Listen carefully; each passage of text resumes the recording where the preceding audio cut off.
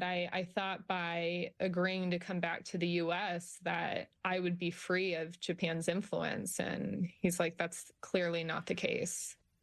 But at least you got to see him, and at least he got to see the kids, right? Yeah, he got to hug his kids for the first time in a year and a half. So that's worth it, right? I don't know. It's excuse me, it's hard to put into words how it feels for him to be locked up by the very country he serves, and he hasn't committed a crime. And the reason things were allowed to happen the way they did is because the status of forces agreement that should not protect our service members from, prosecution when there's actual wrongdoing, but it should guarantee our service members legal rights. It failed him. So now you just hope that somehow before Christmas, somebody makes a decision, maybe the president, and it finally ends and he comes home. Yes, this is absolutely absurd. Ridge has been, he's been bled by Japan, but the US, they've been the ones holding him down. And I think that tells you everything you need to know. And I think it tells you everything you need to know about what's happening today, is that this has nothing to do with Ridge. It has nothing to do with his legal rights. It just has to do with the alliance and appeasing Japan. And apparently we're terrified of them. That's the only thing I can think of, because none of this makes any sense. But you get to talk to him every day now, right? I do, because he gets 10-minute phone calls. And so we make use of that 10 minutes. It's great to just hear his voice. It's great to be able to say good morning. It's great, or good night. But it's hard to put into words the feelings of betrayal. We see him one day a week. It requires us to drive to LA in rush hour, and it's, a good 4 hours of driving to see him. Hopefully that ends relatively soon, maybe in the coming days. And we wish you well and the best and hope for his return home. Brittany Alconis, whose husband, Lieutenant Ridge Alconis, is now jailed in the United States after being transferred from Japan. Thank you for joining us and telling your story. And we hope to talk to you again in the near future under better circumstances. Me too. Thank you so much. Merry Christmas. Merry Christmas. Free speech lives here. Talk Radio 1210 WPHT.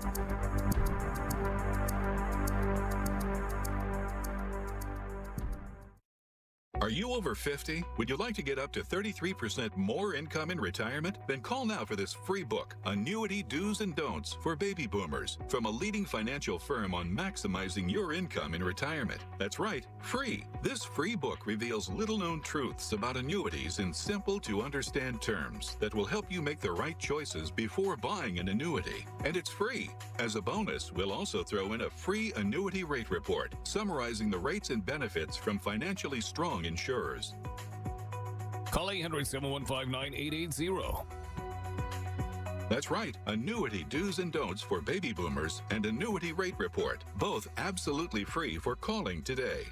Call 800-715-9880. That's 800-715-9880.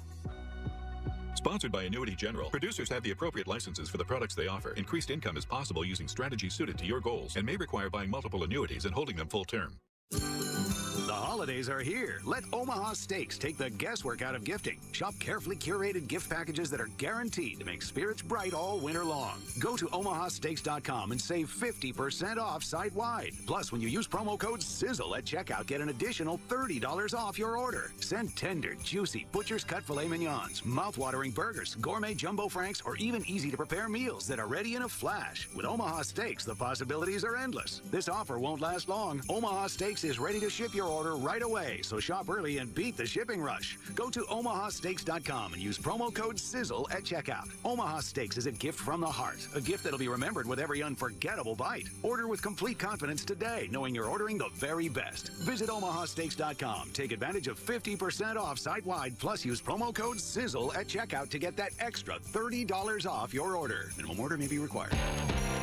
Omaha Steaks, America's original butcher.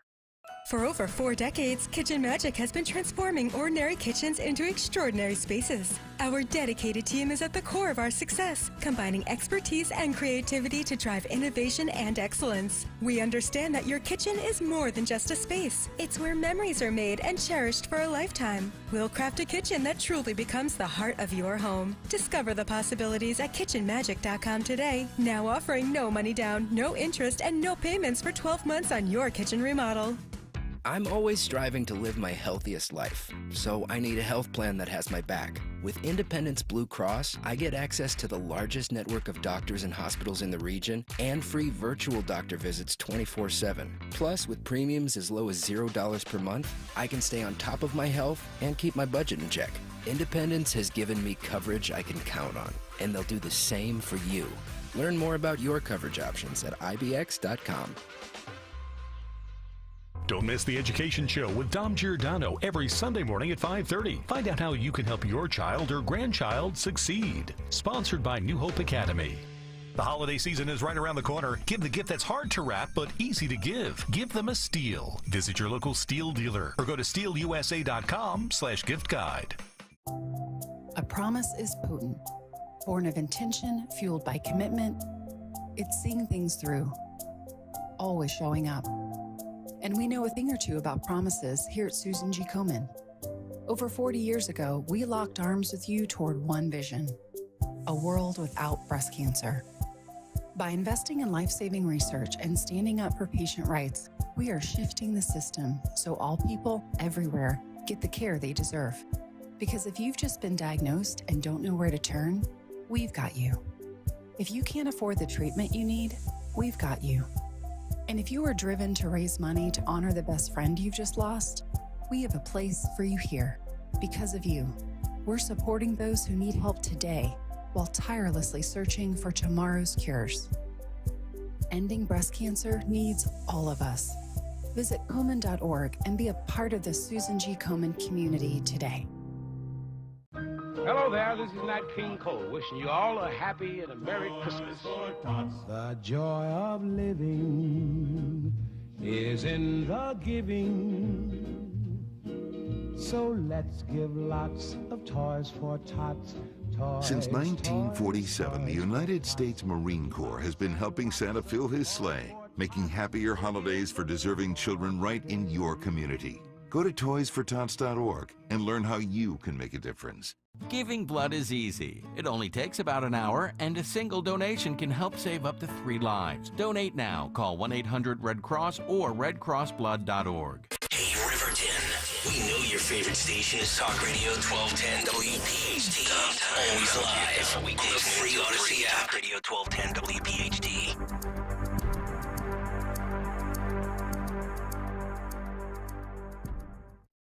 Kayal and Company, weekday mornings 6 till 10. We are going to enter next year with the smallest military in over 80 years as active duty troop numbers sink to less than 1.3 million. And the Pentagon is now coming out and issuing a national call of service to Gen Z. Does anybody get the feeling that maybe if this continues to go in the wrong direction, we're going to have a draft? Start your day with Kayal and Company, weekday mornings 6 till 10 on Talk Radio 1210 WPHT and the free Odyssey app. Tailgating and watching the birds go hand in hand. And when it comes to tailgating, is there anything better than tailgating with Jack and Coke, the #1 cocktail in the world? I don't think so. And now Jack and Coke and Jack and Coca-Cola Zero Sugar are available in a can, ready to drink at your local PA Fine Wine and Good Spirits store. Jack and Coke, born for the tailgate. Please drink responsibly. Whiskey Specialty, 7% ABV. Jack Daniel Distillery, Lynchburg, Tennessee. Jack Daniels and Old Number 7 are registered trademarks of Jack Daniels Properties, Inc. Coca-Cola Coca-Cola is a trademark of the Coca-Cola Company. Headed to the National Appliance Warehouse for your new kitchen appliances? I know big box stores have low prices, but what about service? It's great. Their cutting-edge team of professionals will answer all of your questions. They'll even suggest what to ask. They do it all, including their own delivery and custom installation teams, plus 0% extended financing. Wow. I know, and you can shop over 100 brands in their 15,000 square foot showroom. That's 6 times the amount of space the average home improvement store devotes to appliances. Okay, so better service, selection, and prices, right? Always. National Appliance Warehouse Price Assures scans prices online and updates electronic tags in real time to confirm theirs are the lowest. It's the season of savings at National Appliance Warehouse. Save an incredible 36% on select GE appliances. They have an unmatched collection of GE Cafe, GE Profile, and Monogram appliances. Innovative and inspiring, you'll love GE appliances. Click nationalappliancewarehouse.com or visit their showroom on 202 in tax-free Wilmington. It's a Hessert holiday at Hessert Chevrolet, and that means it's time to get the best price on a new Chevy this year. Hessert has a huge inventory of new and pre-owned vehicles and will pay top dollar for your trade. Online or in person, shop Philadelphia's most convenient, hassle-free car dealership. Enjoy a Hessert holiday and get to Hessert Chevy today. Online at HessertChevy.com. Chevy, together let's drive. Your way or no way at Hessert Chevrolet. See dealer for complete details. Look through your children's eyes, and you'll see the true magic of a forest. It's a storybook world for them. You look and see a tree. They see the wrinkled face of a wizard with arms outstretched to the sky. They see treasure in pebbles. They see a windy path that could lead to adventure. When they discover the forest, their imagination is inspired by the smell of pine, the crunch of leaves beneath their feet, the sound of birds calling out for attention. And they see you, their fearless guide through this fascinating forest world. You are the hero in this book. This is a memory being made. This is what they will laugh about years from now. These are the roots, grounding and nourishing them. Find a forest near you and start exploring at discovertheforest.org. Then look through your children's eyes and discover the magic all around you. That's discovertheforest.org. Brought to you by the United States Forest Service and the Ad Council. Click this link now to review my bank transfer. I didn't make a bank transfer. Ugh, another phishing message. Are you frustrated by these too? So much of our lives are online today. To make sure my information is protected, I checked out CISA's Secure Our World resources. They've got 4 simple ways we can stay safe online. First, learn to recognize and report phishing. Next, create a strong, unique password for each online account, and use a password manager if you can. Then turn on multi-factor authentication for extra security, and you'll receive a code when logging in. And finally, turn on automatic software updates for convenience and safety. Click here to track my delivery. Another phishing message. But now I know how to protect myself from scammers, and you can learn too. Go to CISA at cisa.gov/secure our world for more quick, easy tips to be safer online. Whoa, long time no see. It's me, the rock t-shirt in the back of your closet. Dude, remember? You crowd surfed in me, man. But you haven't worn me in like forever. I get it, you're retired, but I still got some rock left in me. So take me to Goodwill, where I can really make a difference. Your donations to Goodwill create jobs, training programs, and education assistance for people in your community. To find your nearest donation center, go to goodwill.org. Donate stuff. Create jobs. A message from Goodwill and the Ad Council. From Broomall to Brookhaven, follow 1210 WPHT on the free Odyssey app. Download it now. This is the Fox News Rundown. Now, the latest from Fox Business. I'm Liz Clayman, and this is the Fox Business Report. After Wednesday's brief sell-off, Wall Street rebounded nicely Thursday as all 3 major indices were up. The Dow gained 322, the Nasdaq 186, and the S&P 500 was up 48. Shares of Warner Brothers Discovery and Paramount Global fell a day after reports emerged that the CEOs of the 2 media companies met to discuss a possible merger. Fox's Hillary Barsky. Nike beat Wall Street expectations for its second quarter profits, but then announced a $2 billion cost-cutting pork-cutting plant and saw its stock fall in after-hours trading. Thursday, Boeing delivered a 787 Dreamliner direct to a Chinese airline for the first time since 2019. Initial jobless claims up 2,000 last week to 205,000 overall, and the number of workers collecting continued unemployment fell by 1,000 to 1.865 million. Later this morning, the latest reports on personal income and personal consumption. That's your Fox Business Report. I'm Kevin Uretsky. Invested in you.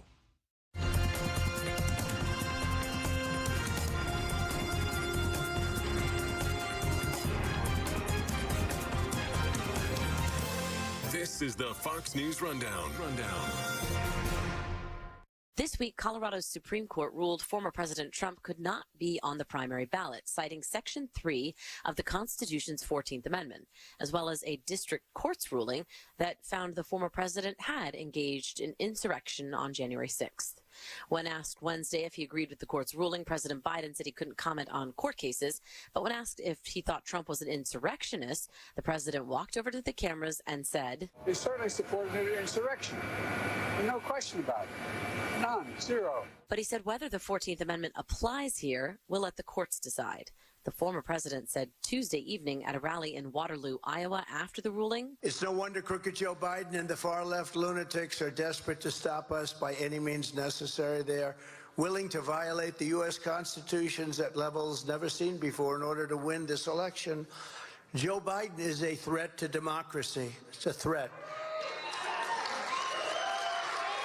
They're weaponizing law enforcement for high-level election interference because we're beating them so badly in the polls." But on social media, he was more pointed, saying the president should drop all the fake political indictments against him, both criminal and civil. He used the phrase banana republic and said this is election interference.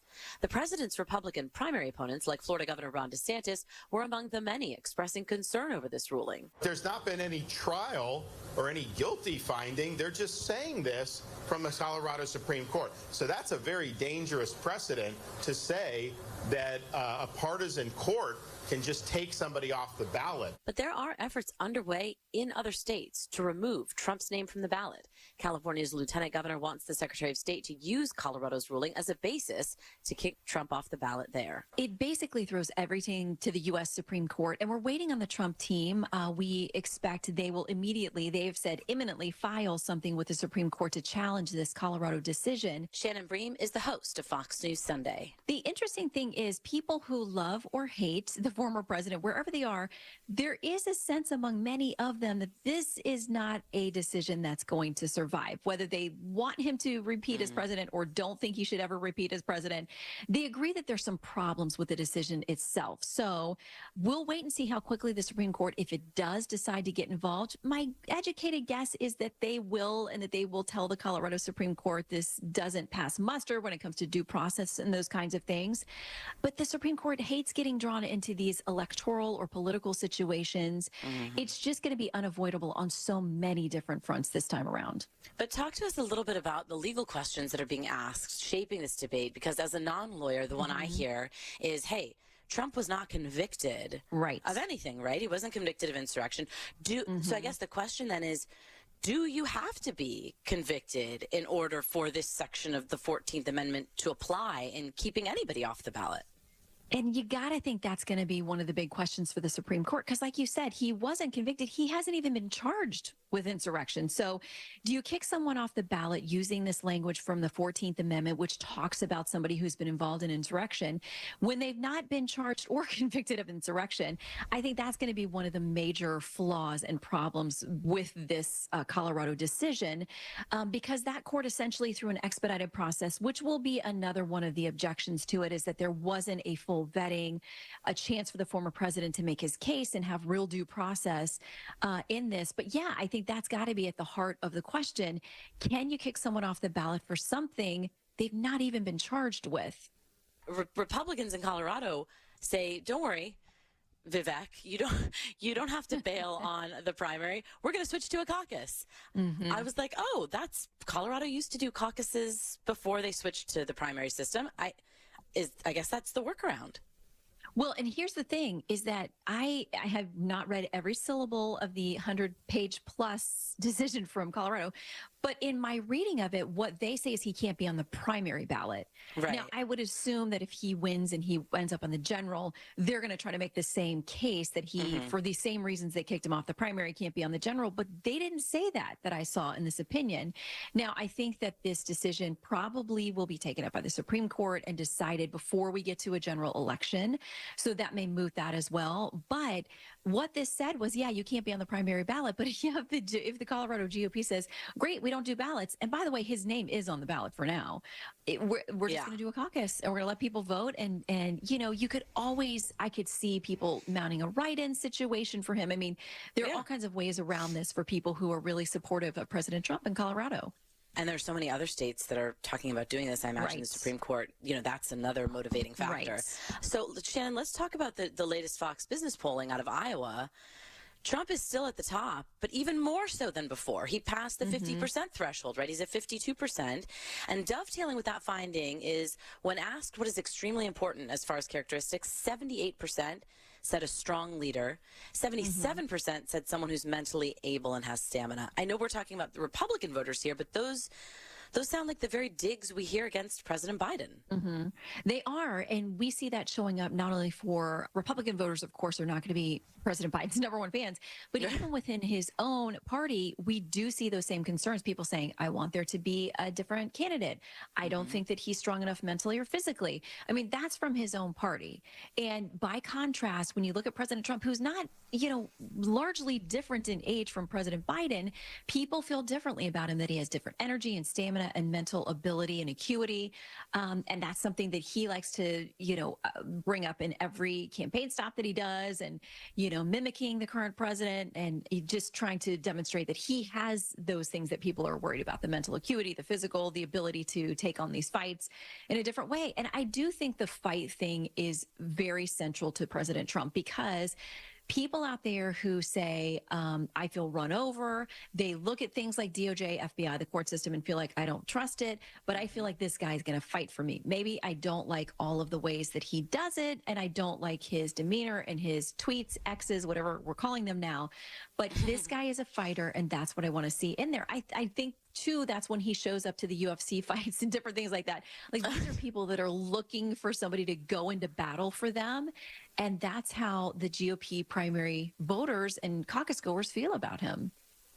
You know, politically, when you hear people talk about this path for second place, right, this fight between Governor DeSantis and Nikki Haley, I mean, one woman for Haley, she was an organizer in New Hampshire, told me that plenty of people are open to someone else who put Trump as their first choice. So that's their kind of what they're banking on, right? Is that if something happens and you know you can't go with Trump, you know that you're open to somebody else. But this Fox Business poll found in Iowa, far more people are open to someone else when Nikki Haley is their first choice, and much less so when Trump is. It kind of makes you think about, like, what does second place mean here in this context? Yeah, it's such a good point, because the polling is very interesting when you say, okay, Trump voters, who's your second choice? DeSantis voters, who's your second, and Haley, and go through the list. It's interesting to see that so many of the Trump voters are aligned with a DeSantis, that they feel like those two are, for them, could be, you know, very much the same choice. They do see Haley differently. And it's interesting because the polling head-to-head, like all of our recent Fox polling and elsewhere, shows that Haley does the best against President Biden. It seems that she pulls over people from the Democratic side, where there are many within the GOP who are skeptical of her, that, you know, they'll use the label rhino or establishment. They don't feel like she's hardcore GOP enough for them. But in a general, she would probably pull from some former Biden voters who say, like, yeah, I think she's could be an alternative for me. So it helps her in the general. It hurts her a little bit with the primary GOP voters. But you know, DeSantis' team continues to say that he's going to pull off some kind of surprise in Iowa. Kind of all eggs in the basket for him. He's been to all 99 counties. They say on the ground it's a different feel for them. He's got the endorsements of, you know, big names there in Iowa, like the governor, like Steve Vanderplatz. And really, he's got to deliver in Iowa, either coming within striking distance of Trump or pulling off some unforeseen upset. to then have momentum going into New Hampshire, where Nikki Haley is polling at numbers that we have not seen previously. Like, she's in double digits. She is really making headway. She's got the governor there's endorsement and other people that it's starting to look like a little bit of a headache for the Trump team in New Hampshire. We'll see. Okay, Shannon, the B story this week that was really an A, it was just lurking there, was Bill Melugins reporting at the border, right? 12,600 people in one day. And he was talking to people. I mean, I've been to the border many times. It's mostly people from Northern Triangle countries, Mexico, right? These are people now from all over. It's Senegal, India, China. Does this finally mean Democrats are going to come back from winter break, House Democrats, and along with Senate Democrats too, even though some of them are still in Washington, and there's going to be some agreement now on some new level of border security, because that's been tied to the funding passing for Israel and Ukraine. Is what we're seeing now at the border finally going to tip lawmakers over to pass something? Yeah, and even more importantly, it's pushing the president, because his poll numbers are completely cratered on this issue of border security and immigration. So for him, there's the political pressure, too, of people can see with their own eyes, hear with their own ears, and Democrats and Republicans alike admit it's a mess. But because the polling is so bad, and even Democrats are now pushing the White House like, dude, this is a bad situation. We need to take some kind of ownership in that. Let's get something done, and then you can get credit for doing something on the border. So the White House seems much more open to a serious compromise on asylum policies and all these other things that they said, oh, Trump was a brutal dictator, we would never do any of this stuff. You know, some of that is coming back under a Biden light sort of repackaging. And it's why the progressive left is so angry at him and saying, no way, don't cave on the stuff you're turning into Trump or some of the policies you said you'd never do. But I think that anybody, once they become president, realizes just the reality, how tough it is in dealing with some of these really intractable things like the border. And you got to do things that maybe you campaigned against ever doing.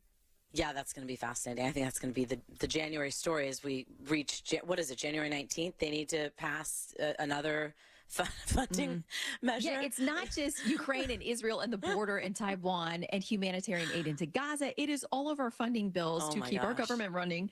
That runs out in 2 tranches in January and February. So I hope all of our lawmakers enjoy their breaks. Yeah, January's going to be because they got a lot to do when they get back. Yeah. Okay, finally, Shannon, it's our last Shannon podcast, I think, of the year.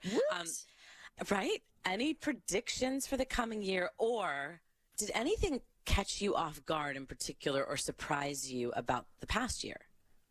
You know, I knew that President Trump would probably face some legal trouble. I don't think I got just how many criminal counts he was going to be facing and how much, like 700 years behind bars if he ever gets convicted on any of this stuff. He is so smart in reading the pulse of people. And I remember early in the year, before that first state indictment in New York, he was asked at CPAC by somebody who said, if you get indicted, will you drop out of the race? And he was like, heck no. I'm paraphrasing. But basically, it's actually probably going to help my poll numbers if I get indicted. And how prescient he was, because the more trouble he has legally, the better he does in polls and fundraising, and has just run away with it. And I think he knew, in a way that maybe the rest of us didn't understand, that the worse things got for him legally, the better they would be for him politically. So there you go. Now, what it means in 24, we'll all buckle up and stand by to find out. Oh, goodness. Fox News Sunday host Shannon Bream, thank you so much for joining us today and for the past year. Thanks, Jessica, and Happy New Year. Kayal and Company, mornings 6 till 10. Talk Radio 1210 WPHT.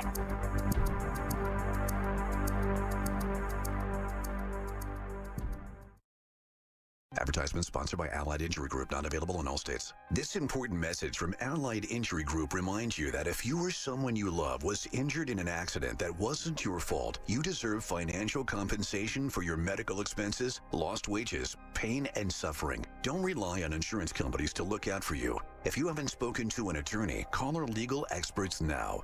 Work accident, truck accident, collision with an uninsured driver, or a slip and fall. Allied Injury Group has helped clients win hundreds of millions of dollars in damages. They're available 24/7 to take your call and fight for you. Remember, if you or someone you love suffered injuries in an accident that wasn't your fault, like being struck by a drunk driver, a collision with an 18-wheeler, were a victim of workplace negligence or more, get the financial compensation you deserve. Call Allied Injury Group for a free consultation now. Call 800-781-1815. That's 800-781-1815. Again, 800-781-1815. Do you find yourself stuck in a timeshare? Get the real facts about the timeshare industry and your options for cancellation. Chuck McDowell, founder of Wesley Financial Group, has put together a free information guide that reveals the secrets the timeshare industry doesn't want you to know, including the 5 ways to get rid of your timeshare. Call now and get this timeshare cancellation guide absolutely free. Call 800-462-3333. 800-462-3333. 800-462-3333. Paid for by Wesley Financial Group. Hi, I can help whoever's Cooper's overnight shipping company has to deliver the goods. Ship these gifts to your grandkids. They need a logistics manager to keep the wheels turning. 126 packages going to Toronto, Tuscaloosa, Montreal, and Minneapolis. Oh boy. Indeed can help them hire great people fast. I need Indeed. Indeed you do. Instant Match instantly connects you with quality candidates whose resumes on Indeed match your sponsored job description. Visit Indeed.com/credit and get $75 towards your first sponsored job. Terms and conditions apply.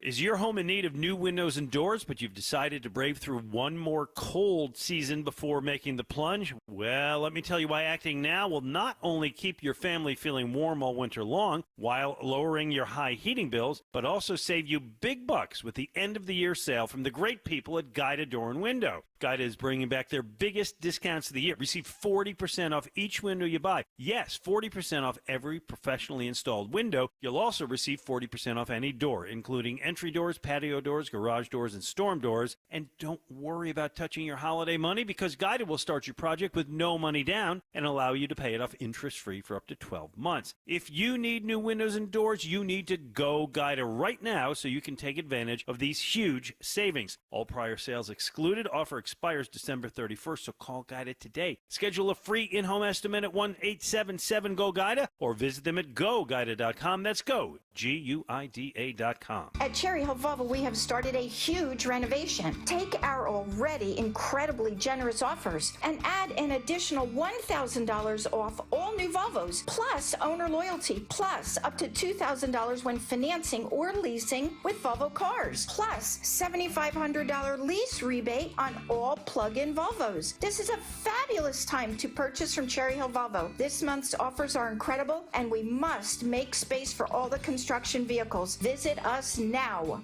Don't miss the Labor and Energy Show with J-Doc and Krause, brought to you by Advocacy United, this Saturday night at 6. Find out about the important issues that'll affect you. The Labor and Energy Show, Saturday night at 6 on Talk Radio 1210 WPHT. I answered the call, and even though I no longer wear the uniform, I am still a Marine, still serving those around me, my country, and my community. That is Semper Fidelis. Always faithful, always Marine. Fox News, I'm Paul Stevens. Some members of Congress say the White House has to get tougher with Iranian-backed Houthi rebels attacking vessels in the Red Sea. The fact that it hasn't happened yet is why these attacks are accelerating. It's the same kind of story you see against the strikes on our troops in Iraq and Syria. The more we let Iran's proxies get away with these attacks, the more we're going to get of them. Arkansas GOP Senator Tom Cotton on Fox. Pentagon officials urging Congress to approve supplemental aid to support Ukraine and Israel. As you look at the situation that Ukraine finds itself in, we will obviously continue to support them, but it is imperative that we have the funds needed to ensure that they get the most urgent battlefield capabilities that they require. Pentagon Press Secretary Air Force Major General Pat Ryder with reporters on Thursday. America's listening to Fox News.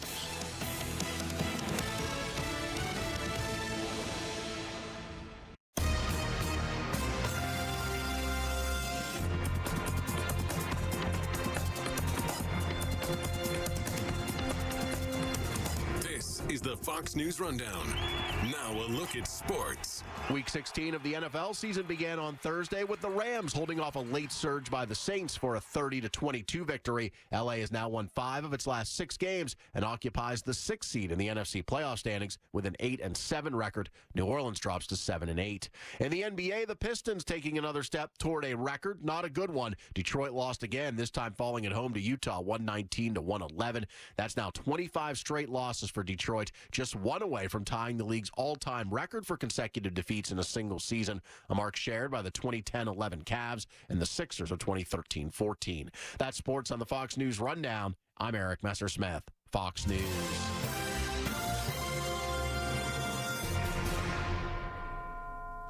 Now an update from Outkick's Hot Mic. Signing day has, to me, kind of become signing season. It's this hodgepodge of transfer portal, roster defection, and high school signing season, but it's just not the same level of excitement. It was a Christmas morning type feeling. There's drama. You go to bed at night worried if that 5-star defensive lineman is actually going to sign the letter of intent and fax it in. The fax machine is a thing. It just feels different now because it all blends together. Because of transfer portal, NIL deals, everything else that goes into it, it's become what the NBA offseason has become. A reality show on Bravo. That's what it was for an NBA. It was great to follow on social media. Guys leaving, visiting other places, trades possibly taking place, trash talk going down. That's college football now, but it's not a day, it's a season. I'm Chad Withrow with Hot Mike with Hutton and Withrow on the Fox News Rundown. When you need to know, depend on KYW News Radio 103.9 FM. At least 14 people were killed and 25 were injured in a shooting at Charles University in Prague on Thursday. The suspect was killed. Rudy Giuliani files for bankruptcy following a $146 million defamation suit judgment. More than 20,000 people have been killed in the war between Israel and Hamas. Get the latest anytime on KYW News Radio. Now on Crystal Clear 103.9 FM. You've never needed us more. What is dedication? My biggest fear in the middle of my addiction was that my kids wouldn't have a father. And I started thinking, you know what? This isn't my story. I definitely had to become a better man to be a better father. It's important to me that my kids are empowered and truly believe that if they can think it, they can do it. That's dedication. Visit fatherhood.gov to hear more. Brought to you by the U.S. Department of Health and Human Services and the Ad Council. It's time for your Fox News commentary. Paul Patura. What's on your mind? It's one of the great ironies of life that you sometimes have to look a while for Christmas decorations that feature the whole reason for the season. I'm talking about displays that feature the baby Jesus, whose birthday the world is preparing to celebrate in just a matter of a few days. Look anywhere and everywhere, and you'll see plenty of twinkling lights on trees and houses and Santa Claus on his sleigh. But Jesus in the manger? Not so much. Maybe it's because while Scripture is unequivocal that Jesus was born in Bethlehem, it's not clear exactly where and in what structure. The Gospel writer Luke tells us there was no room in the inn, and that Jesus was placed in a manger, but whether the animal feeding trough was in a cave, a barn, or a modified house setting is unknown. Perhaps that's why it took so many years for a nativity scene to emerge and become part of the Christmas celebration. Francis of Assisi is credited with setting up the first known reenactment inside a cave in Italy. It was Christmas Eve of 1223, exactly 800 years ago. It featured live animals and it created quite a buzz, so much so that the tradition stuck and spread, eventually making its way around the world. Now, as a janitor at our church back in high school, I had the privilege of helping my boss build and decorate the life-size front lawn stable each December. We'd lug the brown wooden panels up from the basement, lay in straw, and staple evergreen boughs to the roof. We always affixed a blue light inside. Now, all the figurines were positioned weeks before Christmas, but our pastor didn't allow us to lay the baby Jesus in the creche until twilight on December 24th. It was a tradition I enjoyed. Now, one frigidly cold year, I found myself wrapping up the small clay figurine of the baby Jesus in burlap and trudging through the snow out onto the front lawn of the church. The area was awash in the glow of the white lights and the evergreen trees that surrounded it. Now, ducking inside the dry stable and protected from the howling wind, the air suddenly grew quiet. I could hear the crunch of the straw under my feet. I gently placed Jesus in the wooden trough. Now, I didn't hear voices or angels singing, but my heart felt full at the moment. You know, antagonists of religious freedom like to challenge the legality of creche displays on government property. Vandals have also been known to steal and desecrate others. But despite cultural battles, creches, like Christmas itself, carry on. And for that reason, I quietly cheer. That's because from the White House to my house and in millions of homes the world over, manger scenes remind us that despite all the commercial trappings of twinkling lights, music, gifts, and food, a helpless and innocent baby remains, as always, the true star of the Christmas story. Now, whether the infant Jesus stayed in a cave or a barn isn't important. The simplicity and the poverty of the setting is the whole point. That God chose to send his son into such circumstances is endlessly instructive. Even the fact that the world didn't make room for Mary, Joseph, and Jesus is a cold but candid reminder that we shouldn't be shocked when culture ignores him today. From Focus on the Family, Merry Christmas. I'm Paul Batura. You've been listening to the Fox News Rundown. To hear the podcast version of this program, go to foxnewspodcasts.com. And for all the latest news, go to foxnews.com.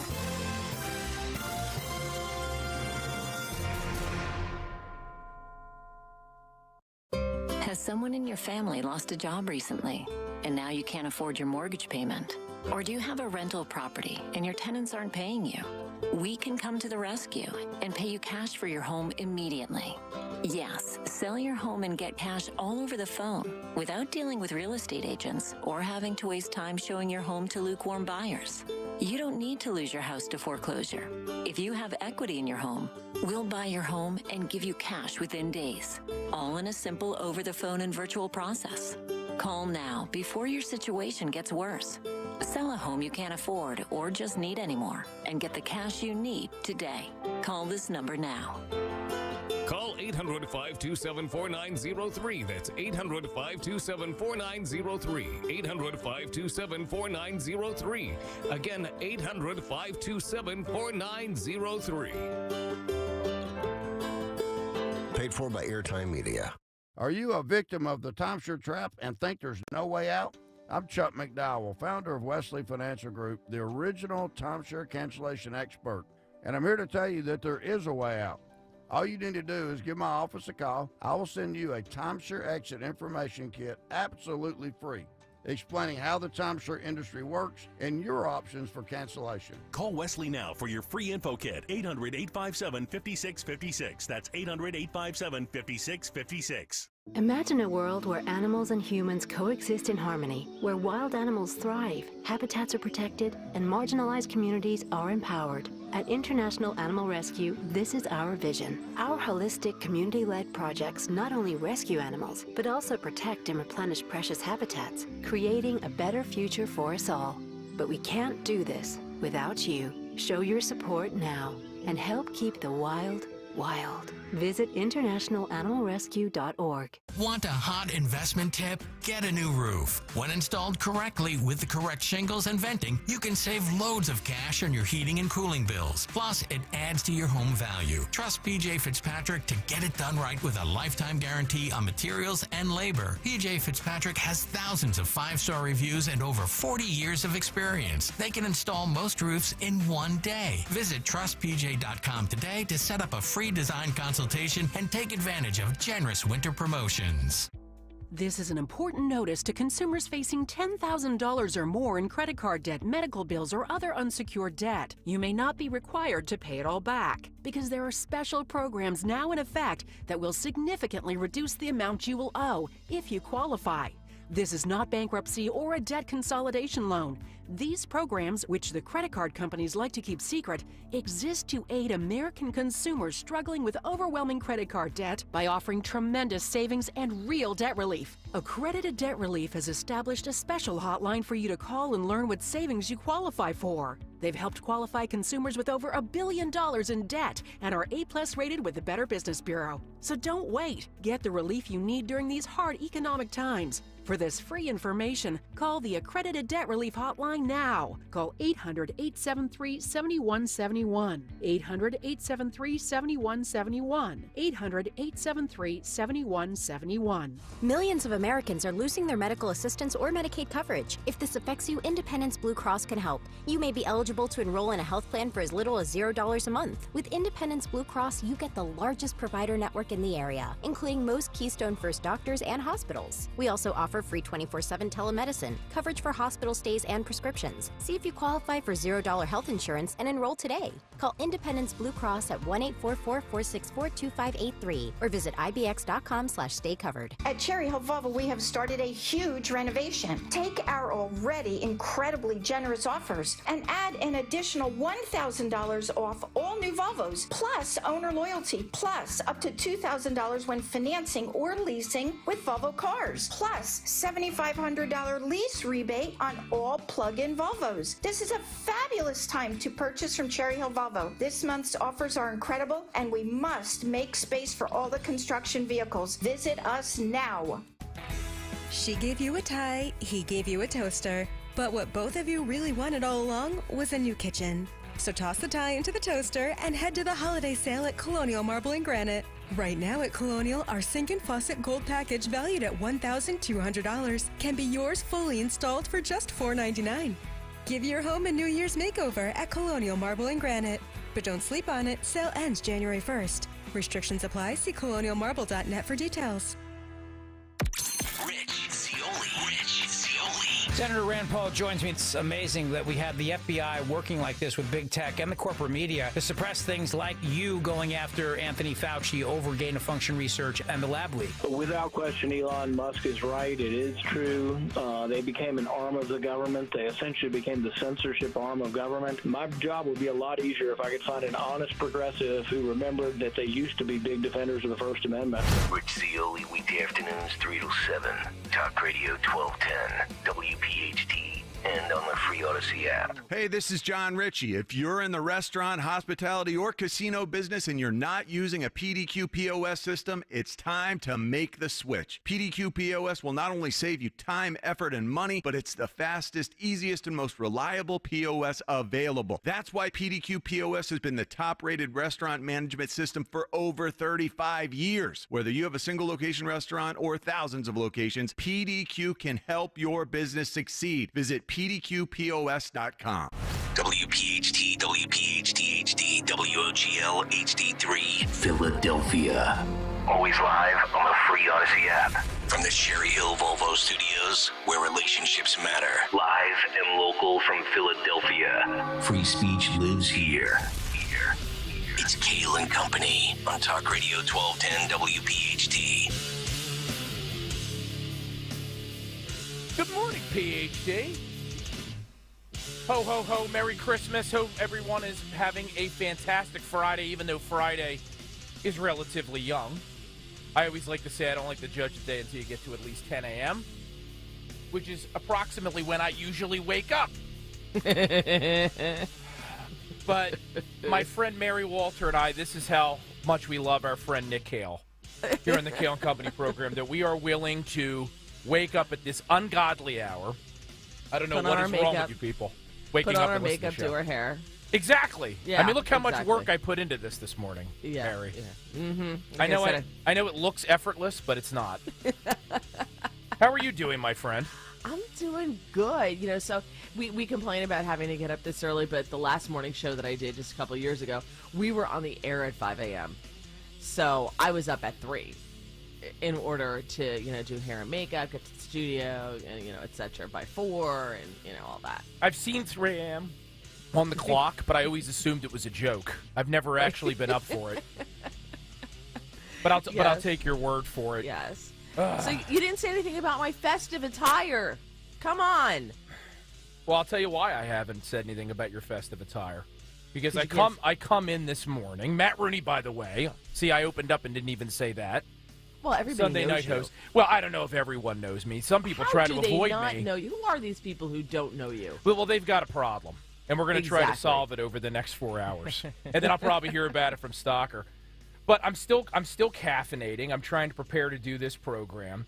I didn't even log on to youtube.com/@1210WPHT. I can run in there and get No, it I up just for did you. it. There it is. Okay, you got it. Yeah, I mean, because I can see you. Because I'm on the video login. I can see you. Okay. All right. So. Oh, look, you did I it too. see, No way. I see Mary. See, the problem is I've got a big head, and I don't know if it's going to fit. Under the headphones, dude. Under the headphones. See, well, that's the thing, Mary. You're the pro, and I'm the amateur, and this.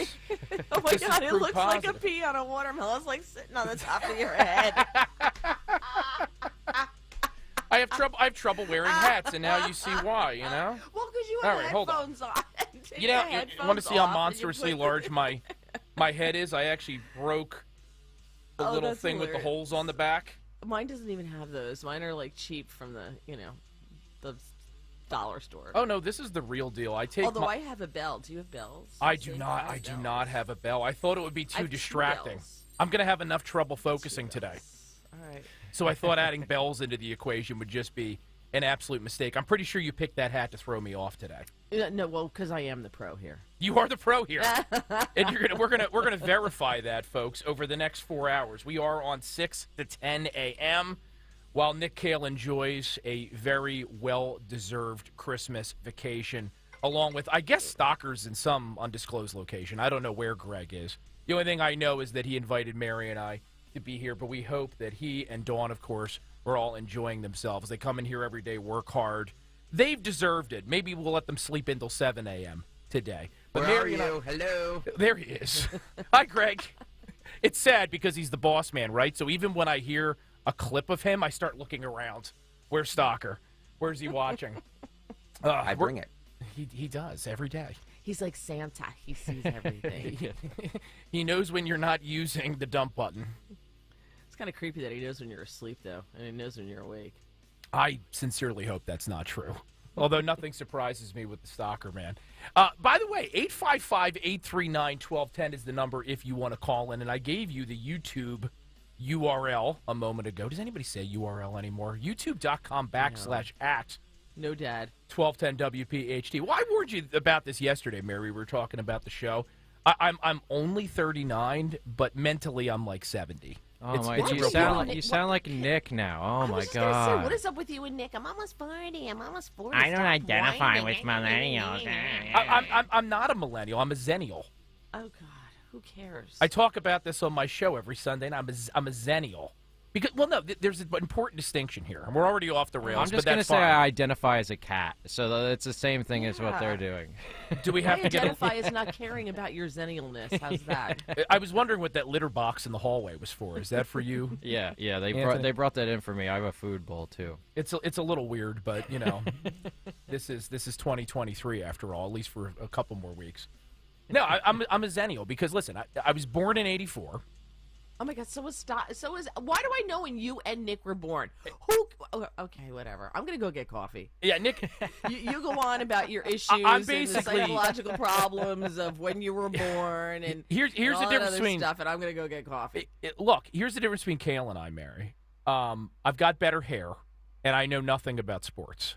Okay, well, you have hair. I mean, so the bar is low. I set well, that's what you have to do. You have to set the bar low so you can make sure you can scale it. But I did not have social media until college. My cell phone was a Gordon Gekko phone, the first one I ever got in high school. That comes in a little case. That's when social media was fun, though. It was. Yeah. Well, it was less creepy because you actually needed a college email address to log on to it.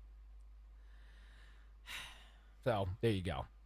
So is that I'm it? a Like, zennial. your tale of woe for the morning is like I didn't when I had my phone was so old. How old was it? We all went through that phase. We all had do you remember the bag phone? Oh yeah, that's Right, what I okay. had. The phone in a big bag. You had to carry it around. It was like this huge thing. Yeah, I it was for emergency use only, and you kept it in the back of the car in case you got stranded because there was no one to call. So yeah, okay. So My first car was a blue Aerostar van, which You're a little girl. major chick magnet, blue I was Aerostar just van. gonna say, do you have to tell the girls you have candy in the van? Not usually. Not usually. And I drive Just around with checking. my bag phone, and yeah, I mean that was morning in America. That's when America was great. Bag phones and Aerostar vans. Mm-hmm. Mm-hmm. And I bet you people who were like alive in the 70s or at that phase of their life in the 70s or 80s feel the same thing about that. We had this conversation yesterday with Nick. Yeah. It's like you're no different than every other generation before you. What makes you think you're so special? I mean, I'll say I wish I grew up like 10 to 20 years earlier a little bit. I love when I grew up. Like I was born mid-90s, but it's so much changed. I just feel like I wish I was a little bit older during that time period just to see a little bit more of it. Just getting older. Everybody's I could have had a pager, you know. I could have had a pager. You could have had a pager. We can fix that. I'm still wondering what to get you for Christmas, Anthony. Yeah, that's so true. It's not too late.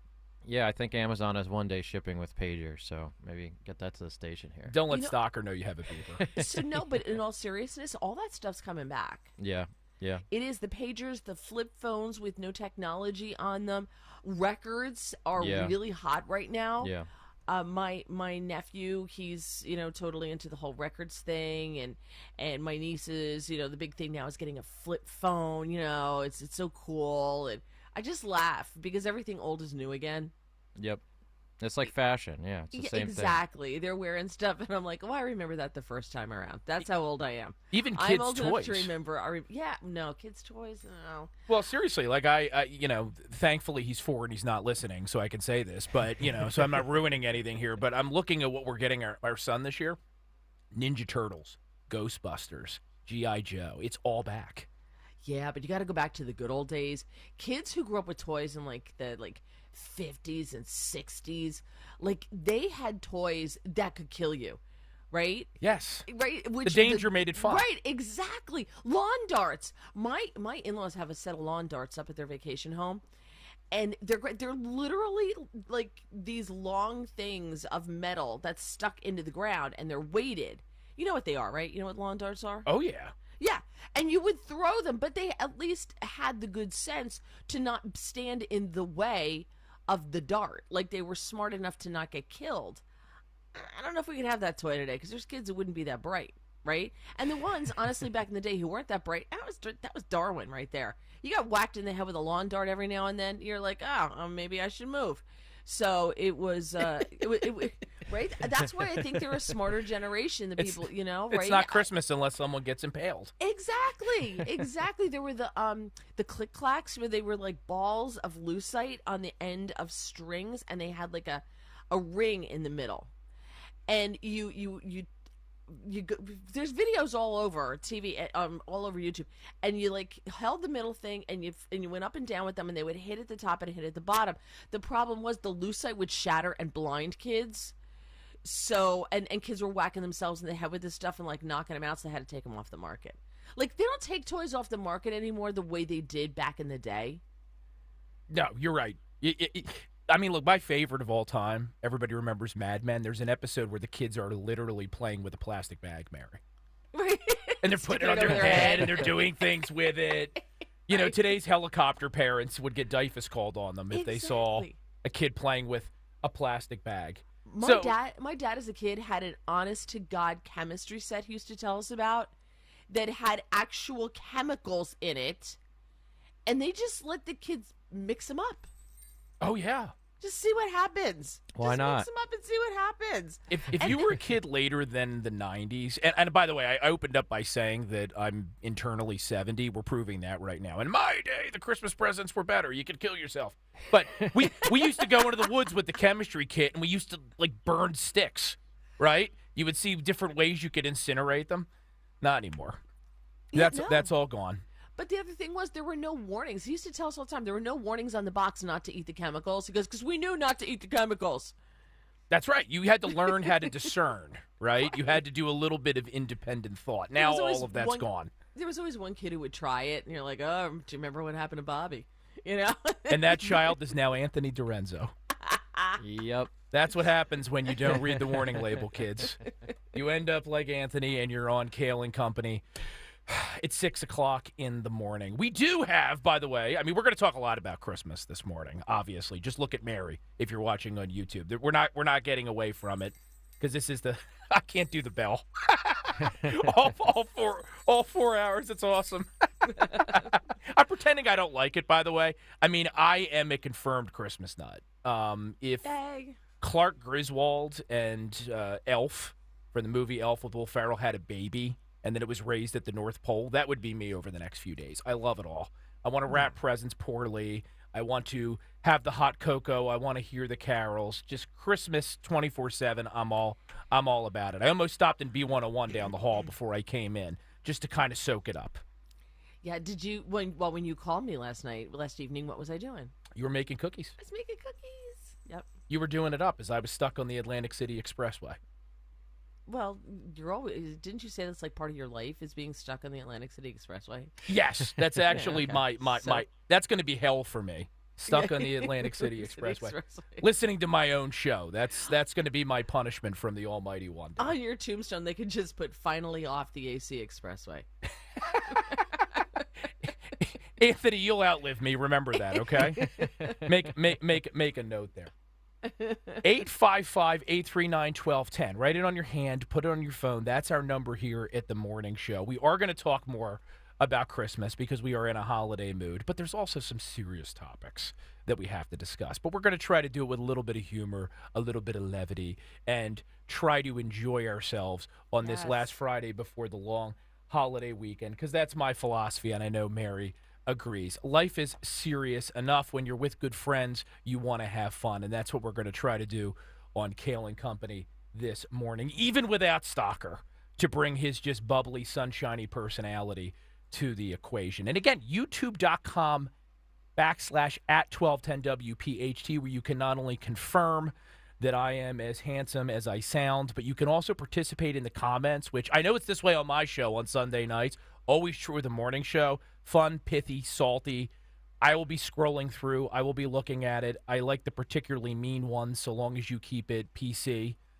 Maybe I'll even go back and forth with you at some point. Who knows? We'll see where the morning takes us. Matt Rooney and Mary Walter in for Kayal and Company this morning.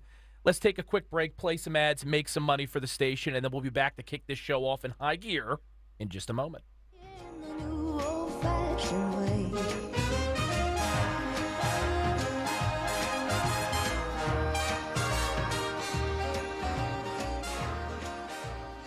Dom Giordano. Hey, Paul, good afternoon. You're crying about inflation. When was the last time minimum wage has been raised to catch up with inflation? You're perfectly fine. Do you and your wife both do the shopping together? You're perfectly fine with what things cost because they're not going to go down anytime soon. Unless you have coupons. It's not rocket science, Don. Oh, it is. So how about the blueberries? So I should just ration the amount of blueberries I eat each week, right? Count them up. It's Dom time. Dom Giordano. Weekdays noon till 3 on Talk Radio 1210 WPHT and the free Odyssey app. If you have unfiled taxes or are in debt to the IRS, this is important news. The IRS just rolled out a new program to help struggling taxpayers more easily resolve their tax problems. It's called the Taxpayer Relief Initiative, and it opens up powerful new options for people looking to get back on the right track with the IRS. And no one knows this program like the professionals at Optima Tax Relief, America's most trusted tax resolution company. They've resolved over $1 billion in tax debt for their clients and have the expertise and experience to help you. One easy call to Optima can start the process, helping to put an end to your worries of wage garnishment, asset seizure, and other aggressive IRS actions. Make today the beginning of your fresh start with the IRS. Call the experts at Optima Tax Relief now for your free confidential consultation. Call 800-682-9928. 800-682-9928. 800-682-9928. Optima Tax Relief. Some restrictions apply. For complete details, please visit OptimaTaxRelief.com. Odyssey's I'm Listening is our commitment to more mental health conversations. The most decorated Olympian, Michael Phelps, talks about not carrying the internal burden of mental health issues. It's not healthy to carry something like that through life, and that really, I guess, for me, forced me to become vulnerable.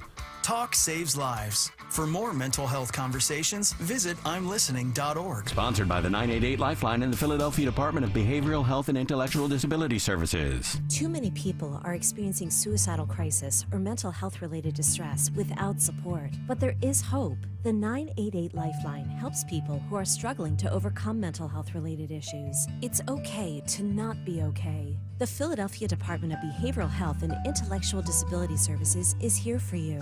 If you or someone you know is experiencing a mental health crisis, call 988 for support. Trained crisis counselors are standing by. That's 988. Join us at Odyssey as we all do our one thing. Together millions of things for our planet. This holiday season, invest in some LED Christmas lights. They use significantly less energy than regular bulbs. When we each share our one thing, it becomes a million things for our planet. What's your one thing? Hey, Joe DeCamera here. This holiday season is in full swing, and the showcases at Family and Company Jewelers are stocked and ready to go. Get yourself to the showroom on Route 70 in Marlton, New Jersey. If you're planning to pop the question this year, how about you stuff her stocking with a diamond engagement ring? Or if you just want a little extra action under the mistletoe, you can't go wrong with a pair of diamond stud earrings. Check off your whole list with one-stop shopping at Family and Company Jewelers, South Jersey's holiday destination, Route 70 in Marlton, New Jersey, or online at FamilyJewelers.com. With food prices going up, it's hard to decide on what to buy and where to buy. If you're looking for a way to stretch your food dollars, look no further than your neighborhood grocery outlet. We have the name brands you love for 40 to 70% less than regular grocery stores. Our stores are locally owned and operated by people in your community, so we understand the challenges you are facing. Stop by your local grocery outlet today for deals you won't believe. Grocery Outlet Bargain Market. Virtua Health is here for you, all of you. Here for the run-of-the-mills, the out-of-the-blues. Here for everything in between. And with our Rowan University partnership, we're here, rethinking the way academic medicine feels. Welcome to a more convenient, smarter healthcare experience. And that's more good for everyone. Find a Virtua physician or location near you at virtua.org. Virtua Health, now more than ever, here for good. Time is running out to save big during Bush Auto Group's year-end event. Right now, save up to $7,500 on select vehicles and enjoy financing as low as 0% on featured models. Hurry into one of our 2 Nissan locations in Exton and Limerick or our Infiniti location in Westchester before December 23rd and explore our extensive lineup of new and pre-owned vehicles. Don't miss out on the best deals of the year because this offer ends December 23rd. Visit us in-store or online at bushautogroup.com. Billy rides with us.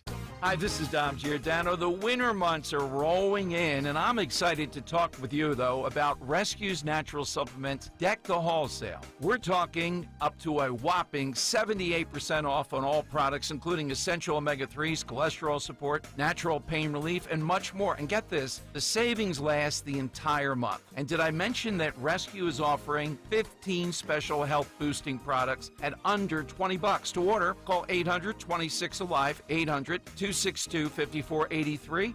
You'll speak to a Rescue product consultant or shop online at res-q.com.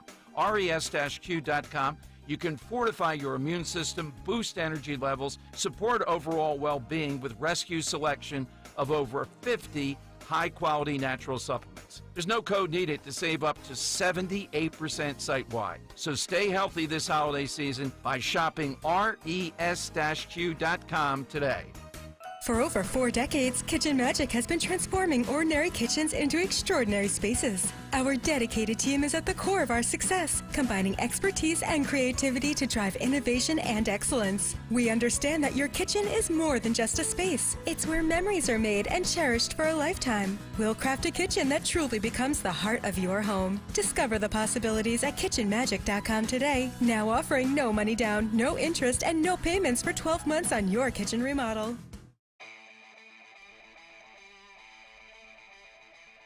This segment of Kayal & Company brought to you by ECI Comfort. Is the cold weather getting you down? Stay warm with ECI Comfort, your go-to HVAC experts. Upgrade to the reliability of the Trane heating systems, keeping you cozy when it matters most. Call ECI Comfort for your comfort needs or online at ecicomfort.com. Dom Giordano at noon. Kayal & Company now on Talk Radio 1210, WPHT, and the free Odyssey app. I'm dreaming of a white Christmas, just like the ones I used to know, where the treetops glisten. Well, Mary wanted it, and she got it. Michael Bublé right out of the block here. Yes. How do you not love this? If you got to get up early, you might as well enjoy the music and the conversation. Get yourself a little coffee. Although, I do have some leftover champagne downstairs from brunch, and I was like, maybe I should break that out a little early this morning. It is Christmas, right? I have a strict rule when it sounds delicious, but I have a strict rule for Nick. I don't start drinking until the 7 o'clock hour. Okay. That's a good The rule. flask does not come out until we get to it. Even on like a Saturday, if it's like, you're watching football at 12 p.m. with your buddies or something, you're still going to wait. Still got it's 7 a.m. Oh. Yeah, 7 a.m. Okay. 7. I mean, look at me. I thought he was actually trying to be responsible because he's a lawyer, but no. No. I mean, just look at me. If you're watching on YouTube, I mean, Mary's professional, bright, bubbly. I look like a haggard mall Santa.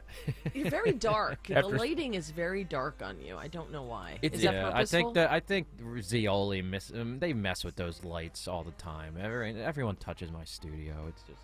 Zioli was going for mood lighting? Yeah, they get mad when it's directly on them, and I'm like, I try to tell them the whole point of it is like we want the light directly on you. They don't.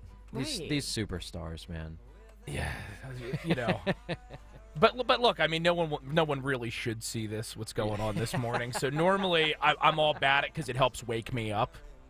But this is probably the appropriate amount of light for me right now. You're seeing as much as you should see, folks.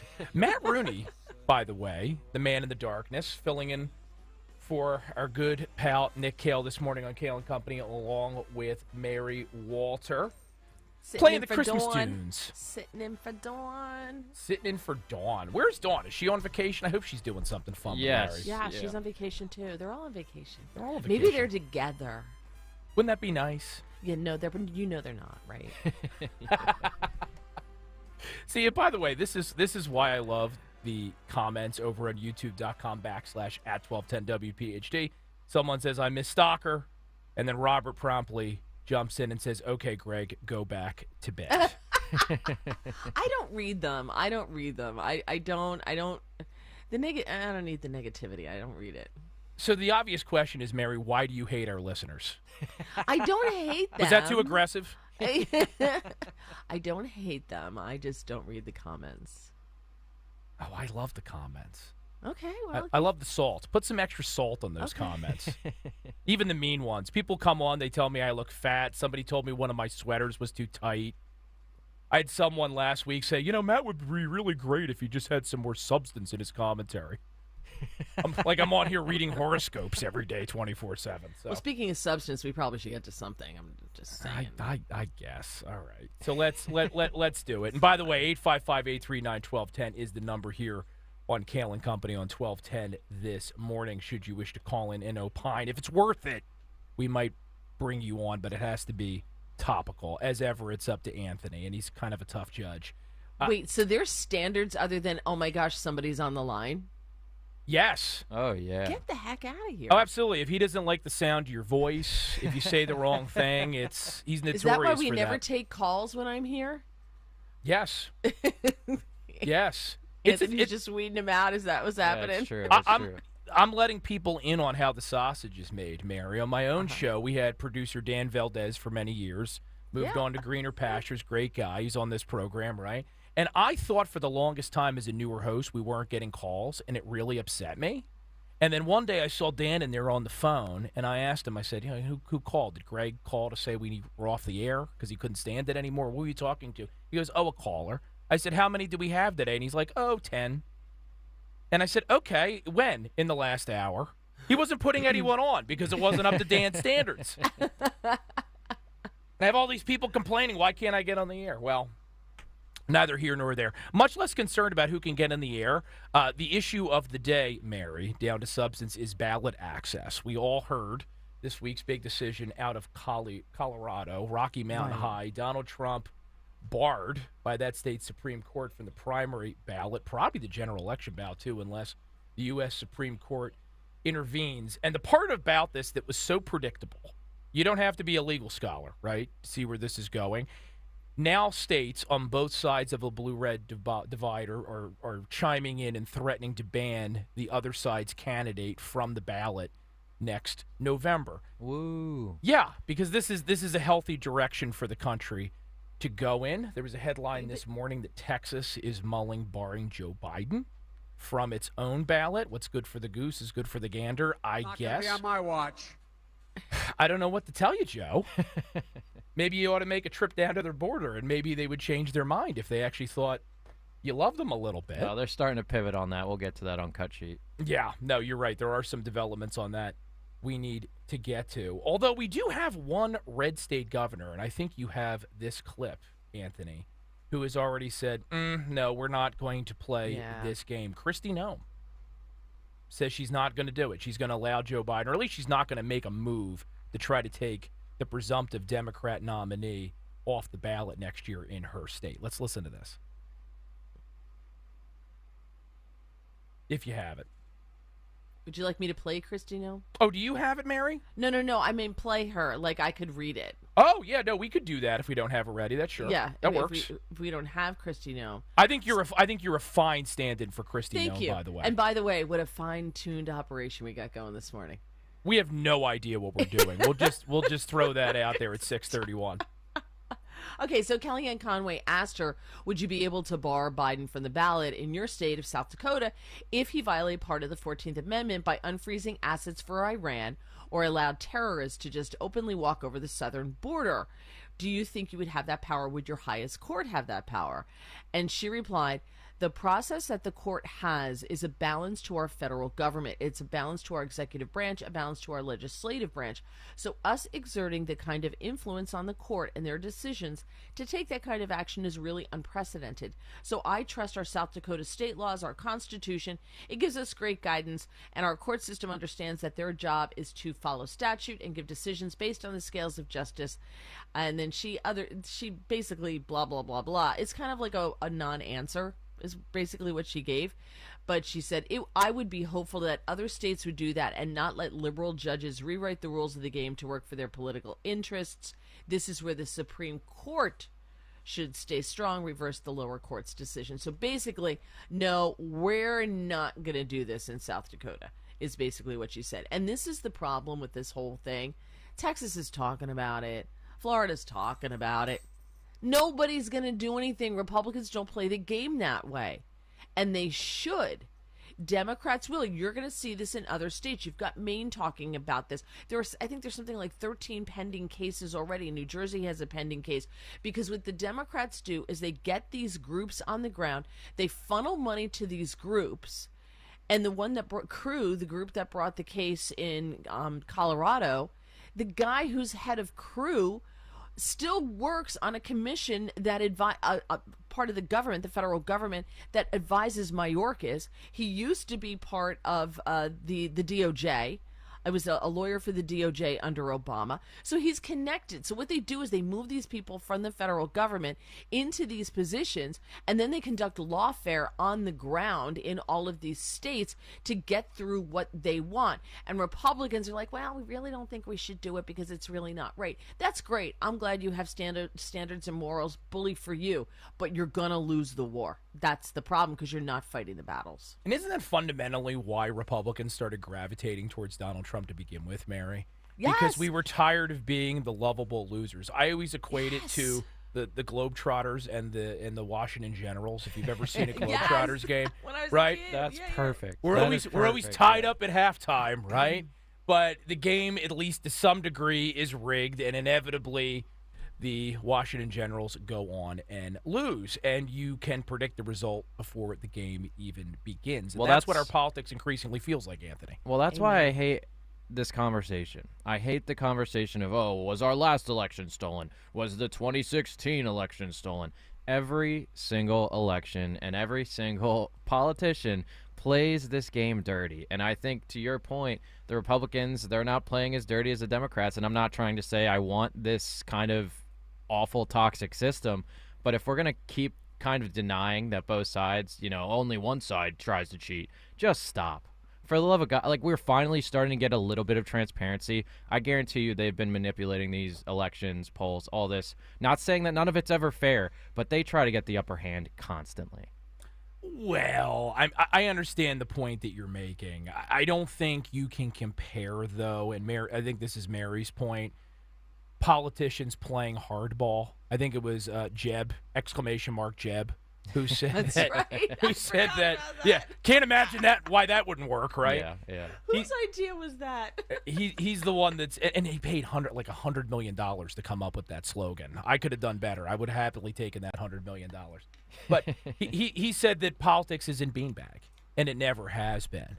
But Mary has the right of it here that the left has always been dominated by this moral relativism that is now creeped beyond their own insider circles into our body politic writ large, to the point now where we are in a dangerous space, right? We are in danger of fracturing as a country. I say it all the time. I mean, look at our country as a whole. What does someone living in Philadelphia, a young person, goes to Starbucks every day, works remote. Are you talking about me? Has a beard, doesn't like playing Christmas music. What does that person have in common with a, Bible thumping, mother of four living in Alabama, right? That goes to church on Sunday? Like nothing. We're right? Americans. We Thank all you, Anthony. don't realize that we're all way more similar than we are different, and we all focus on these small, little, minute differences. But is that true anymore, though? I think it's true. I think at the end of the day, the sane people, you know what they're doing? They're going to work and doing what they need to do, and they're not, arguing trans policy in their school district. Because even if they bring up their opinion at all, people on both sides are going to scream at them. So I think for the most part, people are sitting there in the middle still. We have to find a way for people to be able to talk again. I think what you're saying, we're not even allowed to have conversations anymore. But it's a shrinking pool, though. Yeah. I think this grand middle, that's the problem. And you see it. For example, Mary mentioned in New Jersey, there's a lawsuit percolating.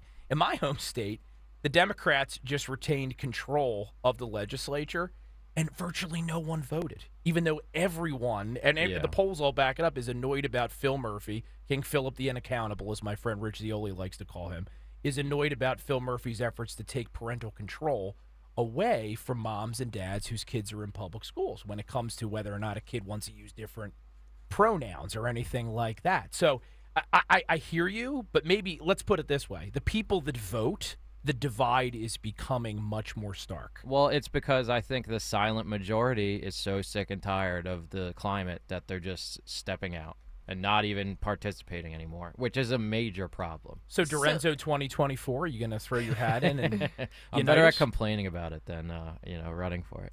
Yeah. So, but there is some good news, like along the lines we're talking about with this lawsuit in Colorado.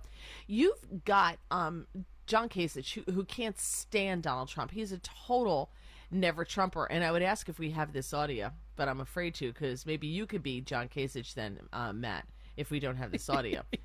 It was the role I was born to play. Do we have the audio?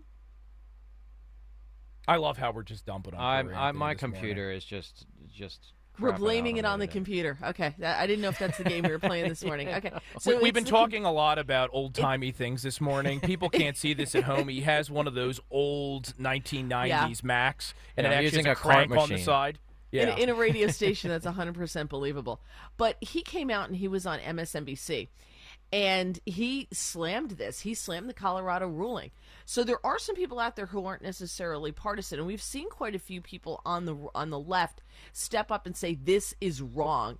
But they tend to be older, right? The younger ones tend to be so much more to the left because they've been indoctrinated. I don't blame them. They've been indoctrinated to be good little socialists and good little communists, actually.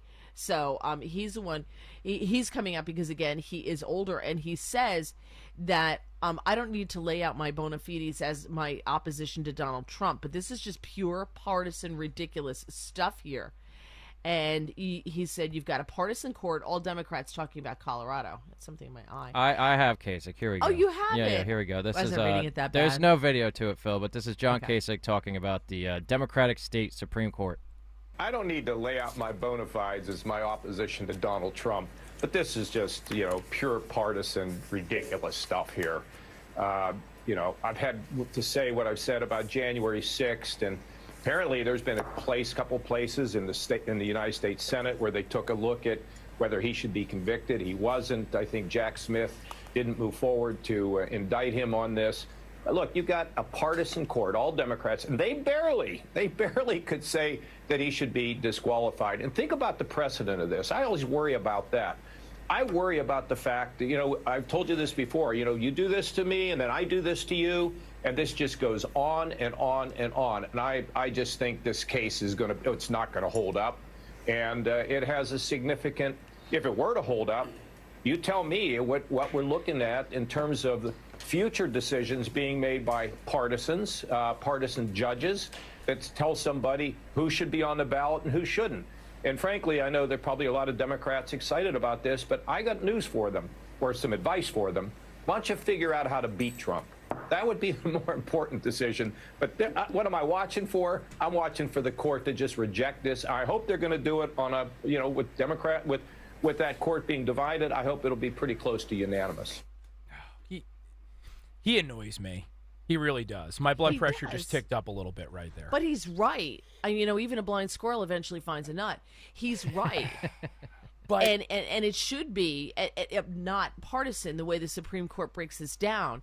This should be a unanimous decision, and John Kasich is right. And you got to give credit where credit is due when someone is right. And so I give him a lot of credit for coming out on MSNBC, because on MSNBC, you say stuff like that, and in the hall, an intern's head literally explodes. The and producer's saying, cut him, take him off right now. Exactly. Because there's little 20-somethings, and their heads are exploding, and now we're going to have to tell their parents that, you know, we bring them home in a bag. So I give him a lot of credit for what he did. John Kasich, though, standing up for constitutional principles. I mean, I'm a Catholic. We call them Creasters. They go to church on Christmas and Easter. Yes. Like, you yep. John Kasich and Fatty McThunderbiscuits, a.k.a. Chris Christie, and that sloppy Chris Christie, and that whole lot that makes their living off of going on network television and trashing their own party, you're the ones that have empowered the left and enabled them to get to this point. So, and you're right, Mary. I mean, substantively, I agree with what he said. But people like John Kasich are the reason why we are now 5 minutes from midnight. If they had locked arms with us, shown up in 2020, put aside their personal animus for the orange man, and kept Joe Biden out of the White House, we wouldn't be having this discussion right now. Most of these politicians just want to see the world burn. You know, they're not going to win. They know they won't. They'll just, you know, they care about themselves. Agents of chaos. They care about themselves. No. Listen, Chris Christie is on the biggest whining, like, temper tantrum tour ever. You know, Donald Trump didn't put him in his cabinet. He thought he should have been in the cabinet. So now he hates Donald Trump. There's a bunch of Democrats and never-Trumpers who are bankrolling him to go around the country and have a temper tantrum and whine about it. Who the hell wants to listen to this? You know, if you want to listen to it, I'm sure there's a couple of parents who have 3-year-olds who'd be more than happy to send them over to your house, and you can listen to them whine all day. Oh, yeah. No, I mean, charge. Christy often sounds like my 4-year-old, except, I don't know, sometimes my 4-year-old eats as much. Right, it makes sense. It's a toss-up. He's a perfect example for the rest of them. Pay him to do whatever you need to do to get the big name out of the race. It's ridiculous. So one more, just a little bit of good news, if you don't mind, since we're on this. I find this super interesting, and because I'm a dork, and I'm just prefacing this, what I'm going to tell you is I find this interesting because I'm a dork. But former Attorney General Ed Meese, remember that name? Yeah. He's down at the Heritage Foundation now. Is that where he is? He's at Heritage now? Yep. Okay. A lot of great people at Heritage. There's like a lot of really good people there. So he, along with 2 other constitutional lawyers, Stephen Calabresi, who's co-chair of the Federalist Society, and Gary Lawson, who is apparently a prominent constitutional law professor, have gotten together and they filed an amicus brief before the Supreme Court. They filed it on Wednesday. And what they're saying is that Jack Smith lacks authority to represent the United States by asking the Supreme Court to weigh in. Because remember, he asked the Supreme Court to weigh in on his case with Donald Trump and bypass the appeals court, right? That's what he wants to bypass. He just wants to go right to, go straight to the end there. That's what he wants to do. And he wants to do this because of election interference. He wants to interfere in the election. And he wants to get this ball rolling to tie Donald Trump up in court so that he can't really campaign before the election. And a lot of this ties in with the Colorado thing because he's got a case with insurrection and all this other stuff. Because if those cases get thrown out, that he didn't, if the Supreme Court throws it out, Jack Smith's dead in the water. But what they're going for here is they're saying that Jack Smith has no standing because the office he holds is invalid. The office that he holds has not been created by Congress, and his appointment violates the Appointments Clause of the Constitution. Okay, in the weeds, follow me here, follow me. What they're claiming is that Merrick Garland, the U.S. Attorney General, improperly appointed Smith to an office that does not exist, and Garland doesn't have the authority to make that appointment because the office has not been created by Congress. So only Congress can do that. They argue that only Congress can create federal offices. So Garland can't just create an office out of thin air and appoint Jack Smith to this office and have him investigate Trump. The Constitution creates the offices of the president and vice president. The Congress has the sole authority to create any other offices because the Constitution says those offices must be, quote, established by law. Now, Congress passed a law to authorize an independent counsel, but that statute expired in 1999. So Garland doesn't have the authority anymore that was created by Congress back in the day, but has since expired. So he cannot, they're arguing, hire an employee to perform tasks that Congress has not authorized. Only an officer can hold such a significant level of authority. So Congress gave the DOJ powers when they created Congress, but they authorized no office with all the powers of a U.S. attorney that Garland has now given to Jack Smith. Wouldn't it be Isn't hilarious? that interesting? I find it so interesting. That's how dorky I am. Well, no. I mean, it would be, cue the Curb Your Enthusiasm music if after all this effort to wage lawfare, with Jack Smith being the tip of the spear, it ultimately fails because the Supreme Court decides that Jack Smith's existence is illegitimate. Which, take one look at the guy. I question his existence. Final season of Curb Your Enthusiasm coming up, by the way. That's kind of sad. I never got Curb Your Enthusiasm, by the way. No? What? I never got it. Really? Yeah. I tried to get into it. I broke my leg skiing last year. Last season, 22. So which sounds like a Curb Your Enthusiasm episode. March of 22. It was shockingly easy to do, but the ski patrol guy was hot. When you say something like that, you have to jingle the bell a little bit. I think it adds something. There you go. But so I was in bed for 6 weeks. I couldn't do anything. And so I watched a lot of TV and I read a lot and dorky books. And I've tried to get into Curb Your Enthusiasm. Maybe because I started with season 1. I don't know. I was just like, okay.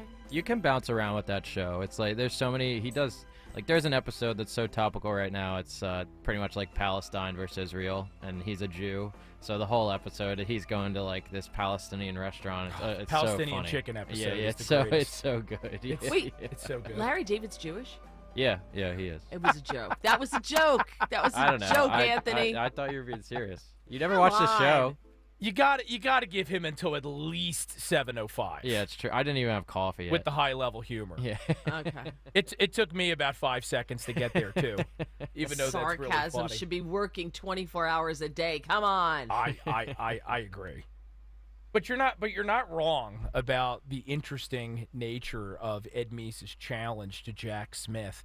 And look, I mean, this brings us back to the ultimate point, right? We have serious problems in this country. We have a border that is out of control. We have reams of stories this holiday season, and some are in our stack this morning about Americans having more trouble buying presents. They're concerned about keeping the lights on, being able to afford Christmas dinner. Homelessness is spiking. We should be debating substantive issues. Instead, and this is the ultimate irony of all, Mary, for a party, the Democrat Party that's in charge in Washington, that has been crying about democracy for 5, 6, 7 years, they want to turn all of this over to the court. They want to short circuit this grand national debate that you're supposed to be able to have in a presidential cycle like 2024. This is, of course, a tactic the left has been employing for years, trying to get around allowing adults to express themselves and working this out the way that a free country like ours is supposed to. That's one of the reasons why they're so intent upon indoctrinating our kids in schools. I always say it's like what the tobacco companies used to do back in the 50s, 60s, 70s, and 80s, right, with Joe Camel and the Marlboro Man. If you hook them young, then you've got them when they're old. Some of this stuff, like being able to have as many different pronouns as there exist varieties of Heinz ketchup, if you try to bring that to a well-adjusted 50-year-old, they're going to look at you cross-eyed. Kids, they're more vulnerable for obvious reasons, right? Your brain is still developing till you're 25. So if there's a theme in all this, there it is, that the left will never play fair. So Republicans need to begin to adjust their tactics. There's no way around it. I am not suggesting that anybody break the law. I'm simply suggesting that we need to stop being the Washington Generals playing the Harlem Globetrotters. When we march up to the line on the field of play, we need to assume that the other side doesn't care about the rule of law, doesn't care about the Constitution, and act accordingly. Hence, for all of you who don't understand why Donald Trump is so popular with the base, I just explained it to you in about 30 seconds. Exactly. Exactly. But think about the irony here. The Democrats, to your point, keep saying the latest thing that they've been doing like the last couple of years or so, it's literally the threat of democracy. Democracy is going to die. They're going to, because they're all about fear mongering. Everything's about the threat of this, the threat of that. Donald Trump's literally going to be a dictator. He's literally Hitler. Spate of articles, Mary, it was like a week ago, because they're all on the same theme all the time. Trump's a dictator. Right. He's not going to step down. He's going to be president for life. They all just read from the same sheet. Well, they get the same talking points, and Democrats are really good at that. Mm-hmm. But the irony, if you actually listen to what they're saying, is Donald Trump's a threat to democracy, yet they're celebrating Colorado shutting down an election, which is the ultimate in democracy, right? Right? Dictators are the ones who take their political opponents off the ballot. That's literally shutting down democracy. That's literally stomping it out. But they're doing that to save democracy. And if you if you stop and think about it for a hot second, you'd be like, wait, what? That doesn't make any sense. It doesn't make any sense at all. But the other one last thing to put a bow on this whole challenge, the amicus brief that was filed with the Supreme Court. They even go on to say that because Smith has so much power, he is acting like a U.S. attorney, and he's a principal. That makes him a principal officer under the Appointments Clause. He should have been nominated by the president and then confirmed by a majority of the Senate before he even got to do what he's doing now. My question is, why didn't the Republicans come up with this? Why wasn't this stopped long ago? Where were the freaking Republicans? Why does it take these guys to now file this? Think of the money we would have saved and how half the shenanigans that have been going on in this country wouldn't have been going on because Jack Smith never would have been appointed. Now, the flip side of that is Jack Smith is really making Donald Trump super popular. So, and you're not wrong about that. Just look at the polls. I always go to Real Clear Politics and look at the average. Nationally, no one is even close to the Trumpster. There's some polling out of New Hampshire that suggests that maybe Nikki Haley's nipping at his heels now, Mary. But I think that's the consolidation of the anti-Trump vote up there. Case in point, my boy Fatty McThunder Biscuits, he's just not catching on. So I think some of his voters are migrating over. Asa Hutchinson, is he still around? I keep forgetting whether he's still a thing or not. He's apparently still in it at like 1%. I have to tell you, it wasn't Asa Hutchinson, it was Doug Burgum. Remember, everyone's like, who is this guy? During one of the debates, I actually thought he did a good job and made me want to know more about him. He's dropped out. I mean, he wasn't going anywhere. He dropped out. But, yeah, I think Ace is still hanging in there. Isn't that adorable? You know what? Listen, everybody needs a hobby. It's Christmas. It's a time to wish and to dream. And some of these guys, I mean, look, 1% of a Republican primary field, still enough people, I guess, to delude you into thinking that you're relevant. So, on that cynical note, folks, hour one of Kayal and Company now in the can. I don't know if it's just because I'm under-caffeinated, but it felt like that went quick. For some of you, it may felt like 6 hours. If so, definitely my fault, not Mary's. But I am slowly waking up. I suspect you are too, out there wherever you're listening.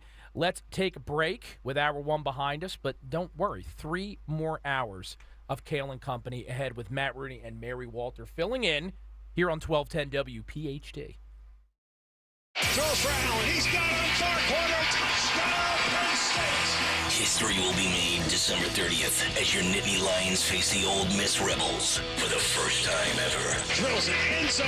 Caught. Touchdown, Penn State. Theo Johnson from Windsor, Ontario. Penn State is in the Peach Bowl. A dominating, wire-to-wire, complete performance. Hear all the action Saturday, December 30th at 11:30 a.m. here on Talk Radio 1210 WPHT. Tickets to Joe Conklin comedy shows make great gifts. See Conklin in Pittman, New Jersey, Westchester, and at just about any Catholic school in the area. Get tickets at joeconklin.com. Now, your Live Nation lineup. Don't miss these upcoming shows. See Hassan Minaj, January 26th and 27th, Kimmel Cultural Campus. Plus, check out Foreigner and Styx, July 28th at Freedom Mortgage Pavilion. Plus, see Chicago and Earth, Wind & Fire, July 31st at Freedom Mortgage Pavilion. Don't forget, Hassan Minaj, Foreigner and Styx, Chicago and Earth, Wind & Fire. For tickets and info, go to livenation.com. Hypertrophic cardiomyopathy is a serious heart condition. Some symptoms include being short of breath, feeling tired, or having dizziness or chest pain. My HCM impacted how I felt and what I could do. So I asked my cardiologist about treatment advances that gave me new options. That conversation was big for me. That's why I'm working with Bristol Myers Squibb to raise awareness about HCM and to help others like me. Talk to your cardiologist today and visit hcmrealtalk.com to learn more. Sponsored by Bristol Myers Squibb. Hey neighbor, what you up to? Just getting the groundwork done to put in my new patio. Oh, cool. Did you contact Pennsylvania One Call system to check for underground utilities first? Nah, there's nothing but dirt back here. Whoa, hey man, are you okay? Hey, did you guys lose power too? Love that new hair color, Bill. Yeah, your hair's totally white now. Maybe I should contact Pennsylvania One Call. Well, that's the smartest thing you've said all day. Know what's below. Contact 811 before you dig or visit pa1call.org to submit a locate request to have underground utilities marked. I believe in you. Just 4 simple words, but to a child in need, they mean the world. I believe in you means you have potential. You are special. You matter. When you become a child sponsor with Save the Children, you're saying, I believe in you. You are smart. You're capable. You will overcome obstacles that most can't imagine. Your sponsorship says to a child, I believe that you deserve a successful start to life and a solid foundation to build upon. I believe you're worthy of good nutrition, quality healthcare, and the opportunity that education unlocks. Becoming a Save the Children sponsor sends a powerful message of support. It says, I am here for you, to lift you up, to cheer you on, and to celebrate your success. Because when you believe in a child, you empower them to believe in themselves. I believe in you. Just 4 simple words that can bring hope, that can change a life. Visit sponsor.savethechildren.org today and tell a child in need, I believe in you. If you talk and they will hear you every single time. Oh, we're getting killed. Yeah, well, Kyle's not here. How come? Kicked off the team. Didn't Tim tell you? Kyle and some other kids got caught drinking beer in the park a couple of nights ago. Really? Yeah. 0 tolerance. He's out for the season. Come on, it's a first offense, right? That we know of. But why should that matter? He knew not to drink. I've made it clear to Matt that's what we expect from him. What have you said to Tim? Nothing really. You know, a lot of kids try it at this age, so... Yeah, well, a lot of kids don't try it too. I'm not saying that Matt's gonna be this perfect kid, but if I don't tell him what we expect and why he shouldn't drink, how's he gonna know? You think kids that age really listen? They never admit it, Bill, but they hear more than you think. Talk. They hear you. For more information about talking with kids about underage drinking, visit underagedrinking.samhsa.gov. WPHT, WPHT HD, WOGL HD3 Philadelphia. From the Cherry Hill Volvo Studios, where relationships matter. Always live on the free Odyssey app. Chronic pain, cancer, fatigue. Find out about the benefits of medical hydration therapy on Health Watch with Dr. Molly Fantasia. Every Sunday morning at 8 on Talk Radio 1210 WPHT. This is Larry Steinhaus of Investor Schooling. I am so proud to announce the continuing success of our students at Investor Schooling. You already know that at Investor Schooling, we teach real estate investing and stock options. Did you also know that we teach things about tax savings, estate planning, and business coaching as well? We teach things about money I bet you never knew. At Investor Schooling, we teach from the perspective of true experience. If you want to see what our students think about investor schooling, please check out the over 160 5-star Google reviews. To find out more about how you can change your financial life, go to investorschooling.com or call 866-424-2829. That's 866-424-2829, and you can attend a complimentary class this Thursday at 7 p.m. Attend that class and see for yourself what investor schooling is all about. Go to investorschooling.com or call 866-424-2829. That's 866-424-2829. We can't wait to see you this Thursday. Tune in to Crash Proof Retirement Show, Saturdays at 11 a.m. to hear Phil Cannella and Joanne Small. The Crash Proof Retirement Show, Saturday mornings at 11 on Talk Radio 1210. Hi, this is Dom Giordano. If your child needs support, special tutoring, and custom instruction, METC is here to help. Now's the time to call to Kathy Gannon, METC. Call the Motivational Educational Tutoring Company for over 30 years. METC's tutoring studio, founded by educator Kathy Gannon, has helped people of all ages to grow personally and academically. Call Kathy at 215-493-4200. METC offers motivational SAT prep as well as academic skills and leadership training. 215-493-4200. Now's the time to get assistance. For your child to help them succeed, all you have to do is visit online at metc.com. METC's tutoring studio. Call them today, 215-493-4200, or email Kathy directly, info@metc.com. Remember, 1210 listeners receive a free 1-hour consultation. Take advantage of this opportunity to help your child get one-on-one help. 215-493-4200, 215-493-4200. This Christmas, put the world on hold and enjoy a Sinatra and Friends Christmas with Sid Mark. You better watch out. You better not cry. Starting Christmas Eve at 3, it's Frank, Dean, and Sammy, plus Ella, Barbara, Tony, and more. A Sinatra and Friends Christmas with Sid Mark. Christmas Eve at 3 and all day Christmas Day. Only on Talk Radio 1210 WPHT and the free Odyssey app. Hey, Southampton. We know your favorite station is Talk Radio 1210 WPHT.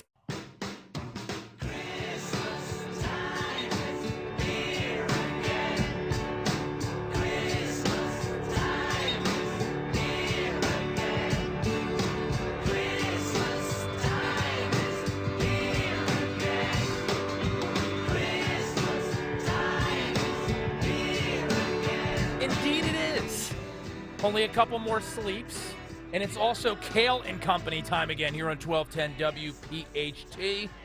Good morning, Delaware Valley, and everyone listening beyond our boundaries. Matt Rooney filling in for Nick Kayal, along with the very holly and jolly Mary Walter. Good morning, Mary. Good morning. I even have a Christmas cookie. My husband brought me a Christmas cookie with my coffee this morning. Ah, how lovely. It's not one of the ones that you were working on last night we spoke, though, because they're not in the oven yet. I was making chocolate chips last night. These are like I made little, so you know what I do? Again, I'm such a dork.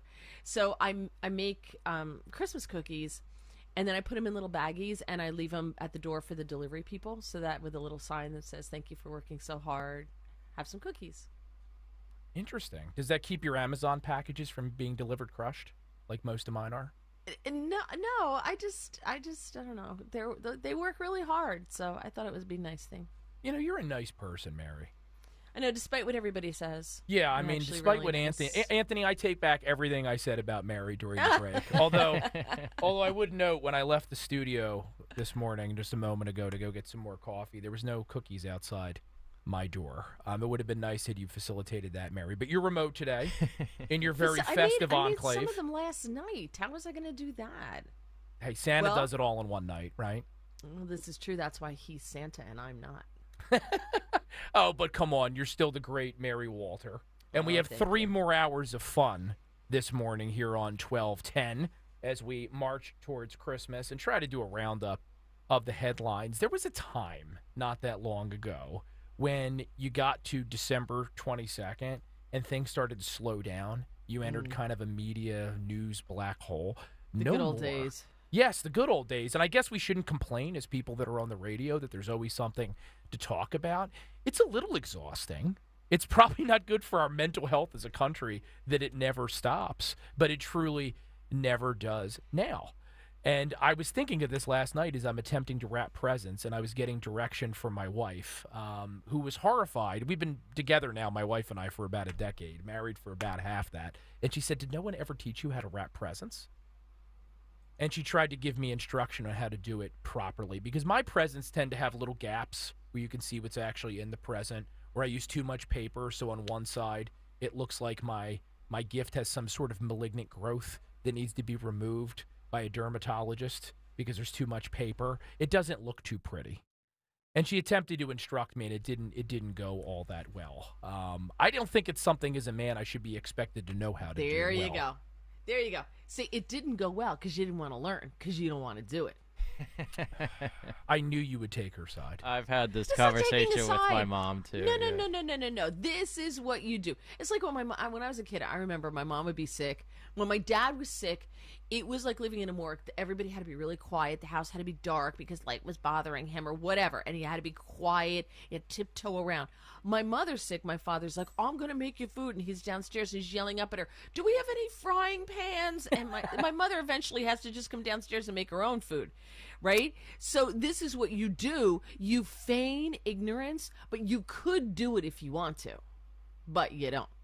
Like, I kind of do the same thing to my husband when it comes to the car, and he'll be like, well, you have to do it, blah, blah. He's telling me stuff, and I'm like, honey, I'm upset that I have to stop it, get a man to pump gas in the car for me.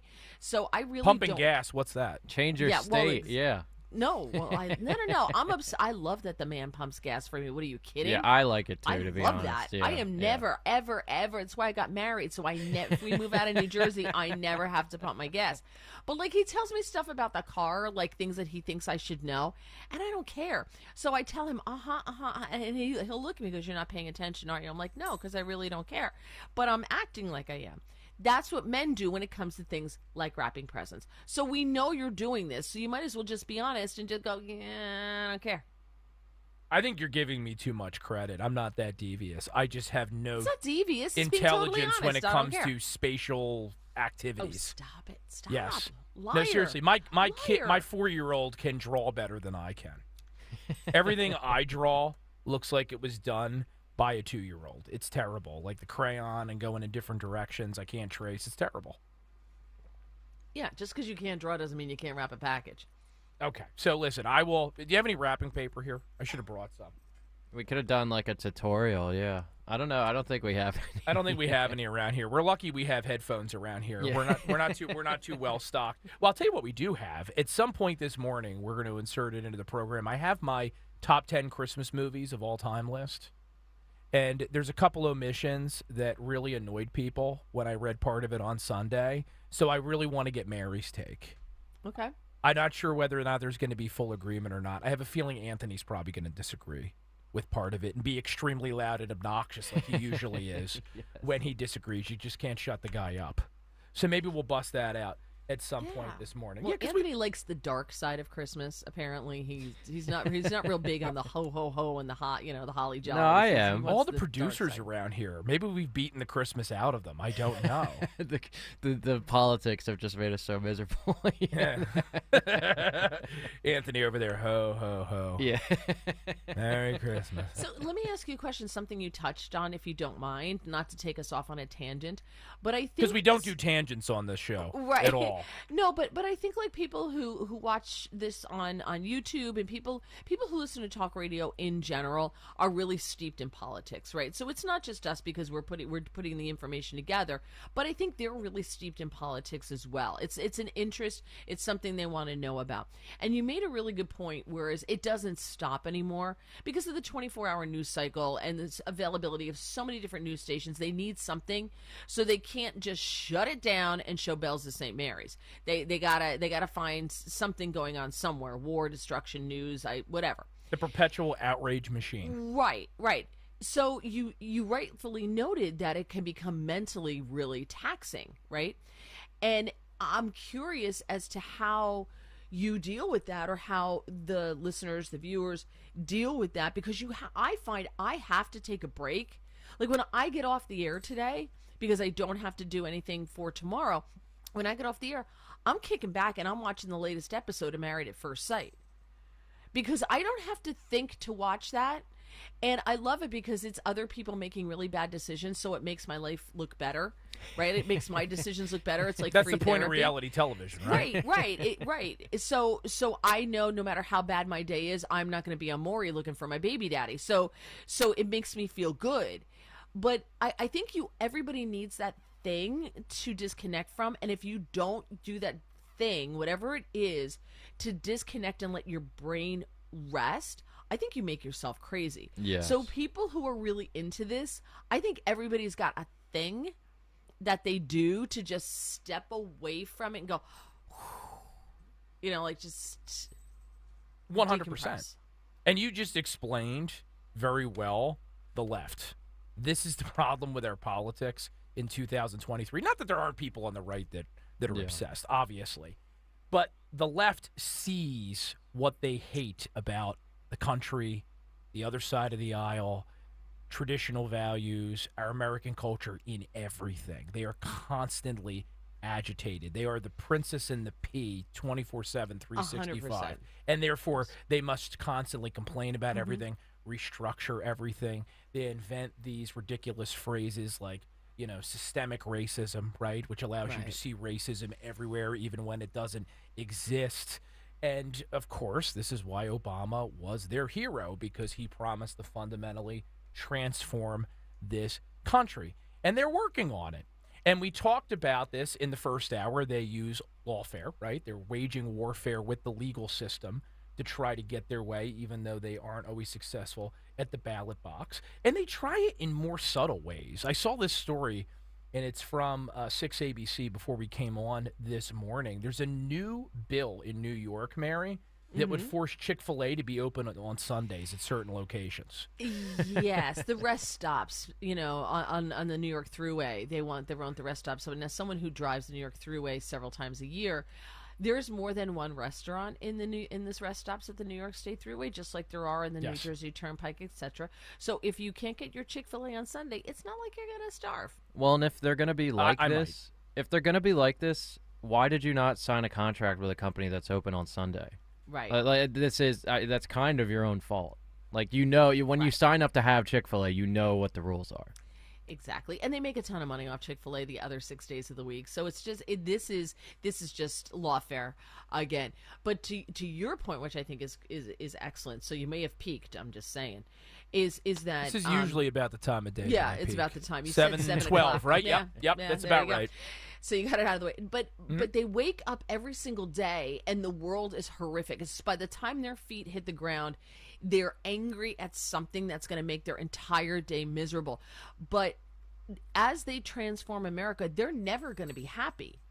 That's the insidiousness of it, is they will never be happy. There's always going to be something wrong. Look at the pyramid of victimhood. Women are at the top of the victimhood pyramid, right? We had to kick men off, and you had to put men down, and you had to put them further down, and women are top. Now the women are being kicked off for men who want to be women. Mm-hmm. Right? So now women are disposable now. So now they're always going to have another cause. There's always going to be a group of people because they have to continually be victims. So it's insatiable. They will never, ever, ever be happy. And that's got to be a terrible way to live. It might destroy the Democrat Party in the end. Well, it is going to destroy them because they cannibalize their own, which, by the way, is another way I do derive joy. A little schadenfreude. I do derive a joy sitting back going, oh, here we go. And they just go at each other, right? It's like professional wrestling when somebody runs out and hits someone with a chair when they're not expecting it from the back. Exactly. It's like the old Jerry Springer show. Yes.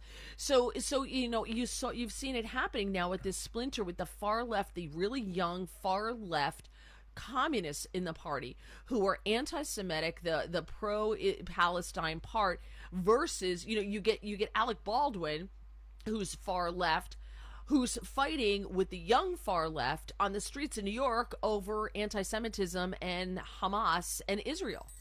So you've got that rift, and they go at each other, and I was like, oh, this is awesome. They will destroy themselves though. Yeah, and it definitely is good for popcorn consumption. Good and for beer. the country, maybe if the left ultimately collapses. It is. But after we take our next break, we do have some interesting updates on younger Americans. It's in the stack this morning concerning their, we'll say, interesting views. I'll be charitable because it is Christmas, after all. Oh, look at you. I know, right? I'm just feeling the spirit this morning. The spirits did it all in one night, folks, for good old Matt Rooney, who is filling in for Nick Kayal along with Mary Walter this morning. Remember, if you want to check us out, and you're a visual person, you just don't want to hear, you can go over to youtube.com/@1210WPHT. Leave a comment, enjoy the show, have a fraction as much fun as we're having, and we think you'll enjoy your Friday morning here on 1210 WPHT. Quick break, back in a second. Hey, you. The one on the couch who just told your friend you can't go out because you're busy? Ready to get real about your psoriasis? When your current treatments don't do enough to help control the inflammation beneath the skin, causing plaques and pain, stressing and scratching, it's time to stop hiding and get real with your dermatologist so they can help you get clear. Get real clear about psoriasis at letsgetrealclear.com. Sponsored by AbbVie.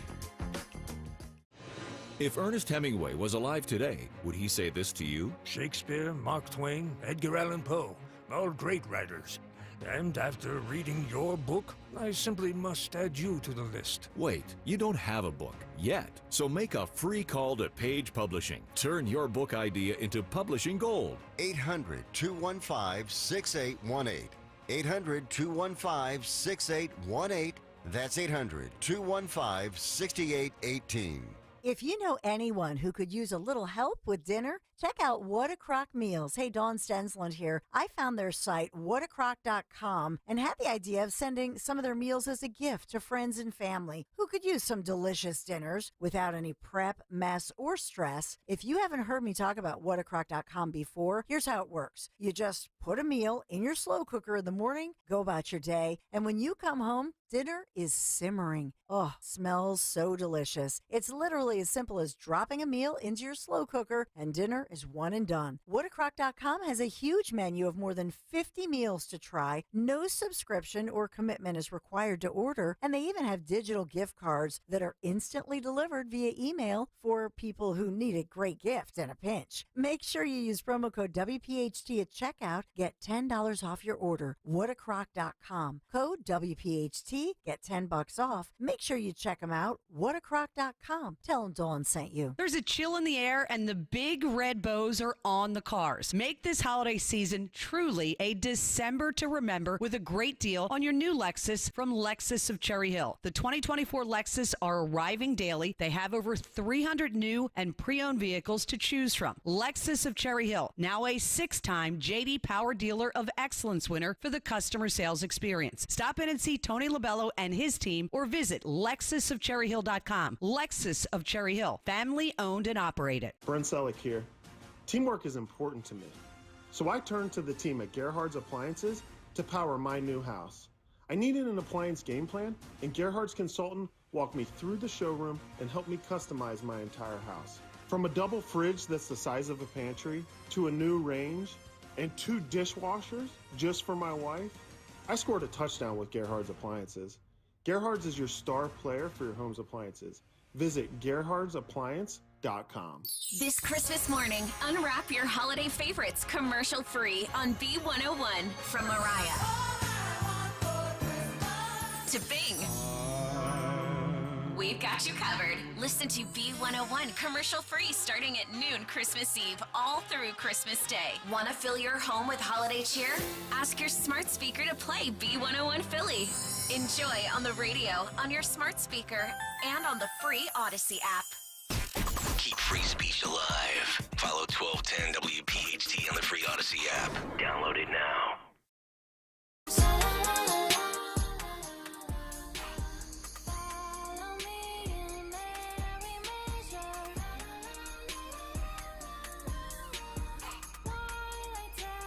Yeah, the old stuff's better. I'm sorry for playing this.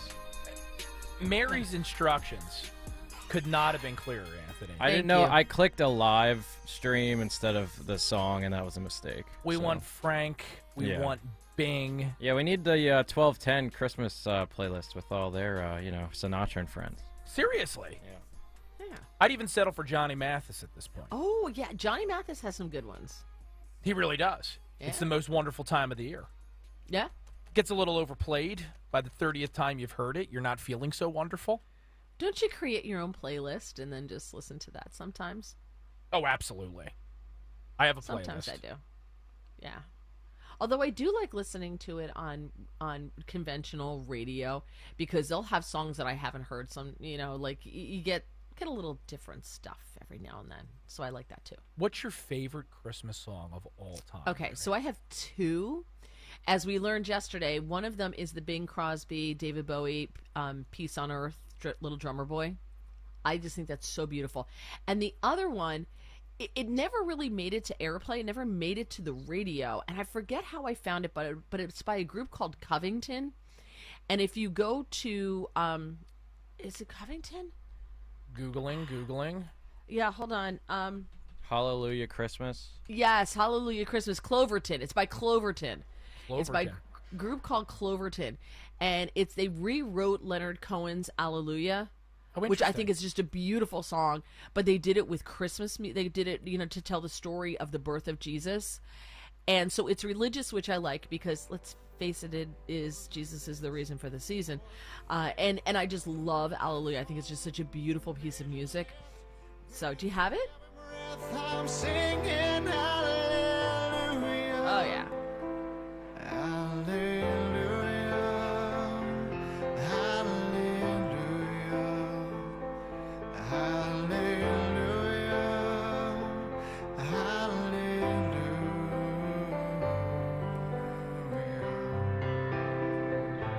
This is what I hear in my head in the morning as I'm driving in, but it doesn't sound as beautiful. That is nice. Yeah, I like that. I don't think I've ever heard of that. It has a lot of views on YouTube, 1.1 million, so. Wow. Yeah, it's Cloverton, not Covington. But he writes the whole story. They came to Bethlehem. There was no room at the inn. They need a better name. I'm not going to give this guy advice on how to sing. He's clearly got that all over me. But I think Cloverton, I think the Cloverfield Monster. What are you talking about? It's just the name doesn't fit with the beauty of the. It just doesn't fit with the. Come on. Anthony knows what I'm talking about, right? I have no clue what you're talking about. There's a series of movies about the Cloverfield monster. Wasn't the first movie called Cloverfield? And then they did one with Or is it Clover Mill? Or no, you're right. It's Cloverfield. Yeah. You're right. And they did one with John Goodman. Yeah. Not a Christmas movie. Not a Christmas movie. Never heard of it. Yeah, they're a Christian music group, this Cloverton group. Cloverton. Check it out, Cloverton. When you put that into YouTube, it immediately comes up. But the words are so beautiful. And like I said, I just love that it's it tells the story of the reason for the season. So that I really like that. So those are my two favorite to answer your question. I thought you were going to say Mary Did You Know was your favorite. Yeah. A little too on the nose. Yeah, no, that's not one of my favorites. As a kid, I always loved Bing singing Do You Hear What I Hear? Yeah. That was always my favorite. We loved Grandma Got Run Over by a Reindeer when we were children, and we would sing it incessantly. And my one brother would run around the house singing Feliz Navidad, but that's the only part of it he knew. And he would just run around the house just singing Feliz Navidad, over and over. He knew no other words, and that's all he would do is run around singing that. So I'm not a big fan of that song because my one brother sang it incessantly when he was like 4. Better than Dominic the Donkey. Why does everyone hate that song? I love that song. I do too. I love Dominic. I love Dominic. So I can't stand that Red Shoe song where that kid's scamming everybody in the Walmart to pay for his dying mother's stuff. Yeah. Get the heck out of here. I hate that song. Grifter. I have almost broken limbs to get to the radio to turn that thing off so that I don't have to hear more than 10 notes of that song. Those shoes are just her size. Yeah. Mama's going to meet Jesus tonight. Yeah, here we go. The donkey. The Italian Christmas donkey. So good. Some mozzarella for Josephine and Dois for Dominic. Yeah, Dom, our own Dom Giordano was trying to tell us that that's the worst Christmas song, and then he also tried to tell us Olive Garden's good. So I don't know. His Italian card is in question. Dom likes Olive Garden. Yeah. Well, Dom's also like a pescatarian, though. And as much as I love Dom Giordano, when it comes to food and music, you have to sometimes put a little bit of a warning label on. Yeah, if it's not Philadelphia policy, maybe. I was going to say, politics, everything else, Dom, none better. He's the pro, but... So, do you know, outside of our area, outside like the New York, Philly area, no one knows this song. No one knows Dominic the Donkey. Yeah, it's true. It's only our area. It is. When I was working in D.C., I'm like, oh, we should play Dominic the Donkey. And they looked at me like, what are you talking about? It's like, Dominic the Donkey. You don't know Dominic the Donkey? They had no clue. We should loop it at Philadelphia International Airport. Yes! That'd be my vote. Yes. I love that. I'm going to start a letter writing campaign. People hate us even more than I think. Right? Probably thin the herd a little bit, get some people to stay away. They're upset that they landed in Philly and then they got to hear that. They're like, really? Turning this plane around. There's plenty of things that I don't understand. Although, there's even more perhaps that Gen Z doesn't understand. I teased this in the last segment, and I wanted to get to this story so badly, even though it makes my head hurt. And when I say my head hurts, I mean it feels like lightning is cutting across my head like Harry Potter. And I know everyone dumps on Gen Z all the time. I don't like dumping on generations that are not your own 24/7 for everything you don't like. However, we have to be honest. However, we're going to do it anyway. We're going to do it anyway because, look, one of the themes today is that clearly the American Republic is in a little bit of peril, you may have heard. And I'm a believer, because we need to strike a little bit of an optimistic note at Christmas, that most people are not stupid. Even though sometimes, depending what we're talking about, you might be forgiven for being confused as to that point. It's ignorance, right? They don't know. Most people, if they are properly informed and they make the effort to inform themselves, I believe can get to the correct conclusion. But our schools, which are controlled by the left, are working overtime to make sure that doesn't happen. And that's no more true, Mary, than when it comes to the economy. You actually found this over on TikTok, which, by the way, Mary, are you on TikTok? Do you have one? No. Okay. I have one. Unfortunately. Honestly, I kind of want to delete it, but I like having it for content, like show content and everyone.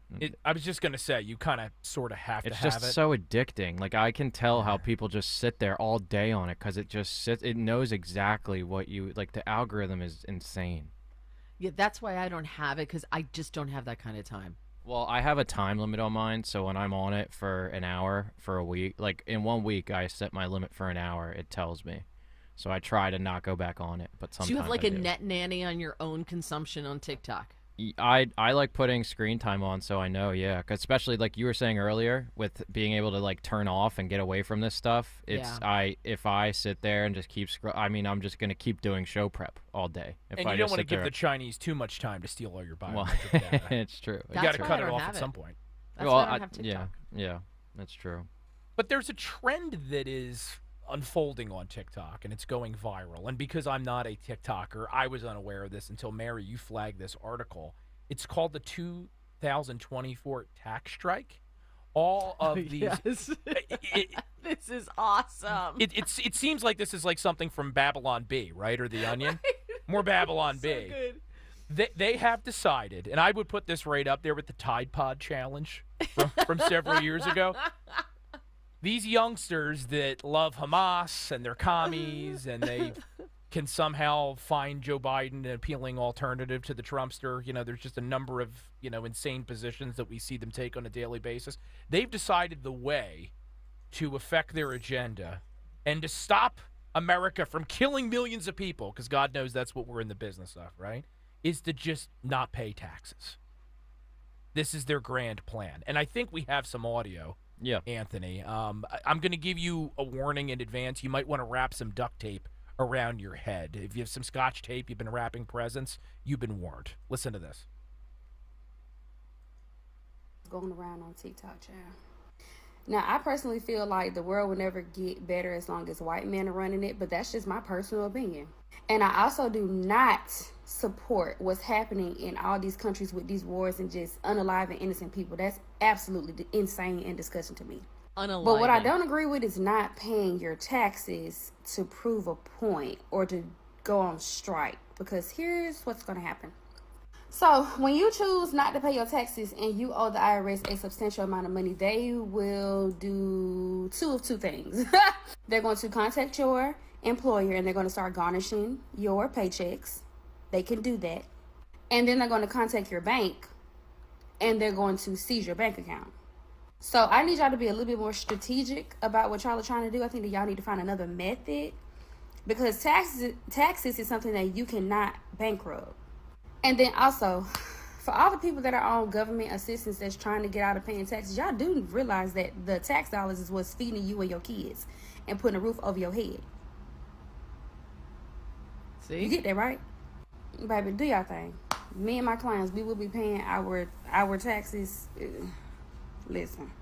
This is exactly why I said earlier, everyone really does agree at the end of the day. We all perceive this stuff differently, and we think, oh, the one party's against us, or our neighbor totally disagrees with me. And at the end of the day, we all don't want to pay too much in taxes. We all want affordable groceries, affordable energy, a safe neighborhood, good schools. Like, I really do think that at the end of the day. And stuff like this just totally, I think I really do agree with progressives more than they think, or the way that, you know, we talk about it. We all want the same things. Even the racist girl on TikTok. Yeah. That hates white people.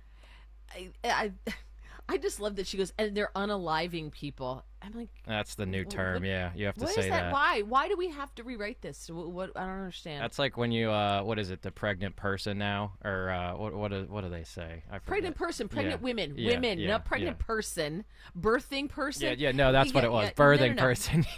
As a man, that's one of the only advantages I have, right? I die sooner, right? Not having to go through childbirth, and I've seen it up close and personal twice now, for those of you that haven't had the joy of experiencing it. I want no part of it. I'm happy to sit there with my coffee, holding my wife's hand, saying encouraging things that probably are ineffectual, but at least it's the effort that counts, right? I hope. You'd have to ask her. Why would you want, as a man, to have a baby? Maybe our racist friend on TikTok can explain it to me. And look, I mean, there's the joke, though, Anthony, and this is where you and I think part a little bit. I do think that there is the opportunity, if we inform more people, and that's one of the reasons I love being involved in radio, to create more common ground. But right now, even that young lady that somehow accidentally got to the right opinion, her starting point is just so poisoned. Yeah. You know, like, she thinks that white people are the problem. Well, that's the victim mentality that it's just driven into everyone. And it doesn't matter who you are. Like, I mean, people on the right do it too. I hear our voters and you know, even our listeners complain, act like they're the victim as well. And that, I'm not trying to say nobody is a victim, but I think at the end of the day, if we're going to think like that and going to look at our neighbors and other Americans as enemies, then yeah, we are doomed. Like, we have to be able to talk to one another. And to what you're saying, I mean, I'll be honest, I was like a progressive Democrat when I started working here. And now I just tell people I'm an American. I talk about policy. I talk about, you know, issue by issue. And that's what we should all do. May I ask a question, point of order? I'll allow it, Anthony. Thank you. Yeah, well, I would like to ask young Anthony here, as a progressive Democrat, what are they progressing towards? Could someone tell me that? Because progressive implies movement. To what are you progressing? Well, I will say, in a sense of, like, when they talk about health care, so they want affordable health care. They don't want to be thrown into medical debt the second that they get sick, which I understand. But my thing is, we have to make people realize with health care, the reason that it's so insane is because the government got involved and instantly gave people a ton of money. If this would have been an open market where the hospitals, the doctors would have to cater to people like us who make normal amounts of money and, you know, have to be able to afford things so they can continue to run their business. Like, we all want the same things. I want affordable health care as well. But the reason that it's bad is because the government's involved. I don't want the government more involved. So I just think all of these progressive ideologies on top of paying off student loan debt, which will never, ever happen. I think most millennials who are left-leaning or progressive or even moderate, they know that they were just sold a fake bag of goods. And this is going to explode within the next 3 to 5 years. I don't think there will be any, like, AOC lover fanboys the way that there have been the past few years. College debt's the ultimate example too, right? Like, I remember when I went to college, I had a friend, God love this guy, if he's listening, don't take it personally. He failed Spanish 101 3 times. He should not have gone to college. And it doesn't mean that he's stupid, right? It's just not for everyone. But they've created another entitlement. That's what they do to perpetuate this culture of victimhood. and they said everyone should have a right to go to college. And we hand out massive $200,000, $300,000 college loan packages to people we would never give a mortgage to, right? Right. Exactly. At least, not, except in the run-up to 2008, but a different kettle of fish, right, for a different discussion. So we've created a problem. The government has created a problem by subsidizing people that should never get there. But how do you tell someone, Anthony, that wants to be angry, that wants to be a victim, that it's not their best foot forward? That's the challenge that conservatives, libertarians, people that aren't leftists generally need to crack beginning in 2024. I think people get too combative when we have these conversations. Like, I try to not react when I have say someone just tries to go on some insane rant about how white people need to be extinct from this country and America needs to cease to exist the way it is today. Like, I try to not even react. I mean, at that point, you're right. It's hard to even have a conversation with some of those people. Well, it's because you're challenging their feelings, and because they have been raised. Mm-hmm. Yeah, it's true.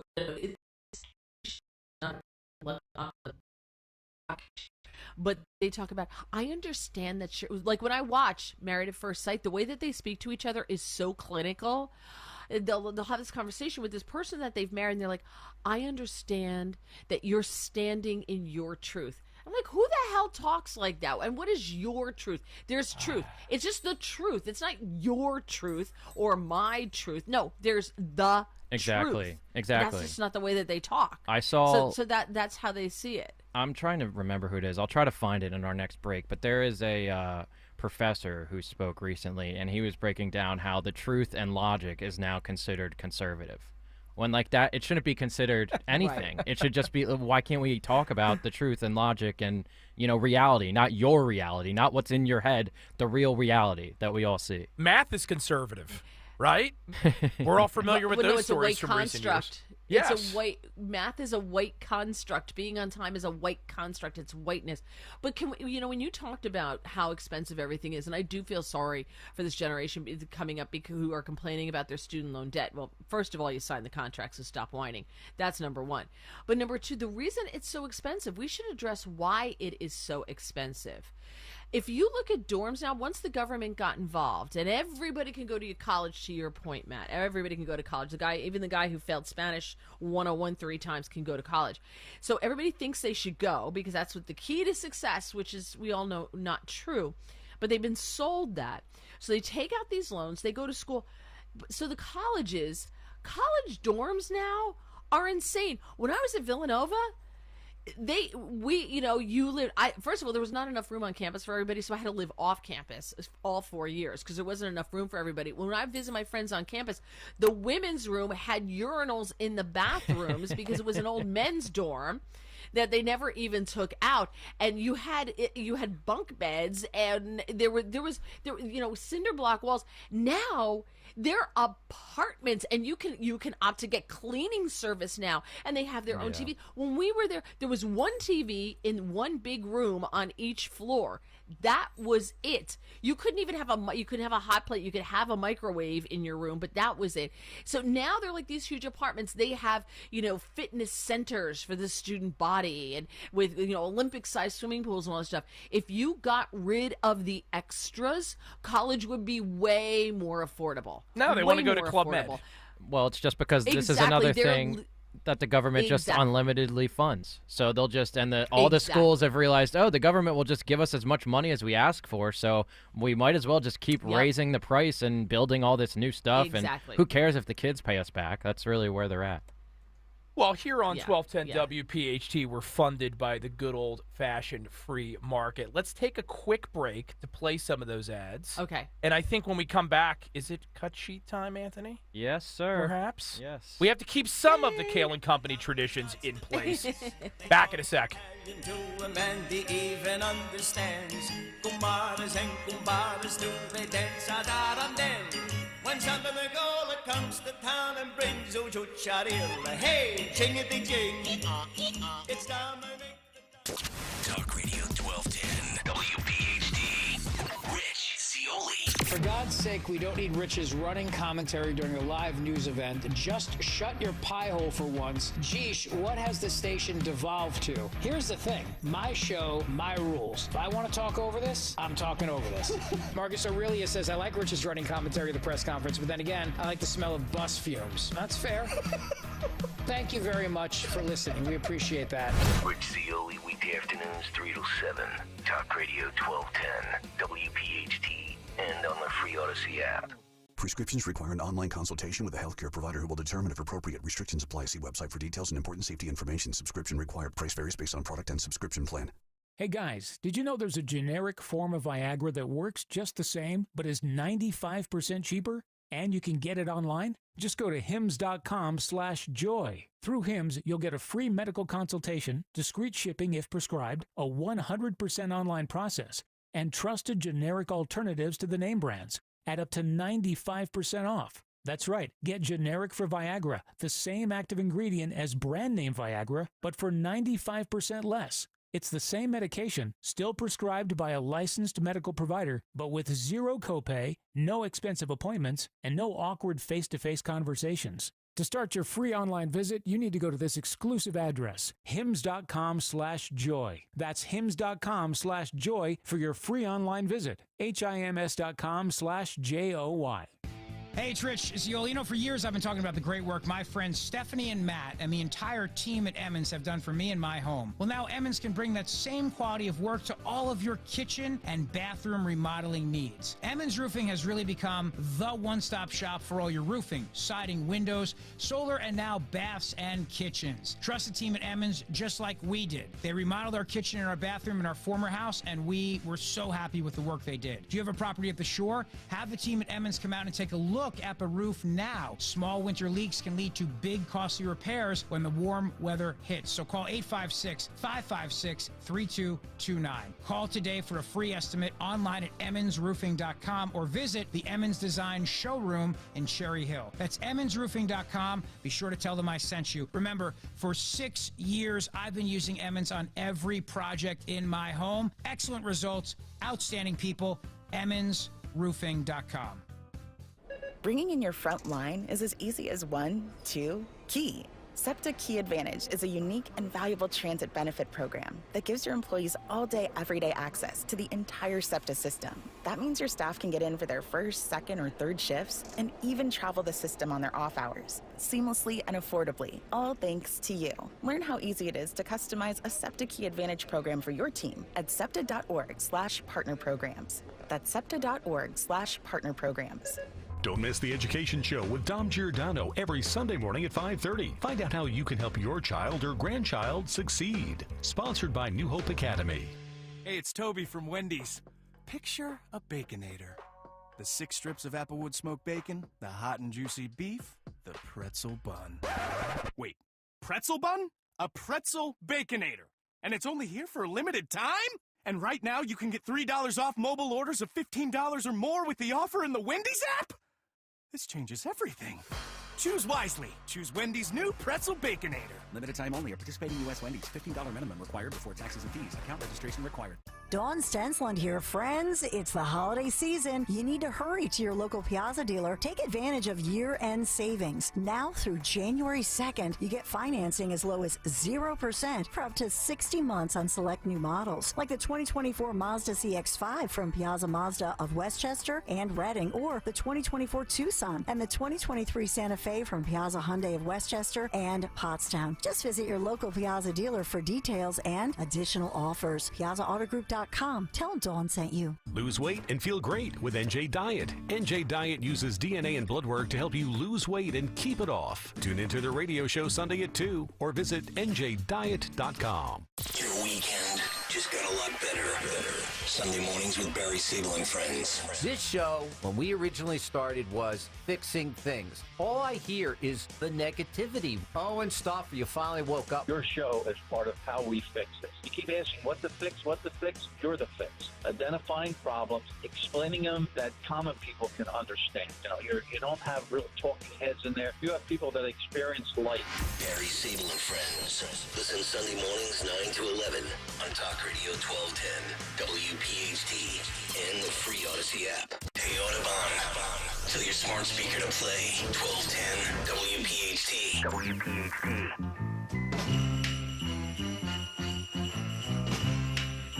Oh yeah, candles burning low, lots of mistletoe, lots of snow and ice, everywhere we go.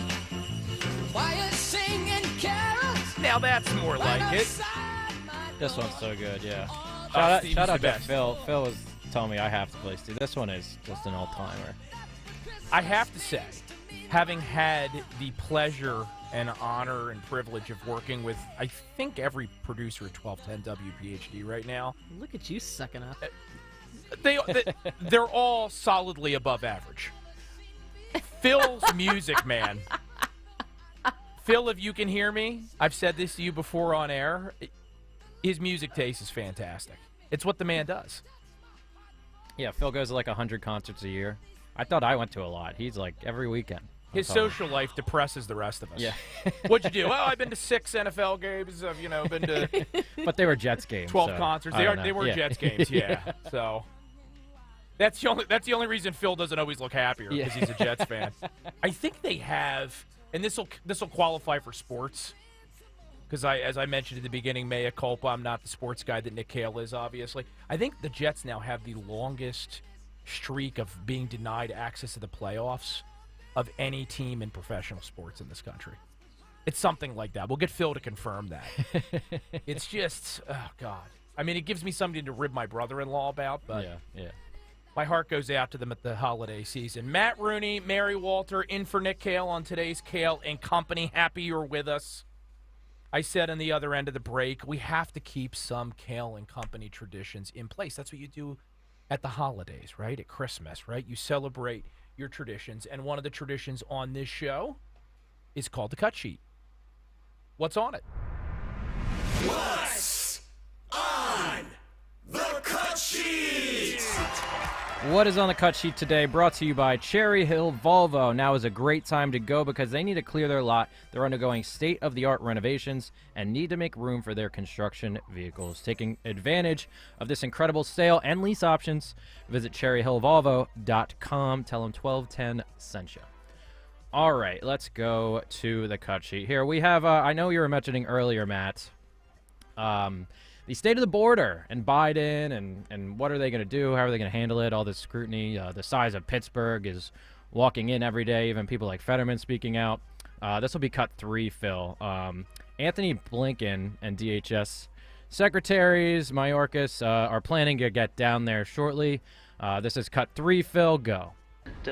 Had a chance this morning to speak by phone with President López Obrador of Mexico. The two leaders agreed that additional enforcement actions are urgently needed so that key ports of entry can be reopened across our shared border.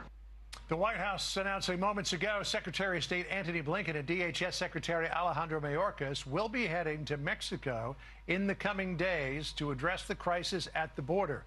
As Border Patrol sources tell Fox News, they are on pace for more than 300,000 migrant encounters in just the month.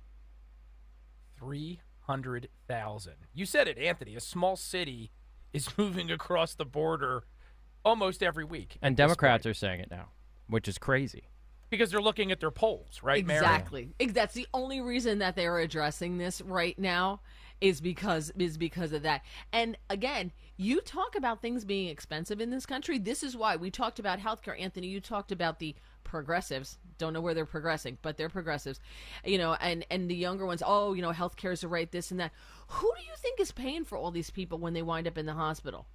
Right? Who do you think is paying for them? We are. This is why healthcare is so expensive, because someone has to pick up the tab for the population of entire states moving into this country and who have zero health care, have no way to pay for health care, who are just going to walk into a hospital, into the emergency room, and they have to be treated for free and get the same health care as the idiots paying for it.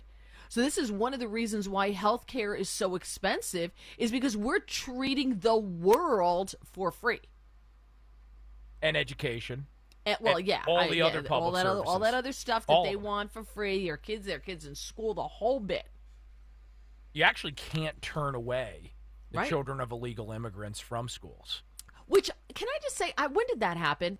Because I remember when I was back in the day, when I was a child, so long ago. I mean, we had to do our homework on stone tablets, but we had to. I remember there was one of my classmates. Her parents moved, and she wound up having to go live with her grandparents because they lived in the right zip code in order to keep her in the school. And if you want to send your kid to another school for school choice because you don't like the school that your kid's going to, as a citizen, you can't do that. But they can put their kids in any school they darn well please, and it's okay. Exactly. Well, and then on there top was a big of fight back. Not to interrupt you, but they actually fought this out in Texas recently, and I'll tweet the article. Texas tried to, I think it's called Plyler v. Doe. Something like that, in any event.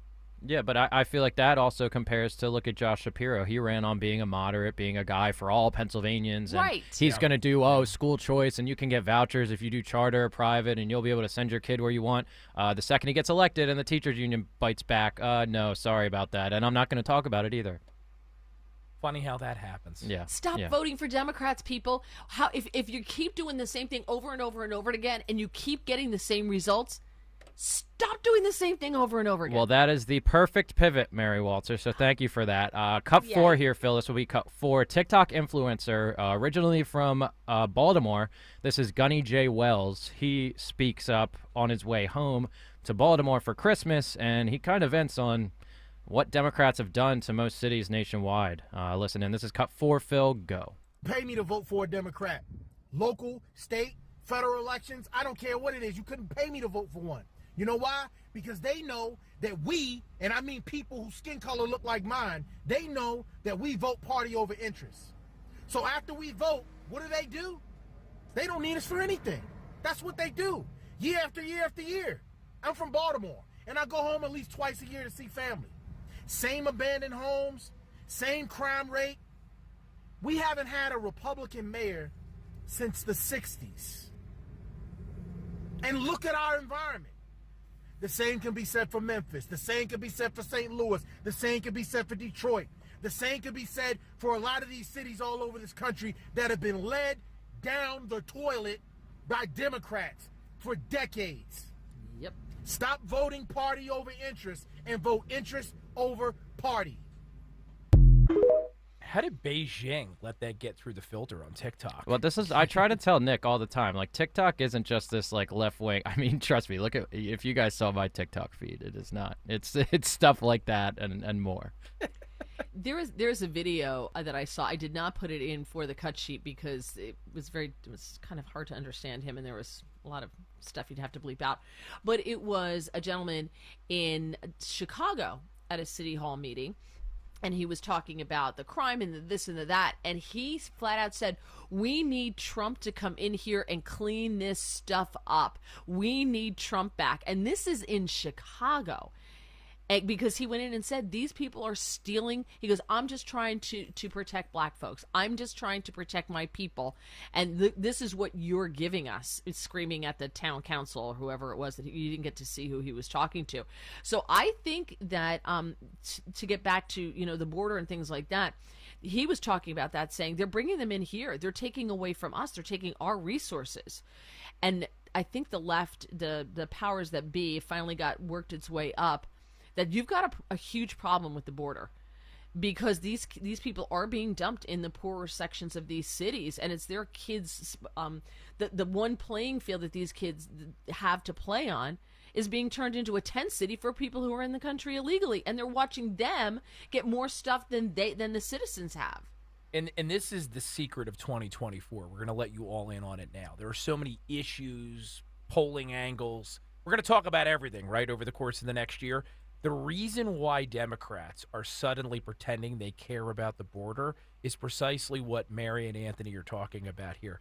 It's about the vote in the cities and whether or not they can get the percentages they need to hold on to the White House. Yep. Back when Barack Obama was elected, those precincts in Philly, 99%, 99%, 98% for the Democrat nominee. 2016, for Hill Dog, 89%.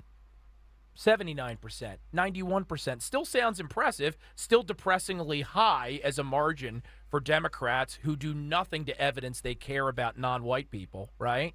But that margin makes the difference in a new swing state like Pennsylvania. So if they're talking about immigration, that's the not-so-secret reason why. Well, I think those are the arms of each party that continue to influence every local election and influence every voter nationally. So everyone's conditioned to really only care about the presidential election, talk about Trump or Biden, and it's set in stone, it's already decided, and that's it. And nobody, this is why you were saying earlier, nobody comes out to vote locally, yet we all act like it doesn't care.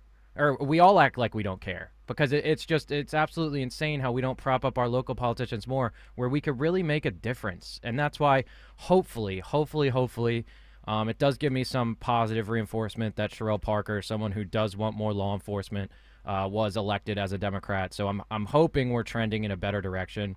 I wanted to just play this quickly, though, off of all of that stuff. This is from Newsmax. This was actually just an audio clip.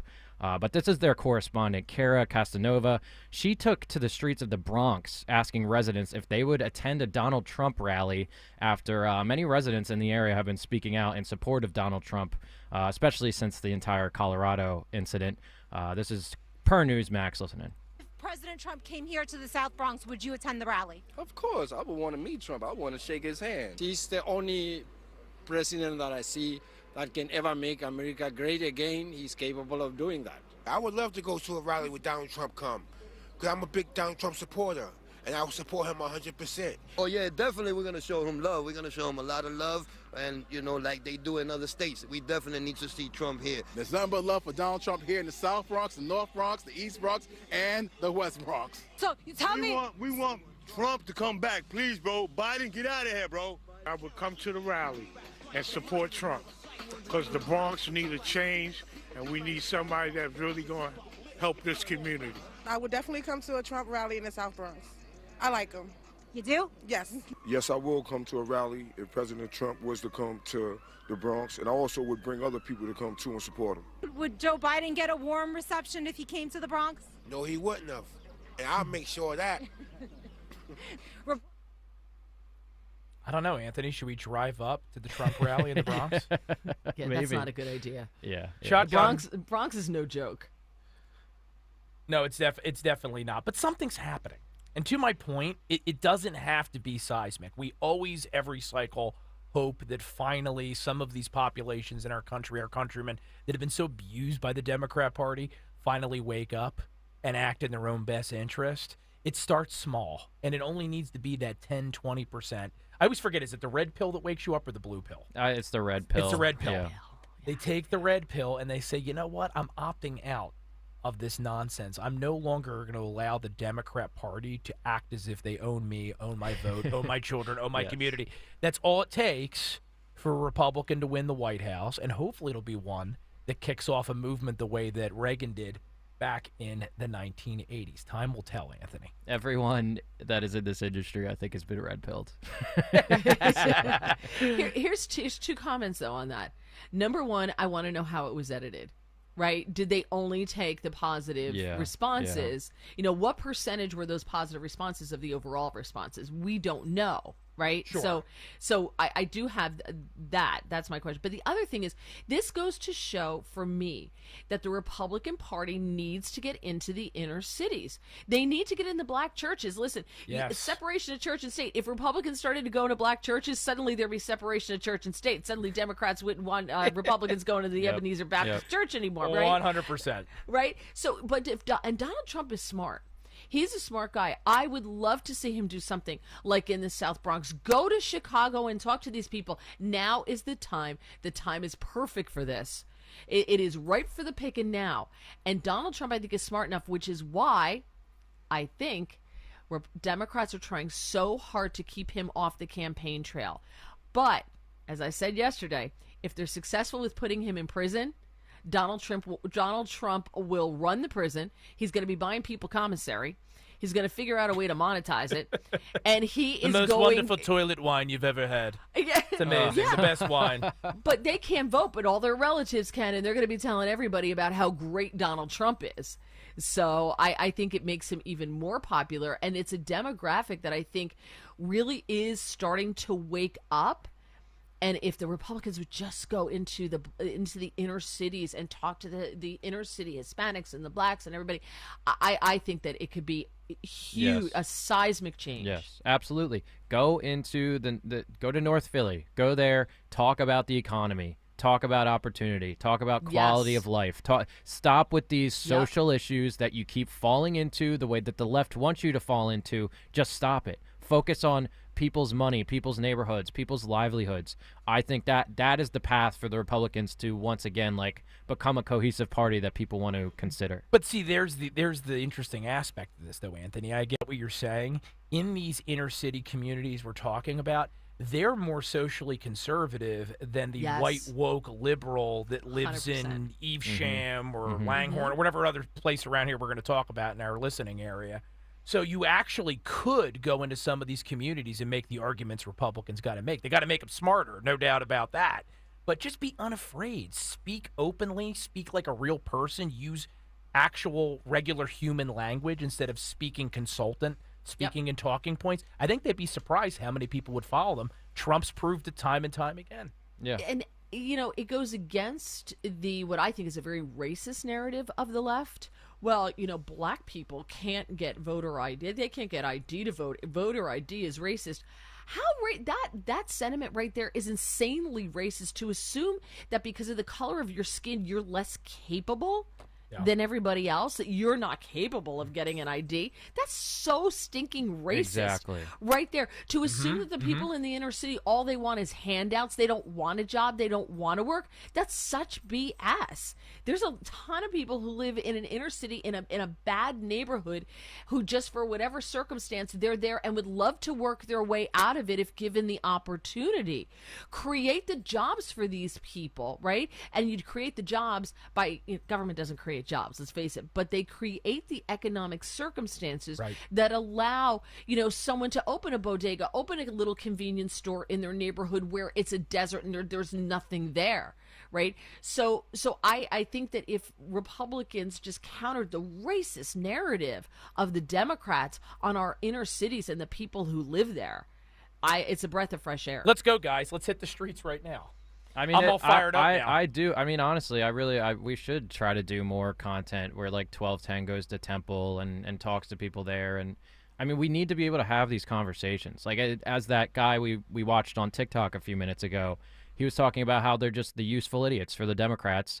They get into their big castle, king in the castle with all their security, their bulletproof SUVs. The second that all the African-American community votes for them, it's over. They also act like they've paved the streets with gold bars and fixed hunger in all of these neighborhoods and violence, which is never the case. I am getting a Kevlar Santa hat, though, if we're going to Temple. You guys go. I'll stay home.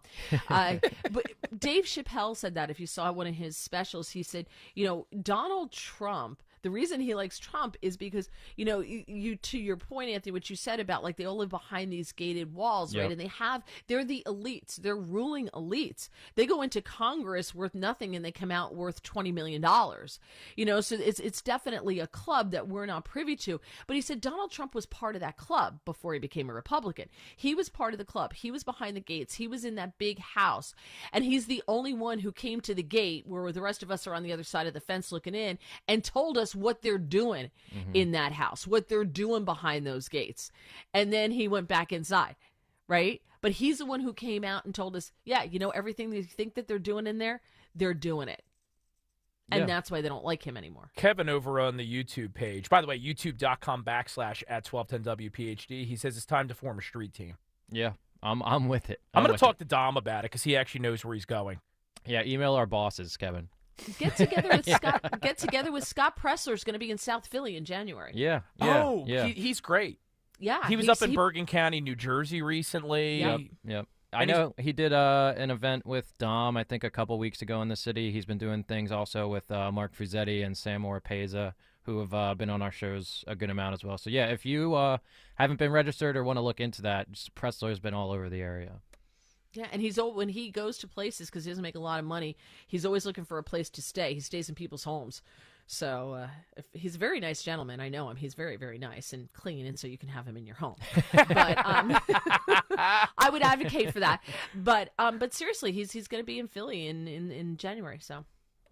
All right. Well, yeah, definitely check him out. I like Scott a lot. I'll try to get out to that event. But let's move on here. This will be Cup 5, Phil. Nikki Haley was at another campaign event with a bunch of voters, and she was kind of pressed on if she would support Trump, if she can denounce Trump more, and she kind of expands on the war, Hamas, and Putin in a kind of odd way. This went viral on Twitter yesterday. This is Cup 5, Phil, go. Remember when I told you Putin hit rock bottom? Hamas invaded Israel and did all that brutality on October 7th. October 7th is Putin's birthday. Who's the happiest person in the world right now? Putin. Why? Because the U.S. and the West took all their eyes off of Ukraine, and what did we do? Started looking at Israel. Did Putin call Netanyahu? Nope, not for 10 days. You know who he did call? Hamas. They came the next day and they held hands and said they were friends. We now know the Russian intelligence is what helped Hamas know how to get through that barrier. See the connection. If we supported Ukraine and supported Israel, that's only 5% of our defense budget. So, yeah, I guess she's saying we need to unlimitedly fund Ukraine and Israel. That's not going to happen. She's nuts. Well, I cannot take her. She's crazy. Back to being honest and speaking in plain language, when you listen to Nikki Haley, you always get the impression that she's not telling you what she's really thinking. She's very talented, obviously. You can't get to where she is without being able to turn a phrase. But it's all very planned, very plotted out. She's always on script. She's very much the opposite of Trump, which is probably why the anti-Trumpers are gravitating towards her. But, I mean, look, this is where I always come down on this issue. I don't think Putin is a good guy. He's a bad guy. Yep. Hamas is obviously evil. They're the scum of the earth. I would clearly like to see Israel succeed.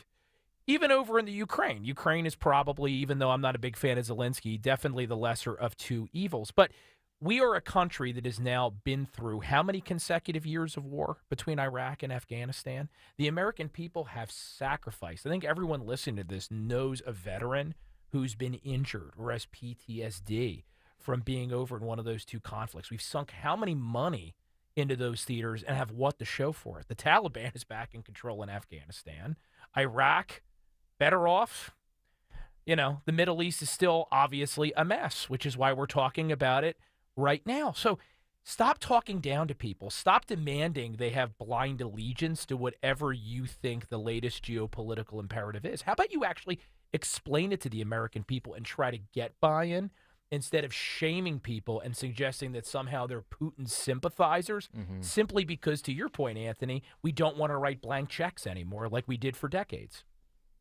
I am with you. I'm all against Putin, and I'm against Hamas, but I guess, if anything, I'm more for trying to stop Hamas just because we've given Ukraine so much money. But it's just, with how everything is in our own country and the ignorance to ignore all of our citizens and taxpayers over and over and over again, I just think that's why we're all frustrated. You should be able to do two things at once, right, Yeah. Mary? We should be able to engage overseas and also do things like secure the border at home, which are clearly extremely, extremely important. But government doesn't seem to be able to walk and chew bubble gum at the same time, at least not this Biden government. No, but I don't think any government can walk and chew gum at the same time. You know, everyone's complaining. They're saying, oh, this is the least productive Congress in I don't know how many years. You're blaming the Republicans because they haven't passed bills. I'm like, good. Great. Don't pass any more bills. Totally. That's fine with me. The less you do, the better my life is. Because the bills that you're passing are going to tell me I can't do this, I can't have plastic bags, I can't have a gas stove, my toilet can only have so much water. Don't do anything. I'm totally happy with that. I will pay you. I'm good.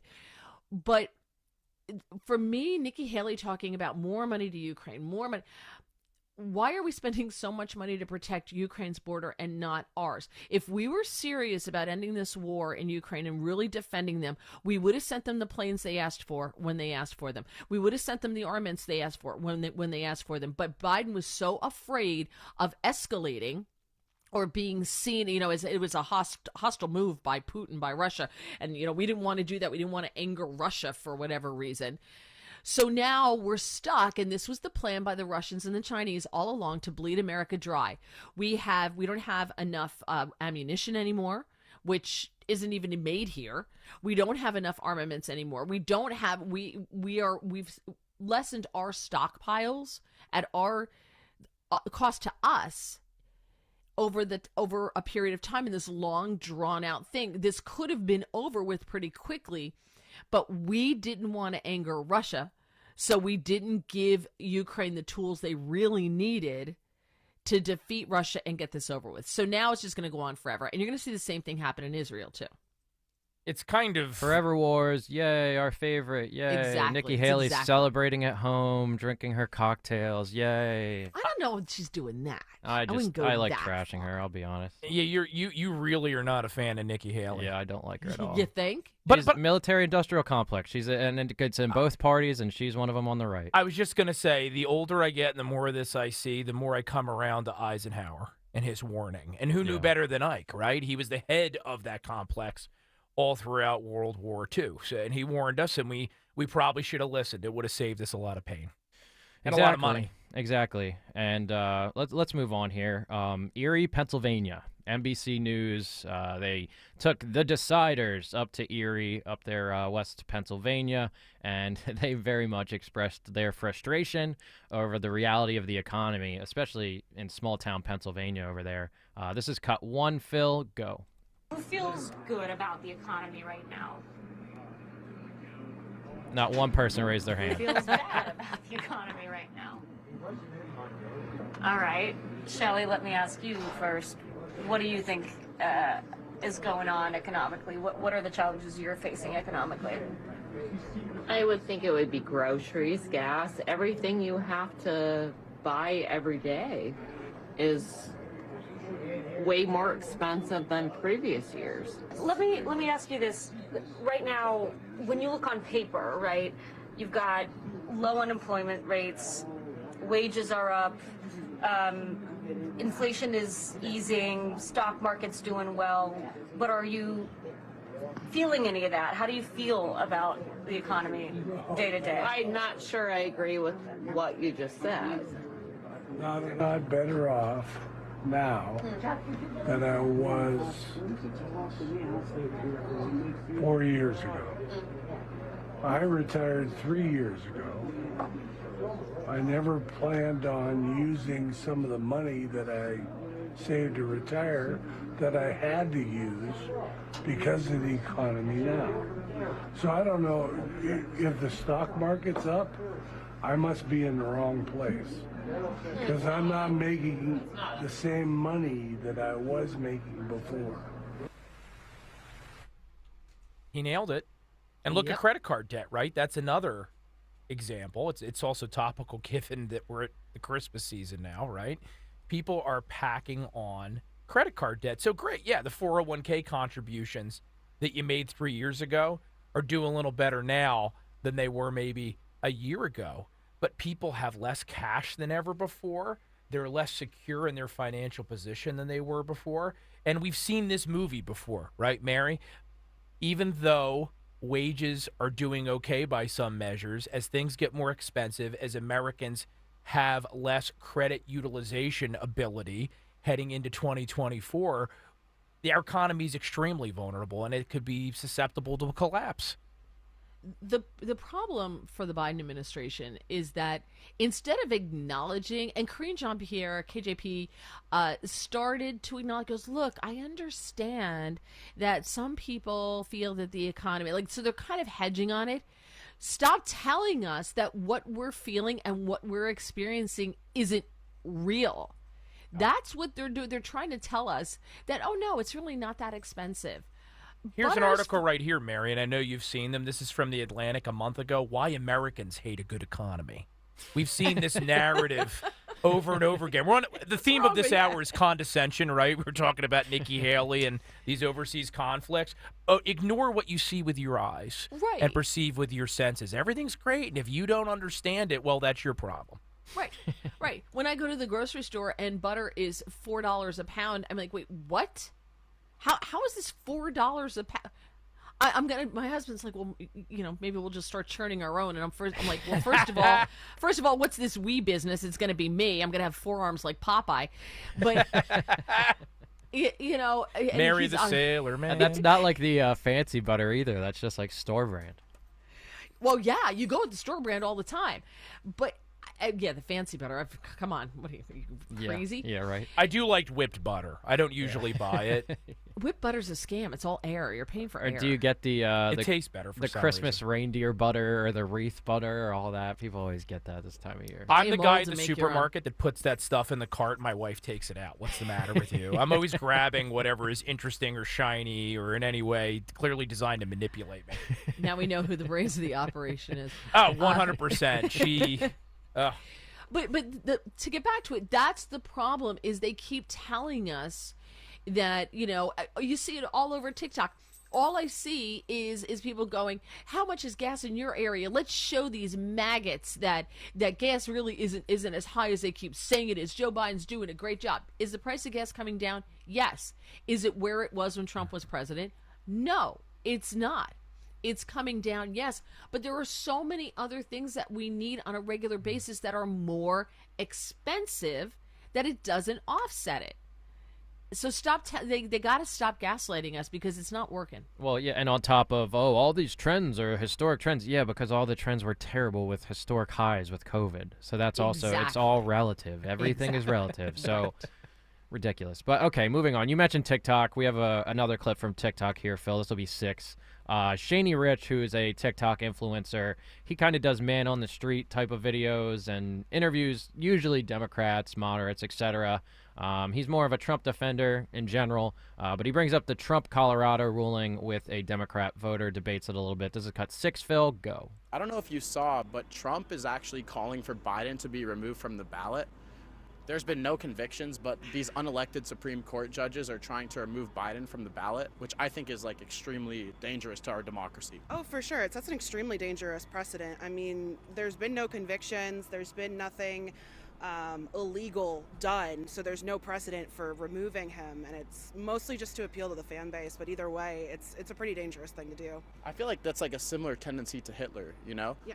If there was a conviction, that'd be one thing, but I always say, why don't you let the voters decide? Here comes Why Hitler. would you want the candidate who's leading in the polls to be removed from the ballot so you would have an easier chance of winning?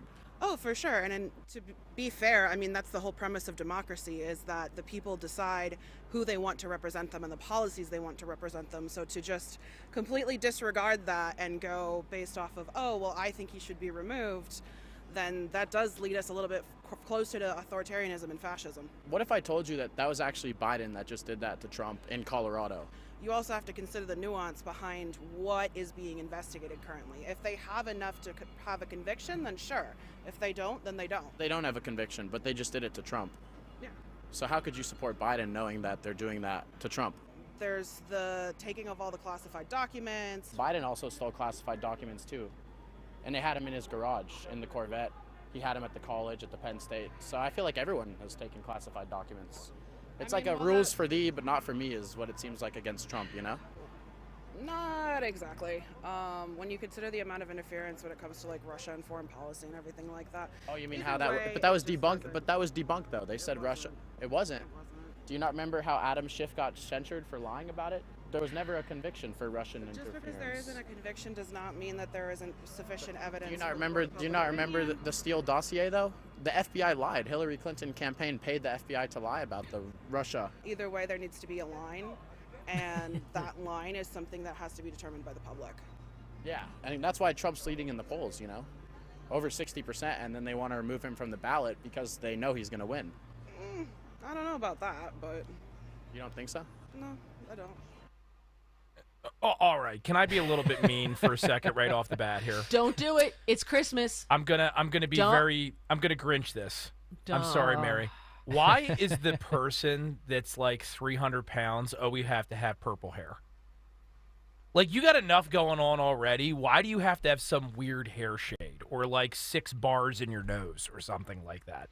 I just don't understand it. I get it. I mean, some of you are going to say that's a nasty thing to say. Yeah, but freedom, Look, Linda over on YouTube, by the way, says definitely a wide angle shot. Yeah, that was not a flattering shot. That was not a good angle. Sometimes those TikTok videos aren't formatted correctly, so sorry about that. Yeah, that was not a flattering shot. I'm okay with criticizing things that people can change about themselves, but I don't think it's fair to criticize someone's look if it's something that they can't change. Do you know what I mean? That's all. So I'm glad you did. I'm glad you went where you went, because you don't have to stick things through your nose. You don't have to stick things through your nose, right? I mean, you got enough going on, especially this time of year. Don't give yourself extra problems. But that has nothing to do with the substance of what you just said. Yeah, and to act like the Trump-Russia thing was legitimate, but not Hillary-Russia thing, this is the problem. People just believe whatever their party tells them. It seems like everyone has lied at some certain point. So if you're going to say one side, that's authoritarianism, that's a fascism, but then when it happens to Trump, it should happen to him. Well, Mary hit on it earlier, right? It's emotion. Yeah. That's what it is. This young lady... probably shouldn't assume her gender, but I will for a moment here for the purpose of this conversation. She hates Donald Trump for whatever reason, because she comes from a family of leftists that hate Donald Trump, or that's what her professor taught her, or that's what her Google research, air quotes, you can't see it unless you're watching us on YouTube, that's what it led her to. She loathes him, and therefore she is shut off her mind. And this is why, even though, Anthony, you always keep us grounded by pointing at it can happen on both sides, this is what the left actively encourages people to do, to shut off your critical thinking abilities that came to you from God and just go with the emotion of being a victim. Just accept who we tell you is the bad guy. Don't overanalyze it. And if you just vote for us, we will continue to perpetuate those ill feelings that you become so comfortable with. And look, this young lady, I think that she's somebody, you heard her speak. She's articulate, right? Even though what she's saying is inane. I think if she was exposed to the right information, you might be able to save her. We keep coming back to the same problem, though. How do I get to her? How do I wake her up? This is what I heard when she was talking. See, maybe it's Christmas, but I was thinking more Peanuts. When the parents are talking,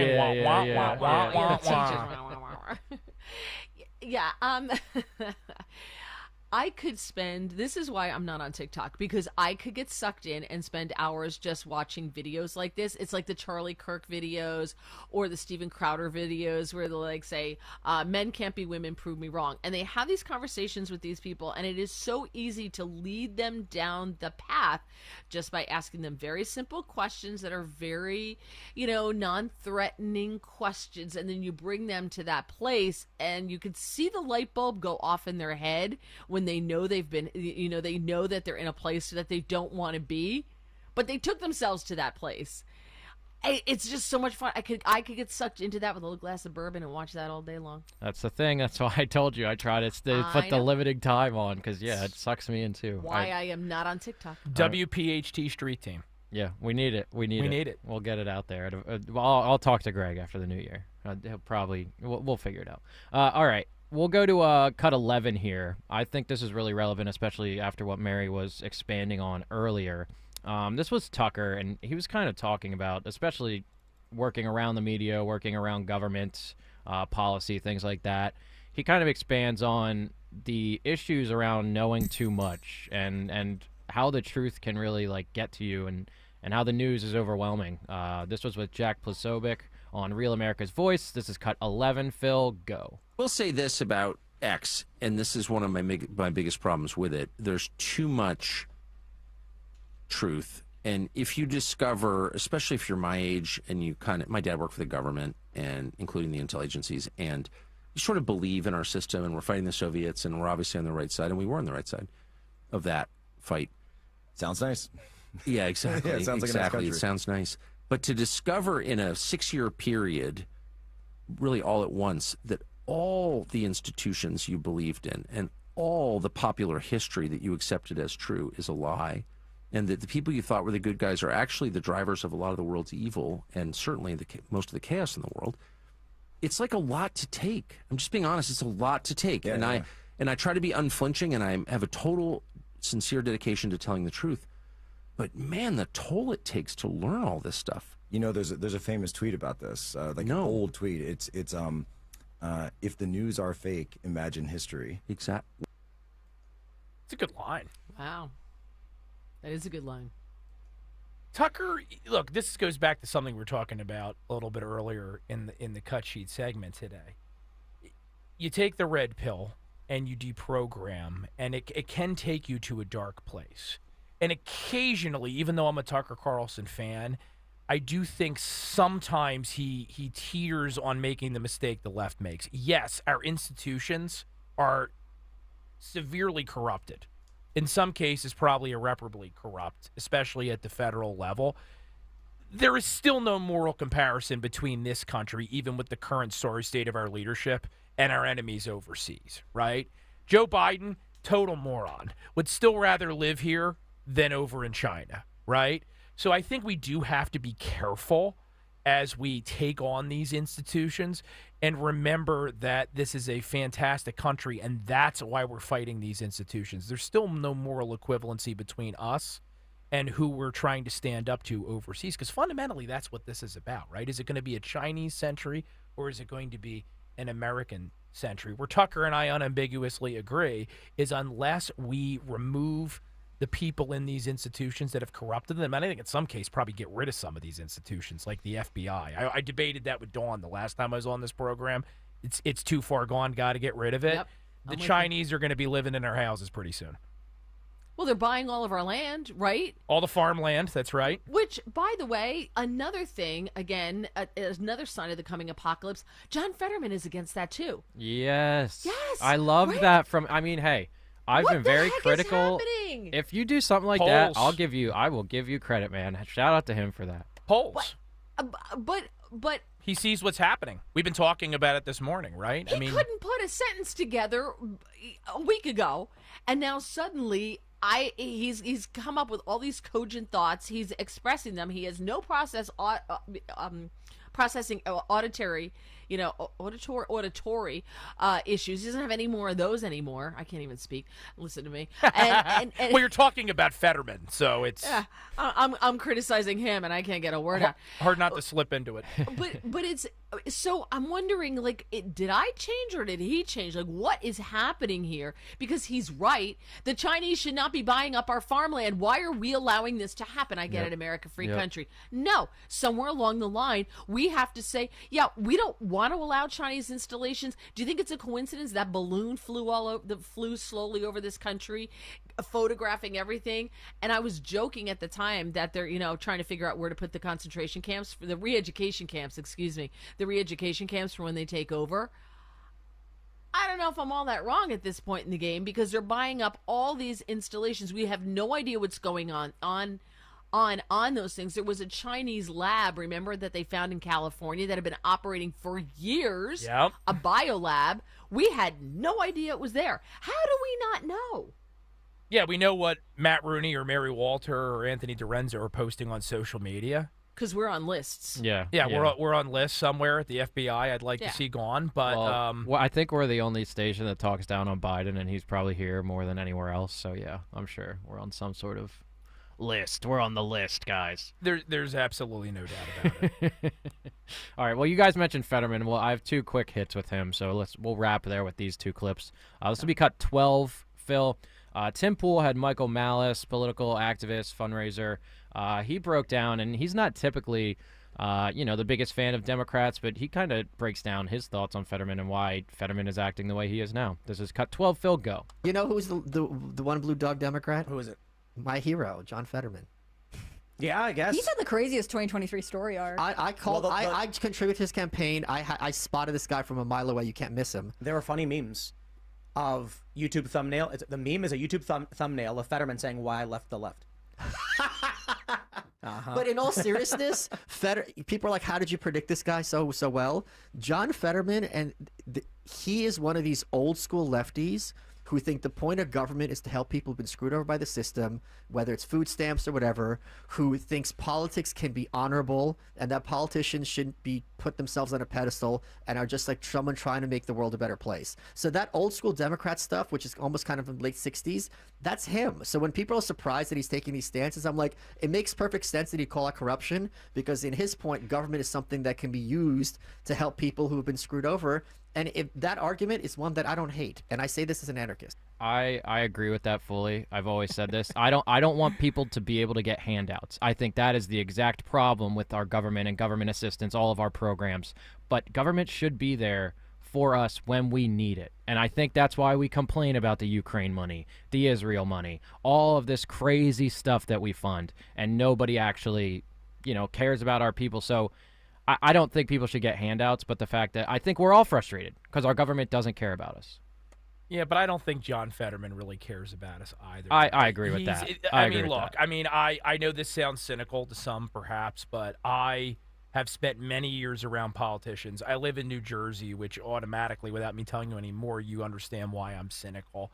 They look at the polls, and we've been talking about it this morning. When you look at issues like immigration that are going to have a profound impact on Pennsylvania next year, Fetterman is morphing into what John Fetterman's handlers that tell him what to say, tell him he needs to be. But perhaps the most important question here is, why is John Fetterman now the one that is speaking out on these issues at a time when I'm hearing very few Republicans in the Senate take a stand on issues like the Chinese buying all our farmland? Mary was talking about it a moment ago. Why do we continue to allow them to pull off this grand manipulation and swing around to our right in these purple states when it certainly doesn't suit the larger cause of dislodging the leftists from their place in government? I get it. I understand the substance of it. I'd rather have them saying things I agree with than not, I guess. But I don't think we should delude ourselves, as I think Tim Pool is here, into thinking this is some kind of change. Fetterman's stroke did not make him more conservative. He's not seeing the world in a new way. He's not defaulting to something he used to believe. The guy was a socialist about a year ago. He's just going the way the wind is blowing. Well, I'll ask you both this, though. It just surprises me that he's straying from those party bullet points, because it really does, in my opinion, he was propped up there and he didn't even want to run. I think the party threw him in there. They needed him. They knew that they might lose to Oz, so they forced him to do that even though he was going through a stroke. I don't know why he would abandon their talking points now, even though I get it with polling, but it seems like they don't care about polling with Biden or other national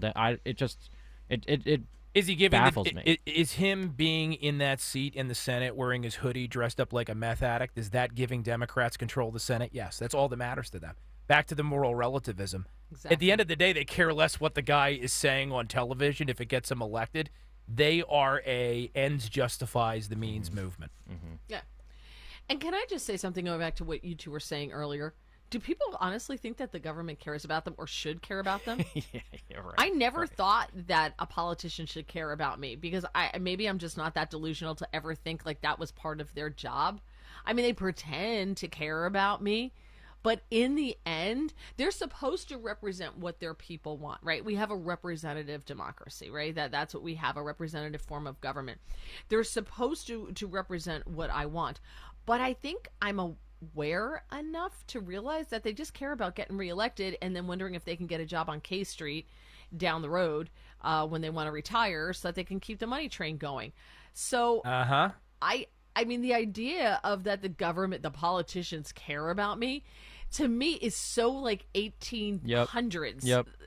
I just never. That Look was what they never did with a part COVID. of my, it was never a part of my calculation. I wish that the government would cares forget I about me. exist. That's what I'm aiming for. Just forget I'm here. Yeah, Leave me COVID. alone. COVID was the perfect example of that. Yeah. Oh, they care so much. But that brings me back to my point about this being the least productive Congress in history. I'm like, yay, fantastic. Don't do your job. Leave me the heck. If there was a leave me the hell alone party, I would run for office in a leave me the hell alone party. Because I will leave you alone. Go do your thing. Don't hurt anybody else. It's like my mother did when we were kids. Don't call me unless there's blood. That was my parents' rule when they would go out to dinner or something, that we were not allowed to call unless there was blood, and it had to be a lot of blood. Like, you had to learn how much blood was like a call mom situation. Yeah. That's what I want the government. That's the level I want the government to operate at. Don't do anything unless, there's a significant bloodshed. Other than that, as Reagan once said, 9 most terrifying words in the English language are, I'm from the government and I'm here to help. Yep. I miss him more every day. Really do. There was no one like him.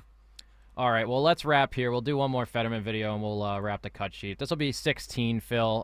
To what you're saying, Palestinian protesters getting detained outside of Congress. John Fetterman walking behind them, waving a mini Israel flag. Yes, this is from yesterday. Cut 16, Phil, go.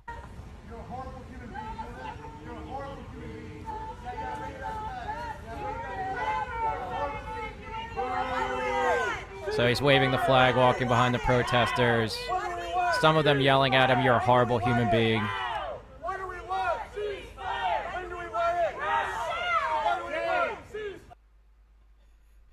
Can I just say, he doesn't walk, he lumbers. That is the absolute definition of lumbering along. He's like a bear. He's right? he's like grinning ear to ear too. Right. It's funny. He's just like lumbering along from side to side, and he's getting fatter. Anybody else notice that? Yes. Well, he transforms almost every different day, and we've seen memes about this. I mean, he wears those baggy hoodies. It's hard to tell. I don't know if it's a shtick with him. I don't know. I can't get past the dressing up. I was just like, because it makes me look at him like he looks like he smells. You know what I mean? Did you ever see somebody and you look at them and they're like, oh, I bet you smell? Fetterman's got that look. Scott Pressler can crash on your couch, not John Fetterman. Exactly. Because he would crash my couch. I'd have to Febreze the hell out of that couch after Fetterman was on it. Good night, everybody. Yeah. But I have to say, this is endearing to me. I love this. He's done this before, and this is Trump-level trolling. Yeah. What Fetterman is doing here. Trump is the consummate troll. This is Trump-level trolling, and I adore it. From Fetterman. That is such an astute observation. He's taking from the Trump playbook to solidify his position in a swing state. Uh-huh.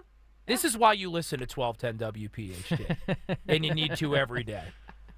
Yeah, but that does it for the cut sheet here. We'll get some more. We'll have part 2 and then a bunch of other content coming up here. So beautiful. That was fun. Yeah, I just still can't believe this Fetterman arc. It's just shocking. But I guess you're right. I haven't really thought about the way you do with the polling and just finding a way to stay in power and stay in good spirits, I guess. I mean, you see my lighting today. We talked about it earlier. This darkness is a reflection of what's inside me. Being a New Jersey Republican now for 4 decades, I mean, that's where I find myself. And Mary, I mean, she talked about, government and wanting them to do less, and I'm fine with them voting less. I think that's one of the problems at Trenton. In my home state, I would like them to meet less. They're constantly pushing these inane bills, and some of them are designed to appear innocuous. John Bramnick, he's a far left Republican in my home state. They just posted a bill yesterday, passed it, no opposition, to train teachers to be grief counselors. Did you see this, Mary? I did. I responded to him. I'm probably going to get blocked because he blocks everybody who questions him. Yes. Because I asked him, I'm like, how's that reading and writing going? That's right. We're still grappling with learning loss. How's the math going? Yeah. You got kids in places like Camden and Newark that are not even close to college ready. Kids are still grappling with learning loss, severe problems. I noticed this because I've got a lot of young kids in my family. They were really impacted by having to stay home and being denied that socialization during those lockdown years. That's what Republicans should be addressing. Instead, we pass these bills that are designed to get a quick hit on the local news at night to make it look like they're doing something, but they're actually not. They're not attacking the big problems that, and again, everything feeds into everything else, folks. You got to make sure you see the connections. This is why Republicans are not returning those vote-by-mail ballots and losing these tough elections, because Republicans are not teaching or convincing anyone that there's actually something to be changed or done by trusting them with your vote. They're just not showing them that there's a value. And until they do, nothing's ever going to change, whether it's PA, New Jersey, Mary, or anywhere else. Remember, we are New Jersey. Oh, God, John I hate him. Bramnick is the funniest lawyer in New Jersey, so he says on his Twitter profile. But he may be the not. biggest joke in New Jersey. I don't know about the funniest. He has not blocked me yet, so look at me. Woohoo. He's keeping an eye on you, probably. He Like doesn't. Santa. He doesn't like what you're saying about him, and he wants to know what's up. He's one of these guys that's extremely arrogant, so he thinks that his charm can change anybody's opinion of him. He's running for governor this next year, and he's got next to no Is chance. he? He is, yeah. No Republican has a chance. Any of them. Spadia, Chitterelli, none of them are going to win. Forget it. We need. They're none of them are good candidates. That's just my humble opinion, but whatever. That is the typical New Jersey Republican reaction, by the way. I think that's where a lot of people are. They're concerned. They're deeply concerned. You know, at a time when New Jersey, we elect our governors in off years, 2024 next year. I don't know if you've talked about it on Kayal and Company yet. I know some of the other shows have. Phil Murphy is running his wife for U.S. Senate. Yep. She's racking up endorsements. So here's what you do. We talked about it. So this is the thing to do in New Jersey for our Jersey listeners. You register, switch your affiliation to Democrat, and vote for Bob Menendez in the primary. This is like Rush Limbaugh's Operation Chaos. But this is You what remember that? Democrats would do. Yeah. Right? This is what Democrats would do. So because Jersey has a closed primary, you switch your affiliation to Democrat, and then you could switch it back after you vote. Yeah. Or, and you vote for Menendez. Gold bar Bob. But everyone should be able to vote in the primaries, in my opinion. I've argued with hosts agree. over this before, and they're always like, oh, well, no, then everyone's just going to collude on the other and make the other party's candidate terrible. I mean, I don't know. I Yeah, feel like so? we already do that. Hunger Games, why not? Yeah. If we're all Americans, we should be able to pick our options on all sides. I'm noticing a trend, a pattern with you this morning, Anthony. We're all Americans. Are you sure you're not running for something? I just want to emphasize to people to not hate your neighbors, your family members, especially this holiday season. Like, please, for the love of God, just have fun on Christmas and don't debate, your cousin who hates Trump all day and ruin the family dinner. Like, we all really want the same things. Like, we don't have to be miserable constantly and listen to these powers that be all the time. We've always followed the no politics, no religion rule. Yeah. When our families get together and we hang out. I mean, again, I always say that about the radio show, right? And I've joked about it with you, Anthony. I obviously feel passionate about this stuff. Anybody that follows me, either here, Save Jersey, or, you're just listening right now. I don't want to talk about abortion and the 14th Amendment for 4 hours nonstop. I mean, that's not a normal thing, and it's part of why I loathe the left. Not everyone that's a leftist, but I loathe what it's done to people. It's stripped humor and joy and just that basic ability to connect with your fellow man out of so many Americans. So, Anthony, I'll vote for you if you think you can turn it around and help people recover that. I don't know if I could turn it around, but we all need to be a little more forgiving to one another, and it's a good time of year to think about that. This is why you're the head of the street team. Can we get a little Lee Greenwood there, Phil? And I'm proud to be. And can I say just one thing, since we were just talking about keeping in touch and following and stuff like that? You can follow me on Twitter at Mary Walter Radio. And this weekend, I will be on Newsmax TV on the Wendy Bell Show, which airs at 3 o'clock and 9 o'clock Eastern Time, which we're all Eastern, obviously. 3 and 9 p.m. Saturday tomorrow, 3:30 on Sunday, and 6 a.m. on Monday. I am glad you said Thank that you. because it also brings up something I wanted to talk to you about. I think you're shadow banned on X because I tried to find you earlier to tag you. Mary Walter Radio. Yeah, and I typed it into the search, and it didn't come up at all.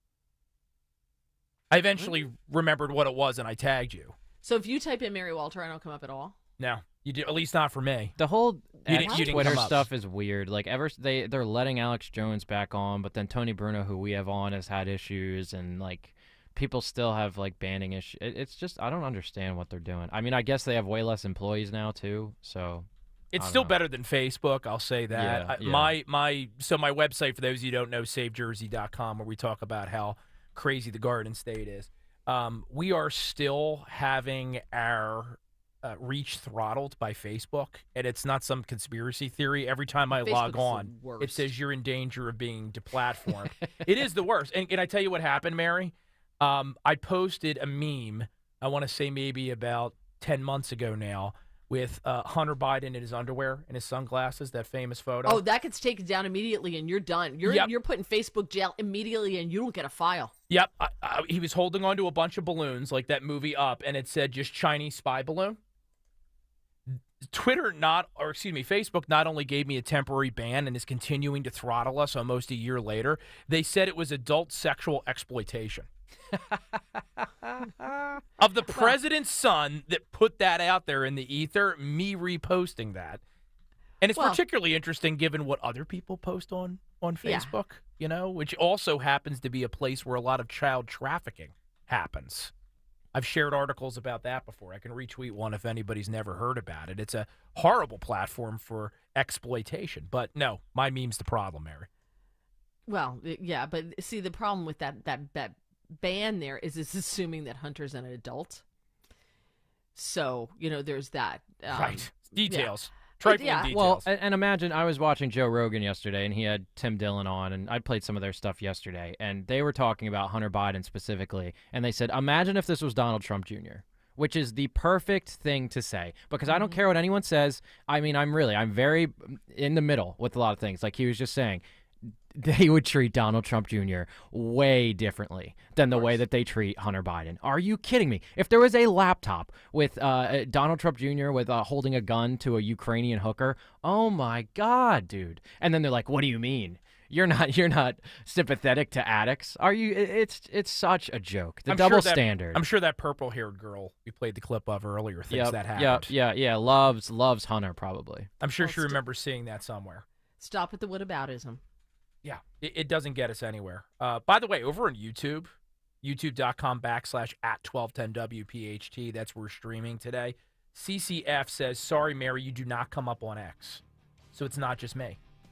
Get the hell out of here. I wonder why. Free Mary Walter. We're starting the movement today. Yeah, what happened? I'm very annoyed at this now. Matt and Mary, where she is not banned here on 1210 WPHT, are being throttled. Filling in for Kayal and company. Quick break. Back with more this hour in just a moment. Don't move a muscle. Holding on, holding off, holding out, holding in. Could you be this old and have your life just begin? Throws for Allen. He's got it on far corner. Touchdown, Penn State. History will be made December 30th as your Nittany Lions face the Ole Miss Rebels for the first time ever. Drills it, end zone, caught, touchdown, Penn State. Theo Johnson from Windsor, Ontario. Penn State is in the Peach Bowl. A dominating, wire-to-wire, complete performance. Hear all the action Saturday, December 30th at 11:30 a.m. here on Talk Radio 1210 WPHT. Hello, friends. It's the holiday season, and you need to hurry to your local Piazza dealer to take advantage of year-end savings. That's right. Now through January 2nd, get financing as low as 0% for up to 60 months on select new models, like the 2024 Mazda CX-5 from Piazza Mazda of Westchester and Reading, or the 2024 Tucson and the 2023 Santa Fe Piazza Hyundai of Westchester and Pottstown. Visit your local Piazza dealer for details and additional offers, or shop online at PiazzaAutoGroup.com. Hey, this is Ray Didinger. I had the opportunity to open the new Joe Conklin show. It was sensational. It includes all the impressions, Iverson, Merrill, and Mike Barkley. There's a whole new musical element to it. He performs with the City Rhythm Orchestra. So if you get an opportunity, get out and see the new Joe Conklin show. See Joe Conklin and the City Rhythm Orchestra at Westchester University, January 26th and 27th. And at the Broadway Theater in Pittman, New Jersey, February 25th. For tickets, go to joeconklin.com. JoeConklin.com! WPHT, WPHT-HD, WOGL HD3 Philadelphia. From the Cherry Hill Volvo Studios, where relationships matter. Always live on the free Odyssey app. Hi, this is Dom Giordano. The winter months are rolling in, and I'm excited to talk with you, though, about Rescue's natural supplements Deck the Hall sale. We're talking up to a whopping 78% off on all products, including essential omega-3s, cholesterol support, natural pain relief, and much more. And get this, the savings last the entire month. And did I mention that Rescue is offering 15 special health-boosting products at under $20? To order, call 800-26-ALIVE, 800-262-5483. You'll speak to a Rescue product consultant or shop online at res-q.com. res-q.com. You can fortify your immune system, boost energy levels, support overall well-being with Rescue's selection of over 50 high-quality natural supplements. There's no code needed to save up to 78% site-wide. So stay healthy this holiday season by shopping res-q.com today. Are you looking for a venue for your holiday party, a baby shower, or even a wedding? Look no further. Plan your next event at Riverwinds Restaurant. No matter the reason for your gathering, they'll make it perfect. Just choose the date, and Riverwinds will create a decadent menu that will exceed your expectations. Then enjoy as you and your guests have the event of a lifetime in a beautiful setting along the Delaware River with views of the Philadelphia skyline and the most picturesque sunsets in the area. Visit theriverwindsrestaurant.com today. The violin, the trumpet, the drums. Quality instruments, but when playing on their own without orchestration, sound chaotic. Only when the maestro blends those instruments with a musical score do they become a symphony that outperforms any of those instruments on their own. The exclusive crash-proof retirement system blends safe financial instruments with your goals as the score to create full orchestration that plays the melody you've always dreamed of in retirement. I have a stable rhythm going on in my life right now. The crash-proof retirement system. I play my guitar with rhythm. I play drums also. Rhythm is very important to me. We're all trying to do our theme song for our life. I would say the crash-proof retirement system has been instrumental in helping me find that song of my life. Register for our next event at the William Penn Inn on January 16th. 800-722-9728 or crashproofretirement.com. If you have unfiled taxes or are in debt to the IRS, this is important news. The IRS just rolled out a new program to help struggling taxpayers more easily resolve their tax problems. It's called the Taxpayer Relief Initiative, and it opens up powerful new options for people looking to get back on the right track with the IRS. And no one knows this program like the professionals at Optima Tax Relief, America's most trusted tax resolution company. They've resolved over $1 billion in tax debt for their clients and have the expertise and experience to help you. One easy call to Optima can start the process, helping to put an end to your worries of wage garnishment, asset seizure, and other aggressive IRS actions. Make today the beginning of your fresh start with the IRS. Call the experts at Optima Tax Relief now for your free confidential consultation. Call 800-682-9928. 800-682-9928. 800-682-9928. Optima Tax Relief. Some restrictions apply. For complete details, please visit OptimaTaxRelief.com. It's the Saturday Night Free-for-All. Starting at 7 p.m., Talk Radio 1210 WPHT is live and local with Michael Pelka from 7 to 10 p.m. Idiots are everywhere. You can't swing a cat without hitting an idiot these days. And I'm not endorsing cat swinging.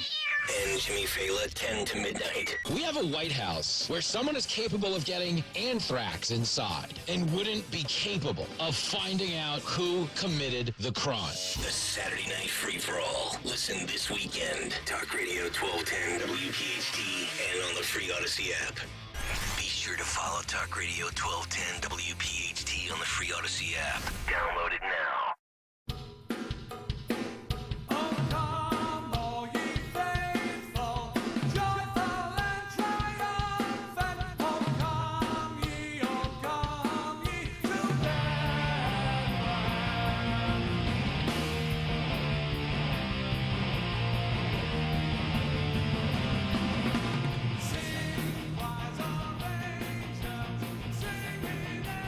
Metal nativity there.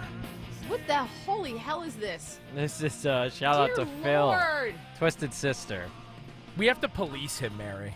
You get a few good songs, and then it starts to slip My head back. hurts. This is so. I was so angry. Haven't heard Bing once. Just saying. Just throwing that out there. I know. Phil's like, I haven't heard Twisted Sister. Phil Everyone's is a troubled critic. soul, isn't he? Well, he's just like rock. I mean, we said it. He's a Jets fan. That's sure what's happening inside his soul. Greg probably played this before he left. He's always into I get all the this stuff. feeling that Phil is a little self-loathing, like he's trying to punish himself, and by punishing himself, he's making the rest of us suffer. Knock it off, Phil. It's the holidays. Ease up. I don't know Phil, but I'm thinking there may be some time needed in therapy. I'm just we all might need that. This is screaming like there's an issue here. Yeah, 4 hours of Kayal and Company filling in here. I think we all could use some professional intervention. We unfortunately, though, during the break, saw some serious news pop up on the wire, and I hate to say it, Mary. I think we all knew this was going to come eventually. Was not hoping to ever see it, but why don't you give us the update? So, Israeli American hostage Gadi Haggai is now dead. 73-year-old. He was captive. He was taken captive by Hamas with his wife on the morning of October 7th. They went for the regular morning walk in the fields and vineyards of kibbutz near Oz in southern Israel. They were kidnapped by Hamas. She somehow, now I don't know how these hostages are communicating with the outside world, but somehow they are. But she managed to notify friends that they had been shot. Okay, she managed to notify friends that day on October 7th that they had been shot. He was critically injured, and it was the last contact that they had with them. We now know that he is dead. So I don't know whether Hamas finally told them or what. What is interesting to me is that Joe Biden has been taking credit for, freeing of the hostages, and you see it all over X, where apparently I don't exist. Confirmed. Apparently. That you have to Joe Biden, you got to even credit Joe Biden. He's the one who negotiated the hostage release. And I'd be like, well, then how come no Americans were released? I'm just curious about that. And now we haven't heard much about the hostages at all. Nothing. Like Joe Biden got that group released, and that was the end of Joe Biden's ability. And now we have a dead Israeli American. There should be some kind of consequence for this. If Donald Trump were president, I'm pretty sure there would be a very unpleasant consequence for Hamas because of this. I fear with Joe Biden, there will be nothing but silence. There will not even be an acknowledgement of this from the White House, which is really sad. Echoes of Carter on steroids here, right? Yes. With the Iranian hostage crisis. Yes. Yeah. When it fundamentally, bad guys around the world need to fear American presidents. I will never forget this, and I need to find where it is. I saw an interview with a bunch of former Kremlin bureaucrats speaking long after the end of the Cold War. And what they told these Western journalists is that we were genuinely afraid of Reagan in the 80s. We thought he was this cowboy. We believed the image, the branding, that he might actually nuke us if we went too far. And that candidly kept the Russians in line, obviously along with other policies that the Reagan administration pursued. Is anyone afraid of Joe Biden? Clearly not. We're afraid he's going to fall down. We're afraid he's going to forget who he is. We're afraid of some of his wacky domestic policies, but no one fears him. So it doesn't really matter, Mary, how much money we send to Ukraine at the end of the day if Putin and Winnie the Pooh over in China and all these other bad guys up in North Korea and elsewhere think that Joe Biden is the joke that we unfortunately know he is. Right. Exactly. It's like Little Rocket Man. Yes. Right? He stopped shooting rockets off when Donald Trump was president because Donald Trump called him up and said, here's the deal. But Donald Trump was smart, and the left pilloried him. Oh, they pilloried everything Donald Trump did. If he said white, they said black. But when he went to North Korea, he was smart. Kim Jong-un just wants to be recognized as a legit leader, right? That's all he wants. He has to feed his ego. Donald Trump recognized that. So what did he give him? I'll give you a presidential visit. But what did that do? It made Kim Jong-un feel important. And then Trump had a little bit more control with him. He could talk to him. He had conversations with him like, okay, you can't be doing this anymore. And if you do, here are the consequences. And I think there was a respect built. Trump said, I'm going to respect you. I will show respect to you. And because of that, he got respect back from Kim Jong-un. And he wasn't looking for attention anymore. So as you could go after Trump because he enabled a North Korean dictator. He's friends with Putin. Yeah, because they're world leaders. You have to deal with them differently than a schoolyard bully that you just ignore. You can't just like do Reagan that. met with the leaders of the Soviet Union during the Cold War, right? It's look, ultimately, what have we learned? We've learned that Joe Biden's 50 years in Washington, D.C., not as good training to be leader of the free world than spending decades in the New York real estate market. Clearly a better primer for being the president. Matt Rooney and Mary Walter filling in for Nick Kayal today on Kayal and Company on 1210 WPHT. 3 hours gone, but still 1 hour left to go on our program. Quick break. Let's play some ads, make some money. Ho, ho, ho. And then we'll be back for the final hour of the program in just a moment. In the frosty air, what a bright time. It's the right time to rock the night away.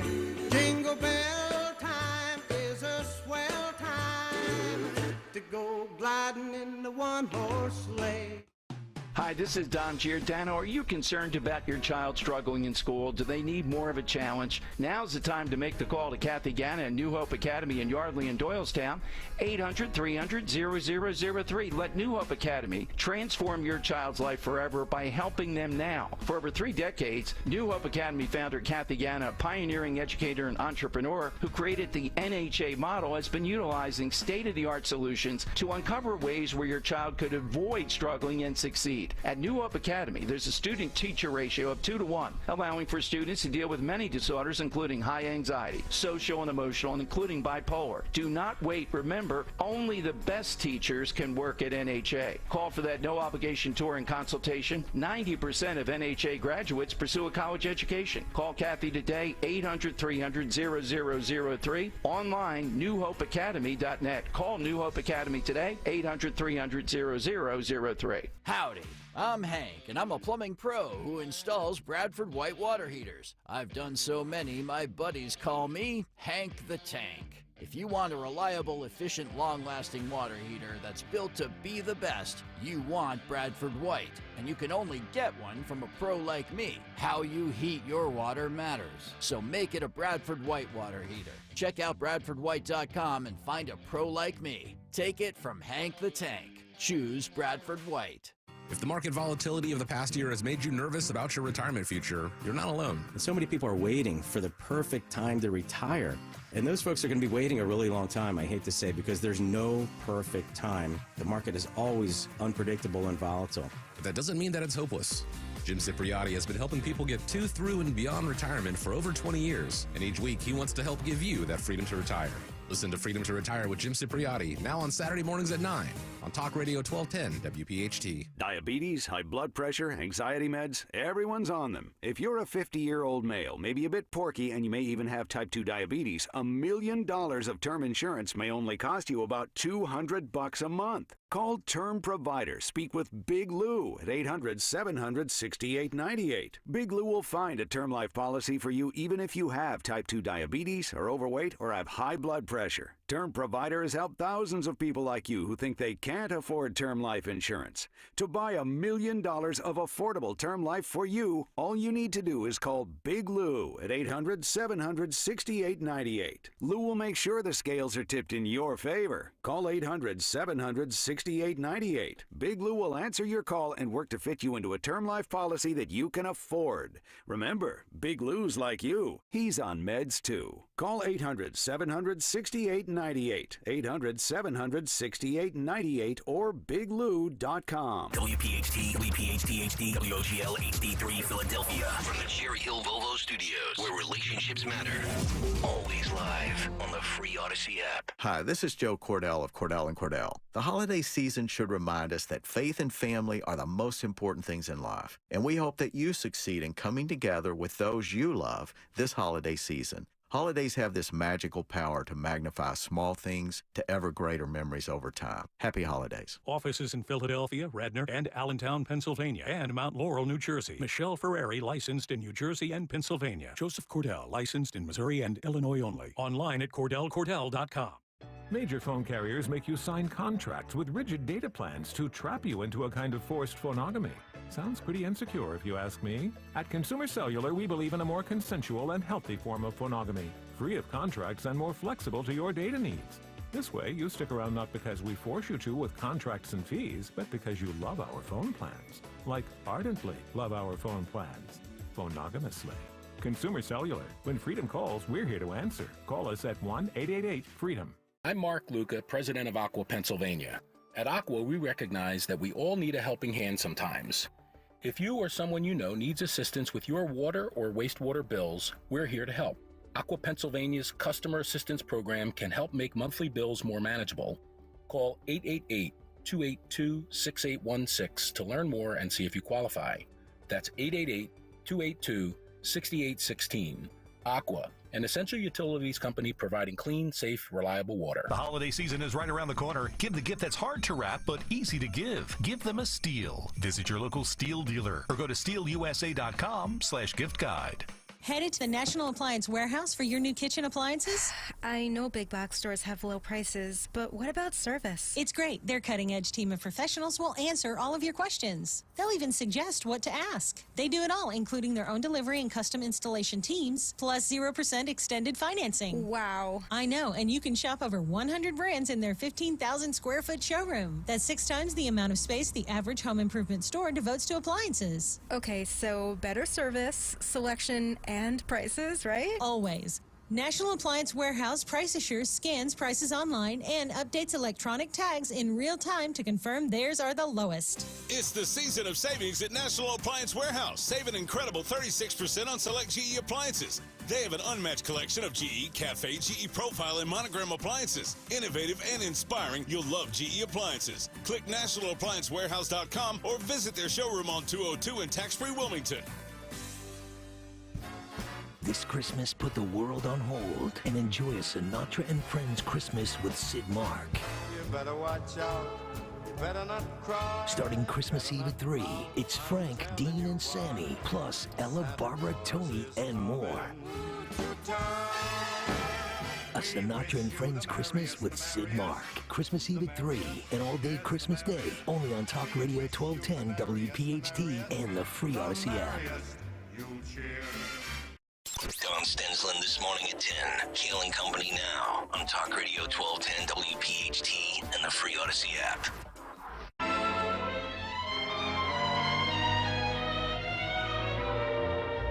It's beginning to look a lot like Christmas everywhere you go. Take a look in the 5 and 10, glistening once again, with candy canes and silver lanes aglow. Ah, nice. And my new favorite sound of Christmas is Mary's bell jingling. I had to move them there right away. On the 1210 YouTube page. I got to say, Mary, like, you know, Matt Rooney back with Mary Walter filling in for Nick Kayal today on Kayal and Company. One of my favorite aspects of today's program has been Mary's fantastic points she's made. Some of them have been serious, but then you hear just the little jingle of the bell in the background. Every time a bell rings, an angel gets its wings. Imagine all the work I'm doing today. That's right. Seriously, there's a whole new heavenly army. That's right. That Maybe has they come can get me about. back on Twitter. Seriously. And this is in the break. For those of you that missed last hour, I mentioned that I had trouble finding Mary on X. And our YouTube page viewers, youtube.com/@1210WPHT, part of the Kayal and Company crew, they've been chiming in and confirming it, that they can't find Mary on X. So it's at Mary Walter Radio. And there's no S in there. Don't type Mary Walters. There's no S. It's Mary Walter. There's only one.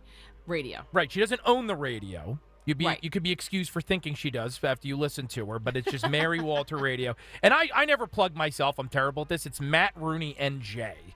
That is my X handle. I still can't get over the X Twitter thing. It's never going to sink in with me. So let me ask you a question. So when you put one out, because you say, I'm going to tweet that out, do you say, I'm going to X that out? Because I'm going to X that out has a totally different meaning. It's just, I think they say post now. But I still say tweet. It's confusing. Everyone's going to do that. Everyone's going to say tweet. I'm going to tweet that. Everyone's going to do that now. Yeah, it's going to last for as long as the platform lasts. It's like Band-Aid. There's no other word for it. Oh, yes, that's a wicked little debate you can get in with some of your more obnoxious friends, right? Well, I don't have obnoxious friends. I have very, very skillfully weeded them out.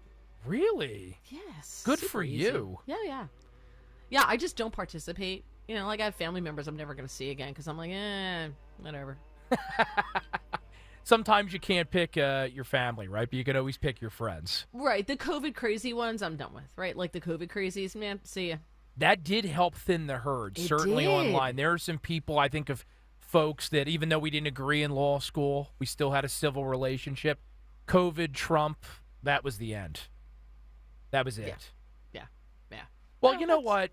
As we begin the final hour of today's show, we want to work some Christmas in. We're going to do my top 10 greatest Christmas movies of all time. Let's see if you agree. Okay. We do have cut sheet round number 2, but I wanted to start out with a story about love, Mary, because this is the holidays, right? And we love our family, we love our country. We're grateful for the things we have. Let's be affirmed by the power of love.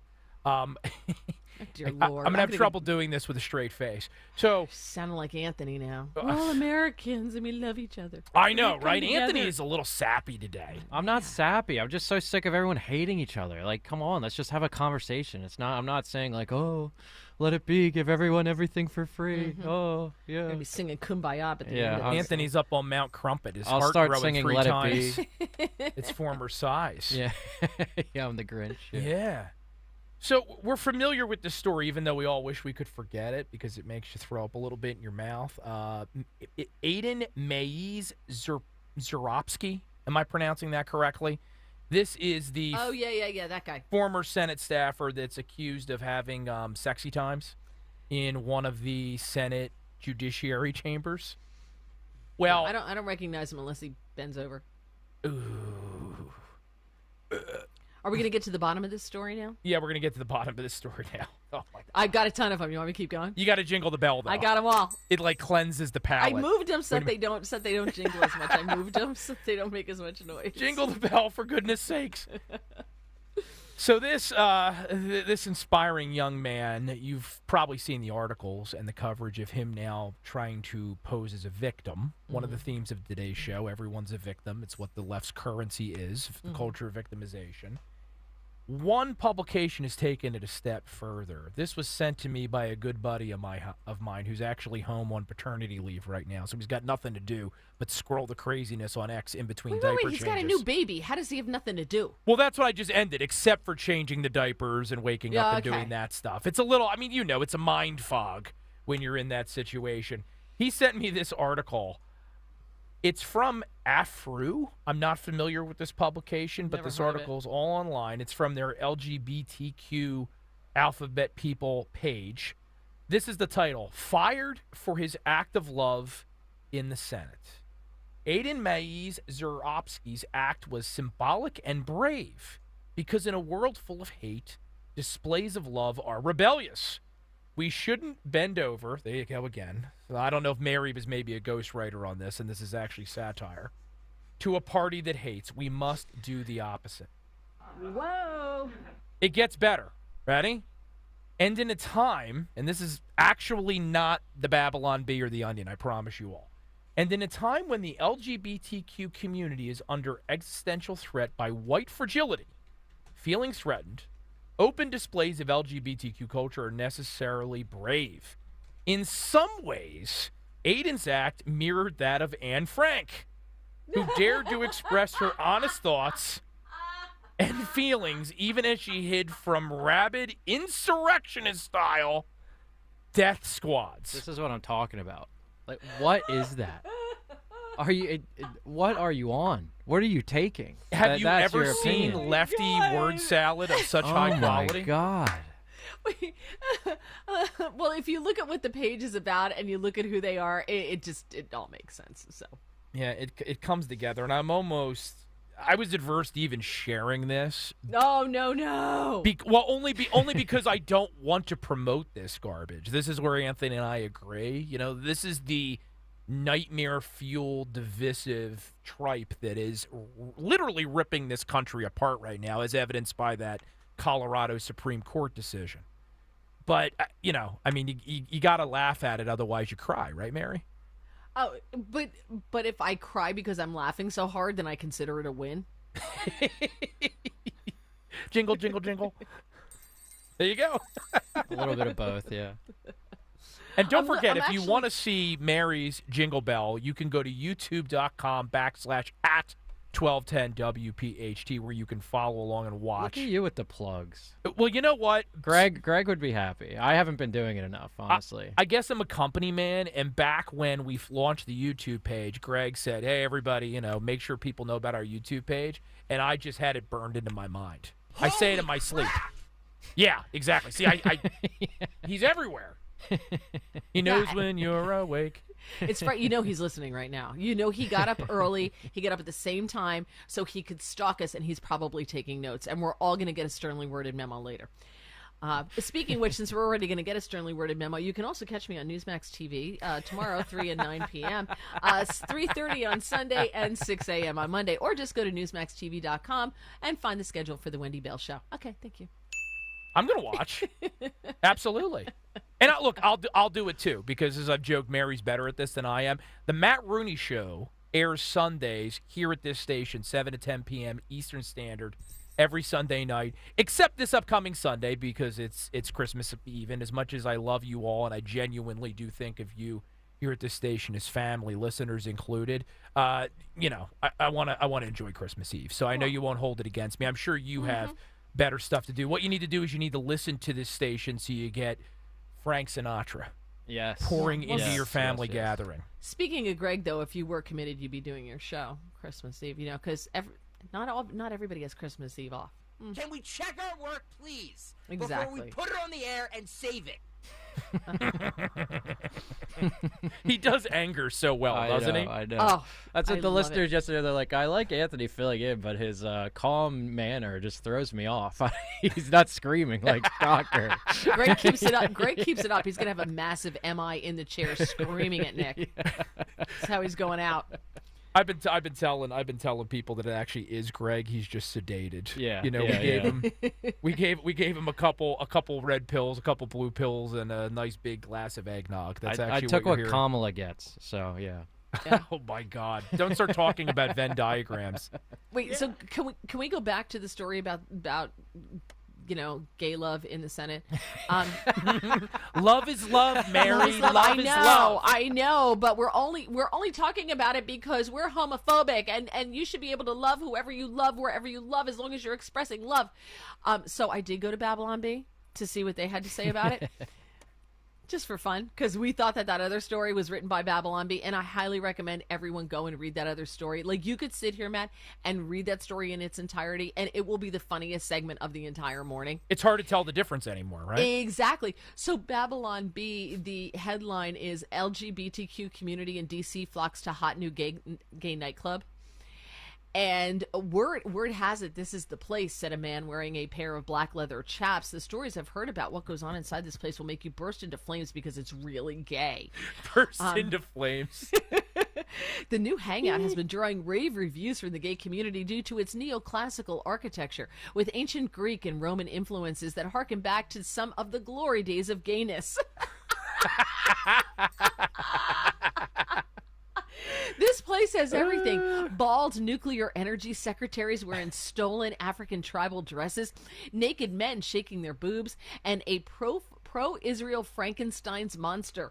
Word has it there's a special VIP lounge called the Senate Hearing Room where things get really wild. Did George Santos write this? This is great. Though the building has reportedly existed for hundreds of years, its popularity within the gay community has been a more recent development. This is how it is with all the best places, said a man in a loincloth made of Twizzlers. Studio 54 was originally an opera house. Limelight was once an Episcopal church. This place has all those columns and a rotunda with statues of a bunch of stuffy-looking guys in powdered wigs and whatever. It's fabulous. At publishing time, the line to get into the exclusive new venue reportedly stretched around the entire building with a bouncer in place to make sure only the gayest people got in. They don't let just in anyone, said one man being walked down the street on a leash. You have to be part of the elite and so gay. I got this horrible image of Mitch McConnell in that little leather hat. Oh, there isn't enough eggnog in the world to wash that out of my brain. I'm sorry, but I know that was just totally worth the read. Dear Lord, Aunt, did I just get a whole bunch of texts from you guys? My phone just went crazy. Yeah, that was me. I'm sorry. I'm just sending rundown. Is there something? Do you have something about Greg yelling "Don't text" during the show? is there one of those? And could you hit that? He's actually producing, so I have to give him credit. Okay, so that to me is just hilarious. And if you read that and you read this other piece, it's afru.com with the headline, "Fired for his act of love in the Senate." Hilarious. And to your point, completely indistinguishable, which should be your first clue that the left has jumped the shark and cannot be taken seriously anymore. I have a ton of gay friends because I just love gay men, and I think every woman should have a really good, close gay male friend. And I have female friends who are also gay. And the dirty little secret, most of them are right-leaning because they have businesses, etc., and they make money. And very they entrepreneurial, work, right? And so they are right-leaning. Not all of them. Some of them are very, left. They love Joe Biden, whatever. But all of this stuff that's going on with the community, they hate. They hate the parades. They hate this, the trans thing coming in, David Chappelle said it before that at some point LGB needs to break up with T. Yeah. Not that we hate anyone, but it's one thing for adults to be who they are and make their own independent decisions, and then completely divorce ourselves from science and reality and push things on children. Well, that's why that Gays Against Groomers Twitter group is popular. They constantly are posting stuff and pushing back and saying we do not support this. Like, people in our community don't want to show this to your kids. Like, this is, we don't agree with it. So, they're great. And I had the founder, I apologize for not remembering her name off the top of my head, on my program. She was fantastic. And the hate that they receive for simply trying to validate their own position in our country, it's absolutely insane. I would suggest for both of you to watch. There's this channel called Jubilee on YouTube, and they're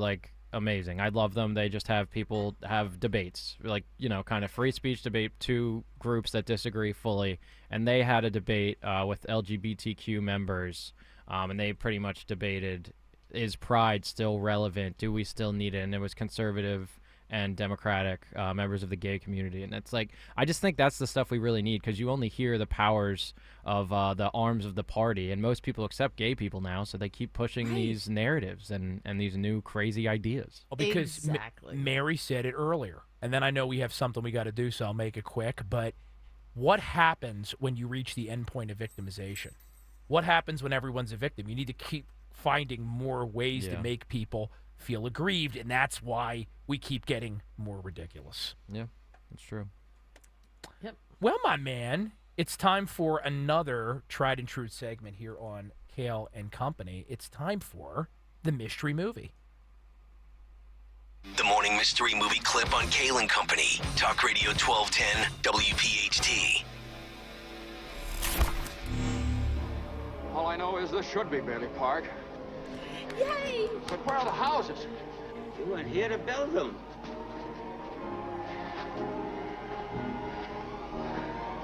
Your brother, Harry Bailey, broke through the ice and was drowned at the age of 9. That's a lie. Harry Bailey went to war. He got the Congressional Medal of Honor. He saved the lives of every man on that transport. Every man on that transport died. Harry wasn't there to save them because you weren't there to save Harry. Think you know what it is? Be call at 12 at 855-839-1210, and you could win this great prize. And it is a really cool prize heading into Christmas. It's tickets for Battleship New Jersey's New Year fireworks. Yes, and that's actually on New Year's Eve. So you get 4-pack of tickets to see the New Year's Eve 6 p.m. midnight fireworks. It's actually either 6 p.m. or midnight, depending on what you're feeling, at Battleship, New Jersey, Sunday, December 31st. Experience the unique view of New Year's Eve fireworks over the Delaware River from the deck of the world's greatest battleship. For more information and tickets, visit battleshipnewjersey.org. And by the way, if you all can't guess this one, I'm ashamed of you. The phones are lit up. Yeah. Yeah, we're going to get it immediately. This was a gimme. It's Christmas. Come on. That's what it is. We're going easy on everyone. Yeah, Nick and Greg would probably complain about this choice, but there's only so many Christmas movies. I feel partly responsible because I did ask for a Christmas movie. I said because it was death and destruction and shooting people and stuff. And by the way, the video's gone. Just so you people know, just so everybody knows. I don't know what happened, but the video's gone. Our video? Yeah. Where do we go? I'm looking at the thing that comes up when it's supposed to be off. Oh, now it's back. Now we're back. Okay. Don't worry, you didn't miss anything. Okay, I just wanted to let you know. All right, we'll be back. Let's hit a quick break. I'll get our winner, and we'll come back with Cut Sheet Part 2. Okay. Talk Radio 1210.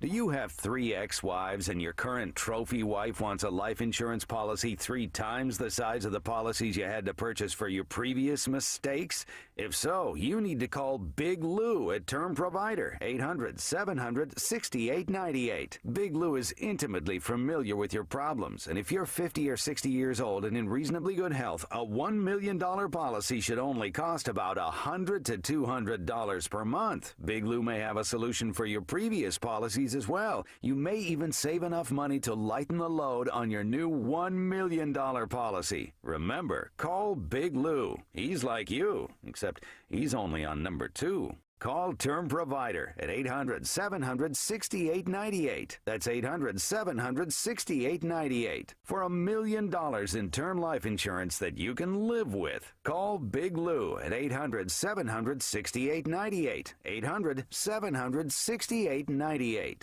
Does a broken down heater have you feeling the chill this holiday season? Horizon Services Heating, Cooling, Plumbing, and Electrical is here to warm you up with $50 off any heating repair. Horizon's experts are available to get your system back in working order fast. And in the event your system can't be repaired, Horizon Services can replace your system as soon as the next day to get you back to comfy and cozy. Book your repair today at horizonservices.com. It's a Hessert holiday at Hessert Chevrolet, and that means it's time to get the best price on a new Chevy this year. Hessert has a huge inventory of new and pre-owned vehicles and will pay top dollar for your trade. Online or in person, shop Philadelphia's most convenient, hassle-free car dealership.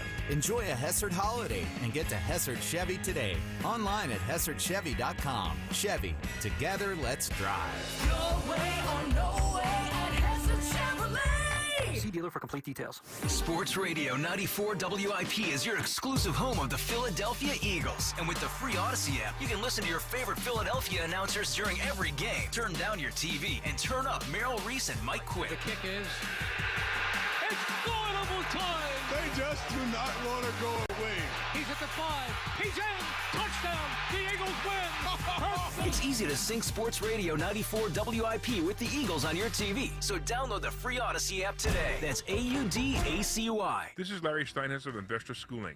I am so proud to announce the continuing success of our students at Investor Schooling.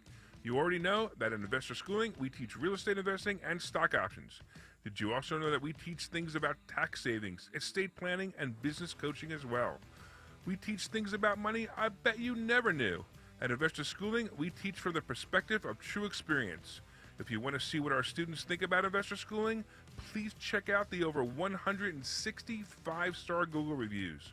To find out more about how you can change your financial life, go to investorschooling.com or call 866-424-2829. That's 866-424-2829, and you can attend a complimentary class this Thursday at 7 p.m. Attend that class and see for yourself what Investor Schooling is all about. Go to investorschooling.com or call 866-424-2829. That's 866-424-2829. We can't wait to see you this Thursday. Hey, this is Norman Chaikin, also known as Norman the Floorman from Norman Carpet. What do you call a typo on a tombstone? A grave mistake. No kidding, folks. Whether you need carpet for your home or business, whether it's your boardroom, bedroom, or investment property, I've got just the thing at half price. Whether you visit my showroom on Lancaster Avenue in Bryn Mawr or my warehouse in Conshohocken, you'll save big. Call me at 1-800-220-RUGS. That's Norman Carpet, 1-800-220-RUGS, or visit us at normancarpet.net. Calling on Media PA to follow 1210 WPHT on the free Odyssey app. Download it now.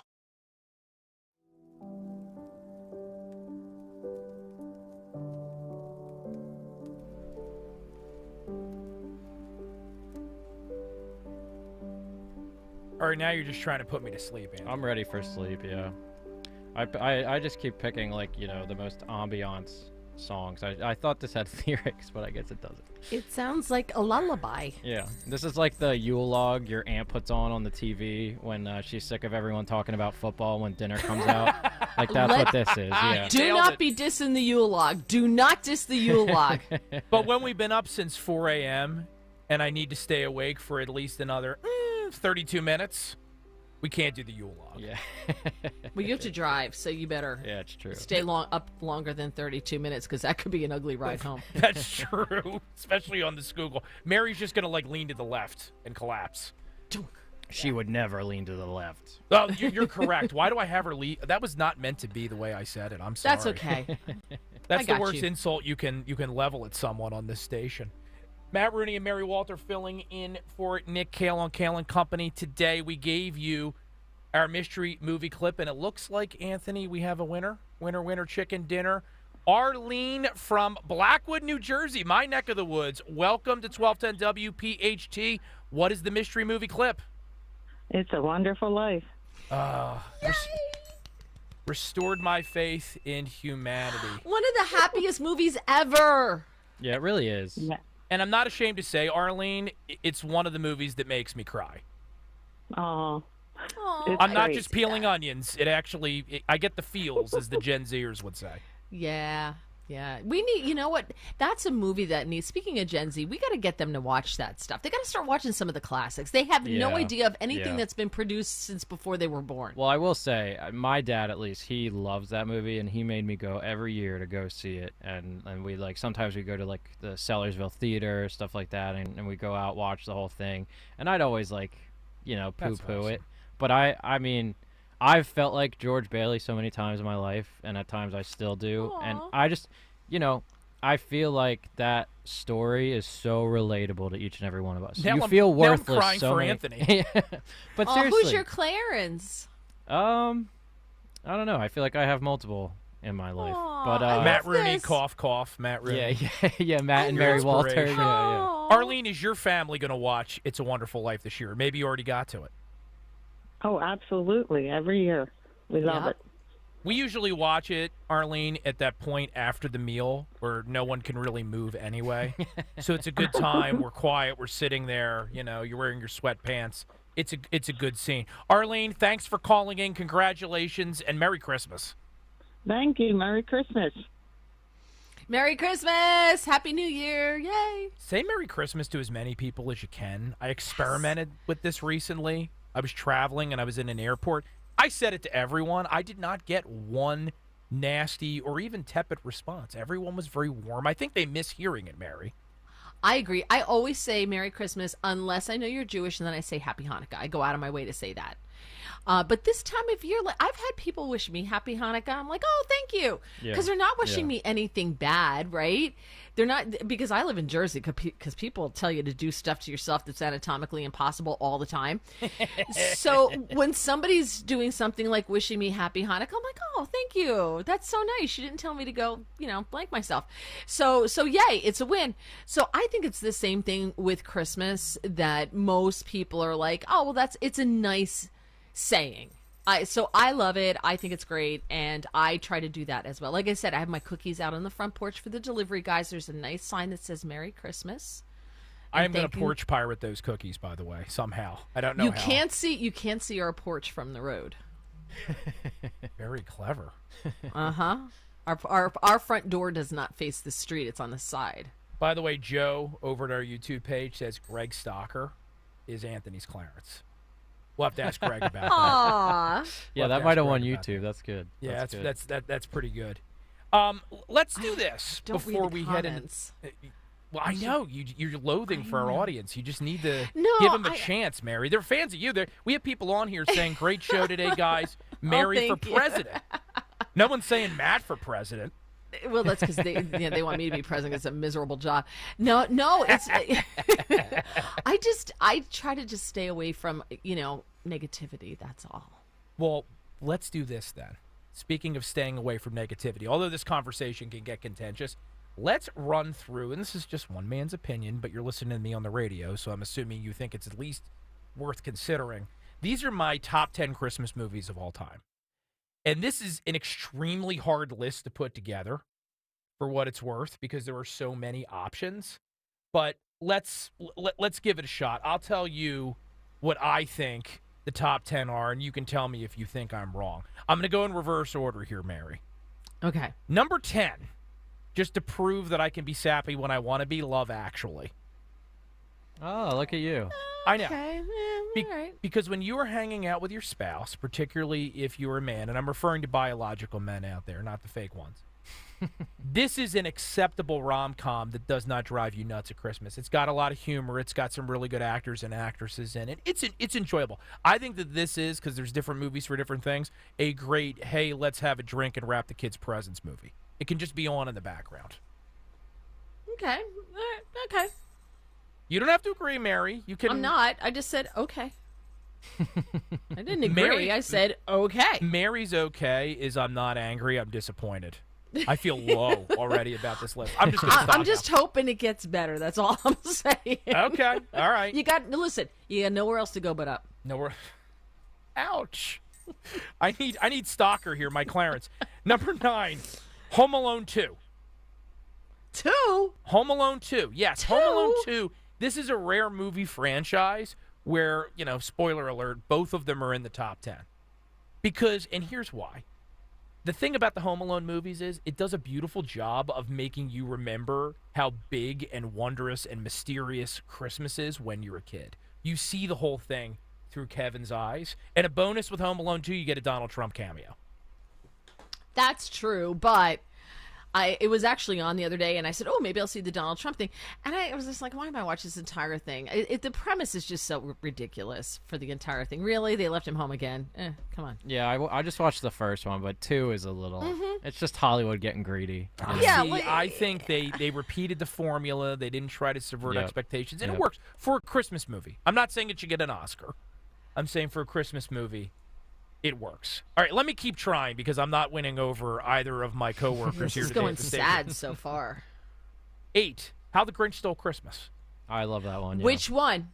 The original from 1966. Yes. Okay. Yes. Only the original. Yes. I prefer the Jim Carrey, but I love the original too. Jim Carrey's performance is great, but the original it just hits you differently. I won't accept Jim Carrey slander. He's all time in that role. Oh, it's an amazing role. Listen, the movies that got excluded, you're all saying, why isn't Matt adding this one? They're mostly good. Yeah. They're all fun. Yeah. It's just, they're not top 10. Number 7, Tim Allen's The Santa Claus, 1994, the original.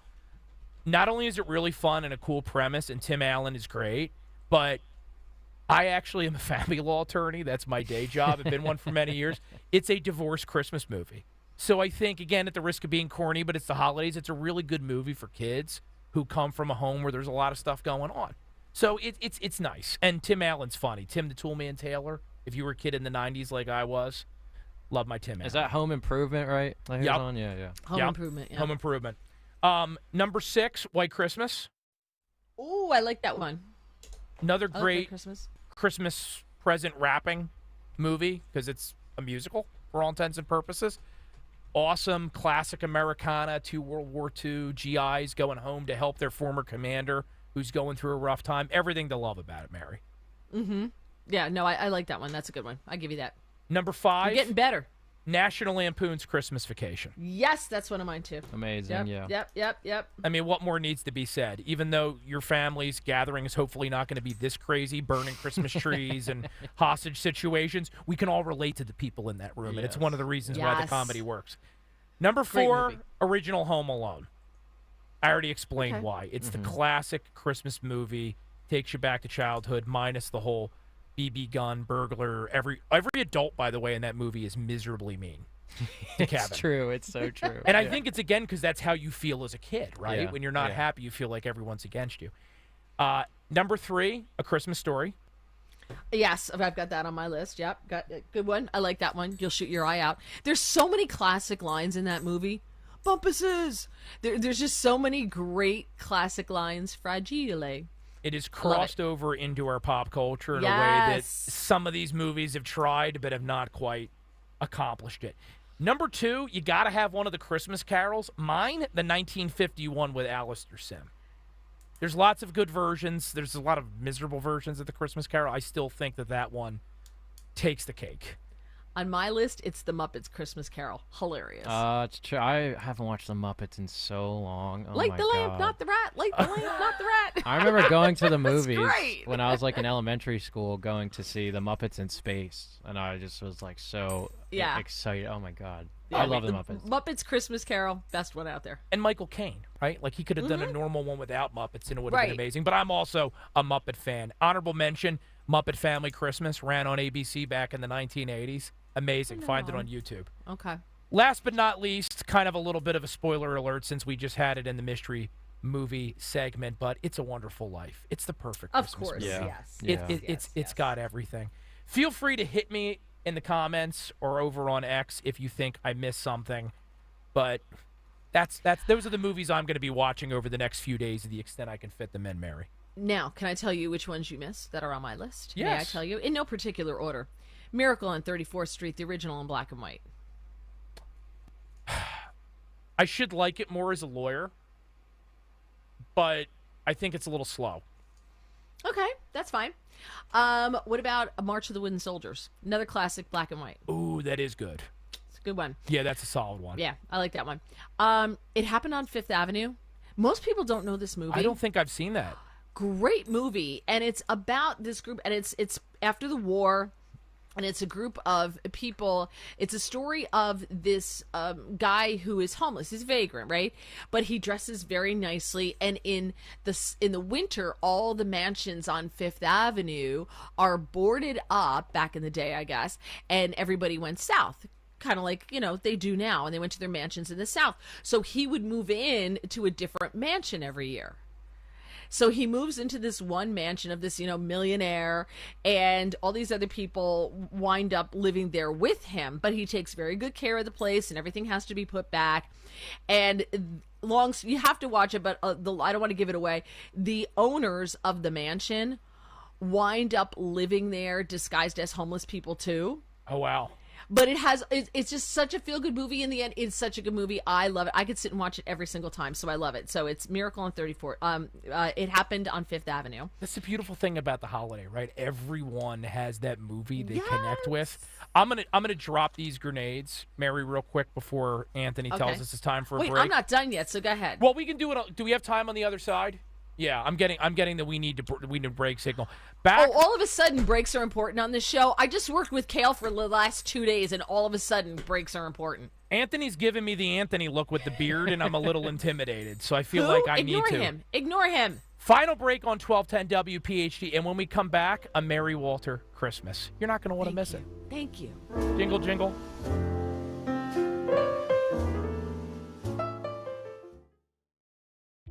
This is an important notice to consumers facing $10,000 or more in credit card debt, medical bills, or other unsecured debt. You may not be required to pay it all back because there are special programs now in effect that will significantly reduce the amount you will owe if you qualify.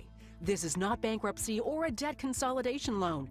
These programs, which the credit card companies like to keep secret, exist to aid American consumers struggling with overwhelming credit card debt by offering tremendous savings and real debt relief. Accredited Debt Relief has established a special hotline for you to call and learn what savings you qualify for. They've helped qualify consumers with over $1 billion in debt and are A+ rated with the Better Business Bureau. So don't wait. Get the relief you need during these hard economic times. For this free information, call the Accredited Debt Relief Hotline now. Call 800-873-7171. 800-873-7171. 800-873-7171. Have you been dreaming of a new shower to replace your slippery, ugly old tub? We're not talking about those cheap wraps that cover your old bath.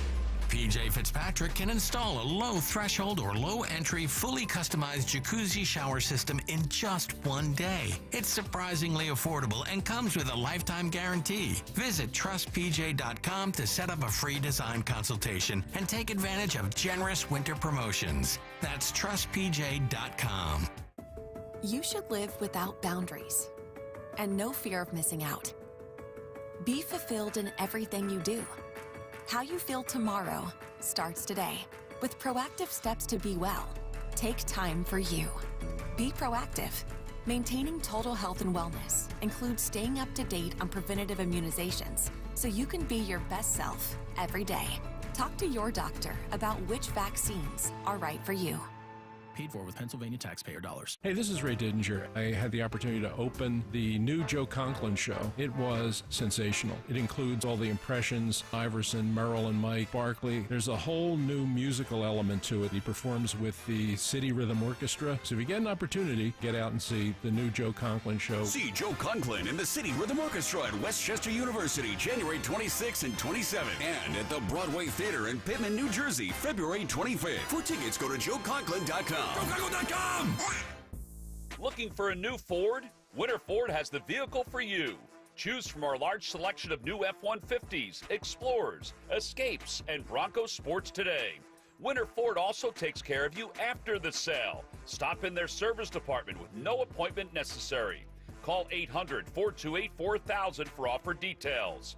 Visit in person or online at winterford.com. Winter Ford, people you trust, service and value you'll love. It was the day we all feared. The stock market went down and then kept going. 2008, when the markets lost over 50% of their value. But that was over a decade ago. Today, it's not so painful. Jim Cipriotti at Retire Ready Financial Group calls that financial amnesia. When you forget the pain of losing half your savings, and more importantly, ignore the fact that it can happen again. A complimentary consultation from Retire Ready Financial Group can show you where you stand now before the next market pullback. You're much closer to retirement than you were in 2008. Don't let it happen again. Call Jim Cipriotti at 610-894-7415 for a complimentary consultation. That's 610-894-7415 or online at retirereadyfg.com. You can forget where you put your keys, your glasses, or even your car. Don't forget to protect your retirement. Investment advisory services offered through Retire Ready Wealth Management, a registered investment advisor. Insurance and annuities offered through James V. Cipriotti, NPN number 2083768. Free speech lives here. Talk Radio 1210, WPHT, and the free Odyssey app.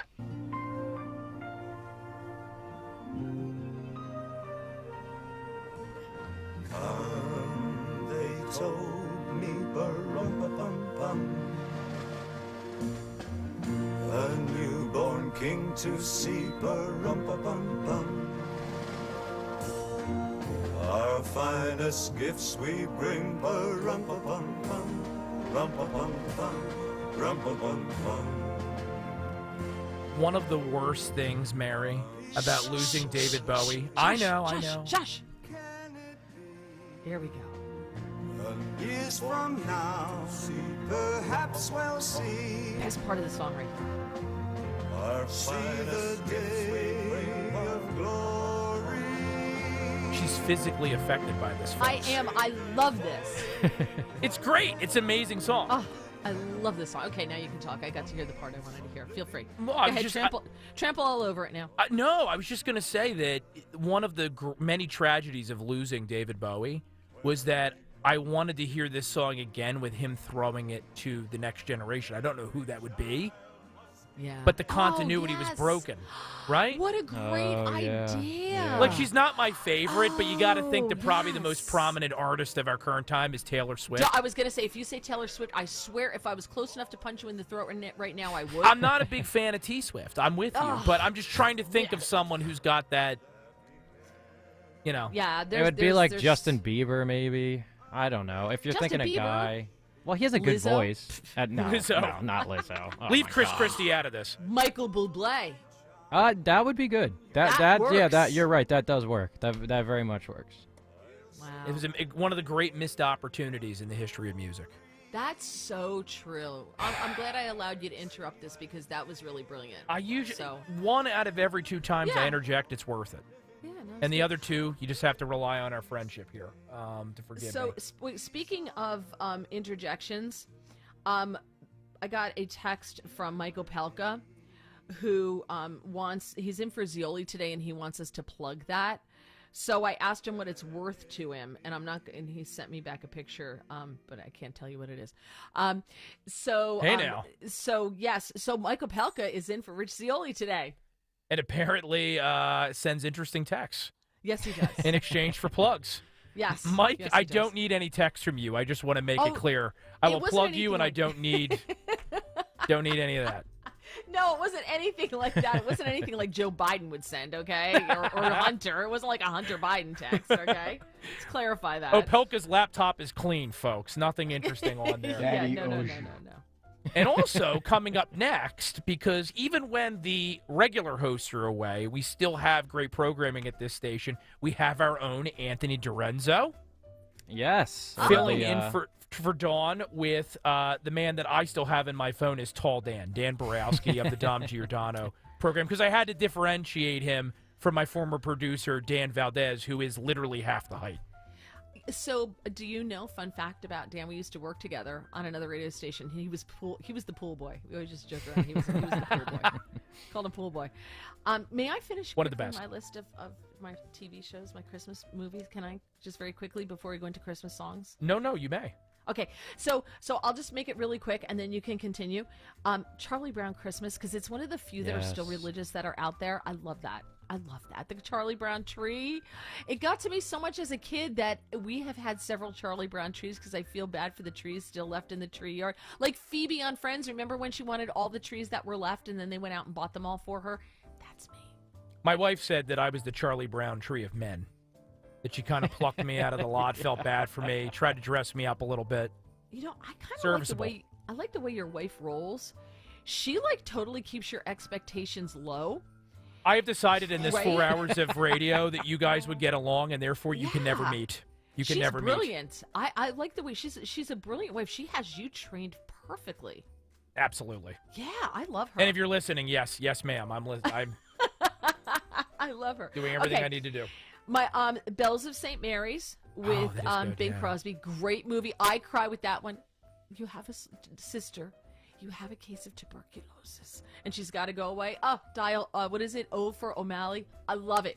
Bells of St. Mary's. Always cry at that one. Also, on the religious note, O Sanctissima, sang by Bing Crosby. Yes, fantastic. Yes. One of my favorites as a Catholic schoolboy. Love it. I do like Scrooged with Bill Murray. Mm-hmm. I don't think that gets enough play. I think that's really good. I love that one. Love in your heart. Yes. Let's see. Great performance by Bill. And do not shortchange the Rankin Bass movies that we all grew up on, the claymation stuff.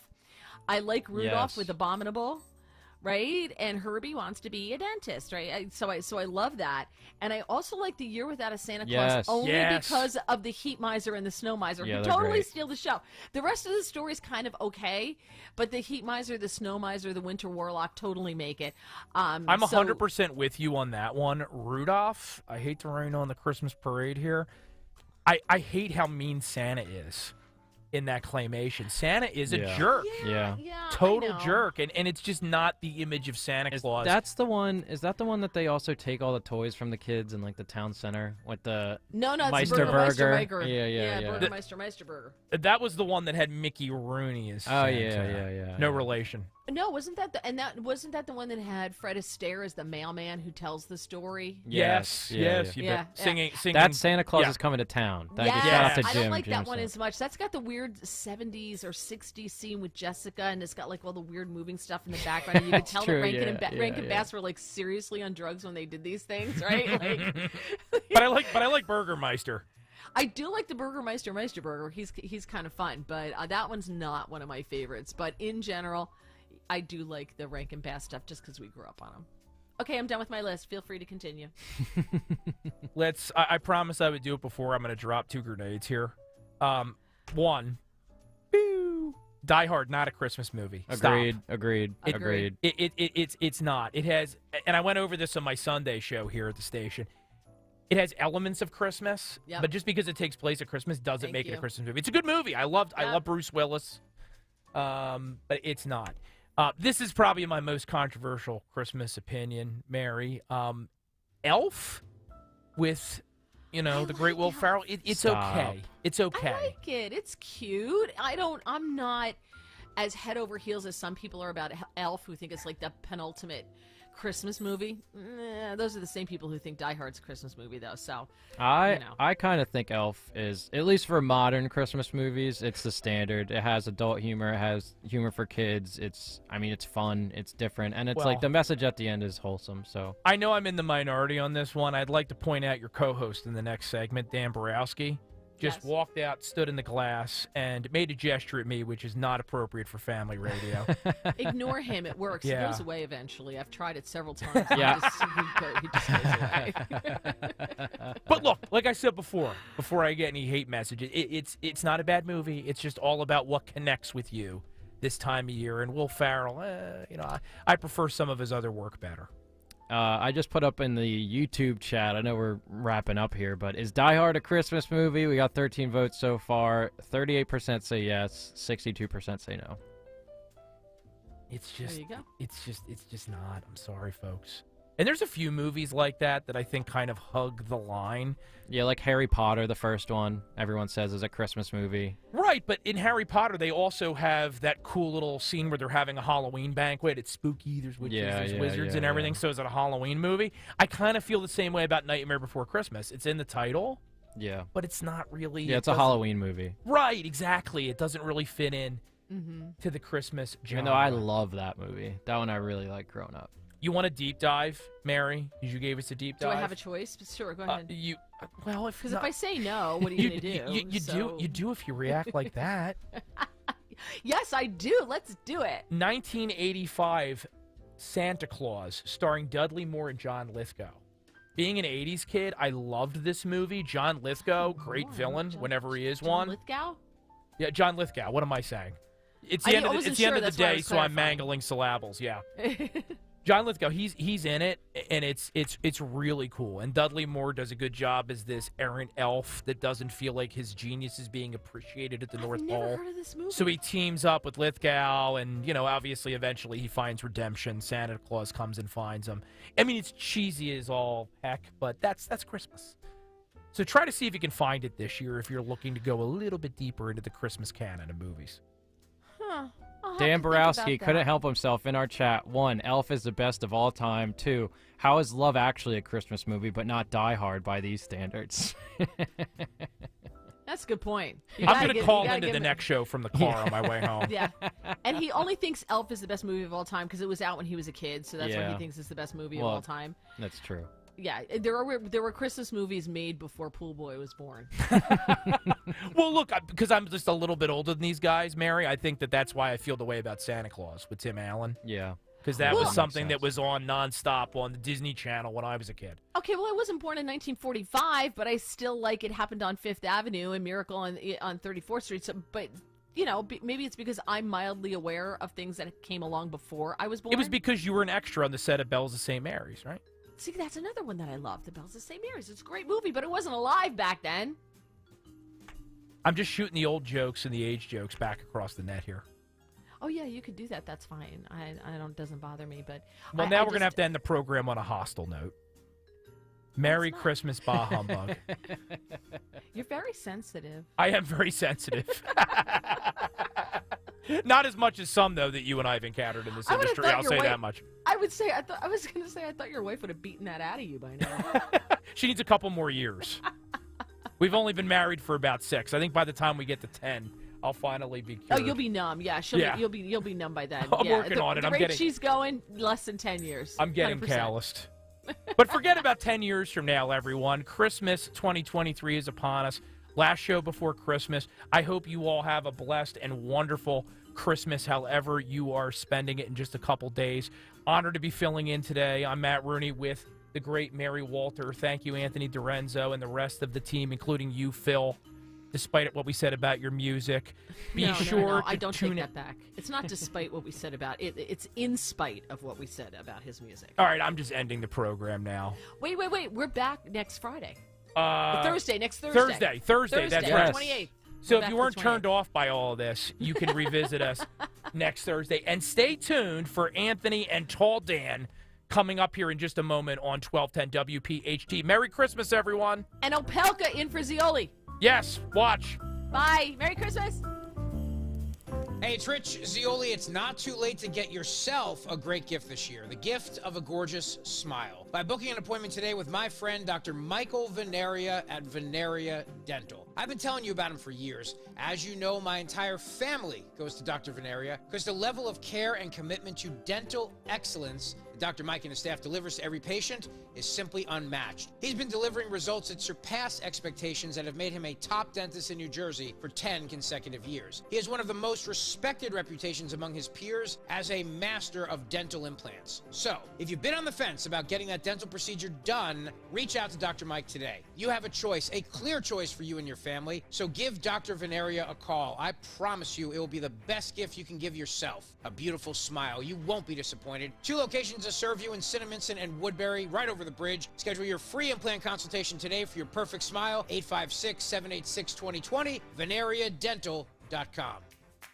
For breakfast, lunch, and dinner, Hatfield Pork brings flavor to the table the whole family will enjoy and keep you moving through the day. With over 24 distinct flavors that can be ready in minutes, it's food you can feel good about serving. Explore endless meal possibilities with Hatfield's variety of marinated pork, ground sausage, ham, and bacon. Find your flavor with Hatfield. Visit simplyhatfield.com for recipes and to find a retailer near you. Hey, it's John Ritchie. If you've been dealing with a POS system that just isn't getting the job done and you're in the restaurant, retail, or casino business, you need to call my friends at PDQ Signature Systems. Joe Flynn and his team at PDQ have the fastest and easiest POS system to learn, use, and manage. Their all-in-one POS system will save you time, effort, and money. Whether you have a single location restaurant or thousands of locations, PDQ can help grow your business like never before. Visit PDQPOS.com. WPHT, WPHT-HD, WOGL HD3 Philadelphia. From the Cherry Hill Volvo Studios, where relationships matter. Always live on the free Odyssey app. Talk Radio 1210 WPHT.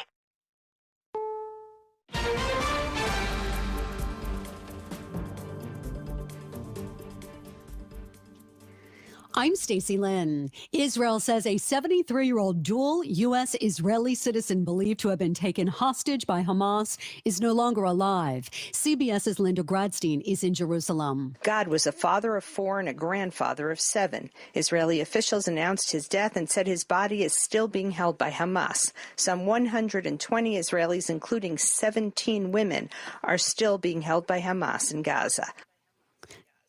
The UN Security Council is getting into session now and is expected to vote today on a resolution on humanitarian aid for Gaza. U.S. Ambassador Linda Thomas-Greenfield. It's a resolution that will bring humanitarian assistance to those in need. The U.S. supports the resolution. President Biden is reducing prison terms for 11 people locked up for nonviolent drug charges. CBS's Cami McCormick reports. President Biden says his decision is meant to address disparities in sentencing that have taken a toll on the black community, a sizable chunk of his base of support. These 11 individuals have been incarcerated for nonviolent offenses, some serving mandatory life sentences.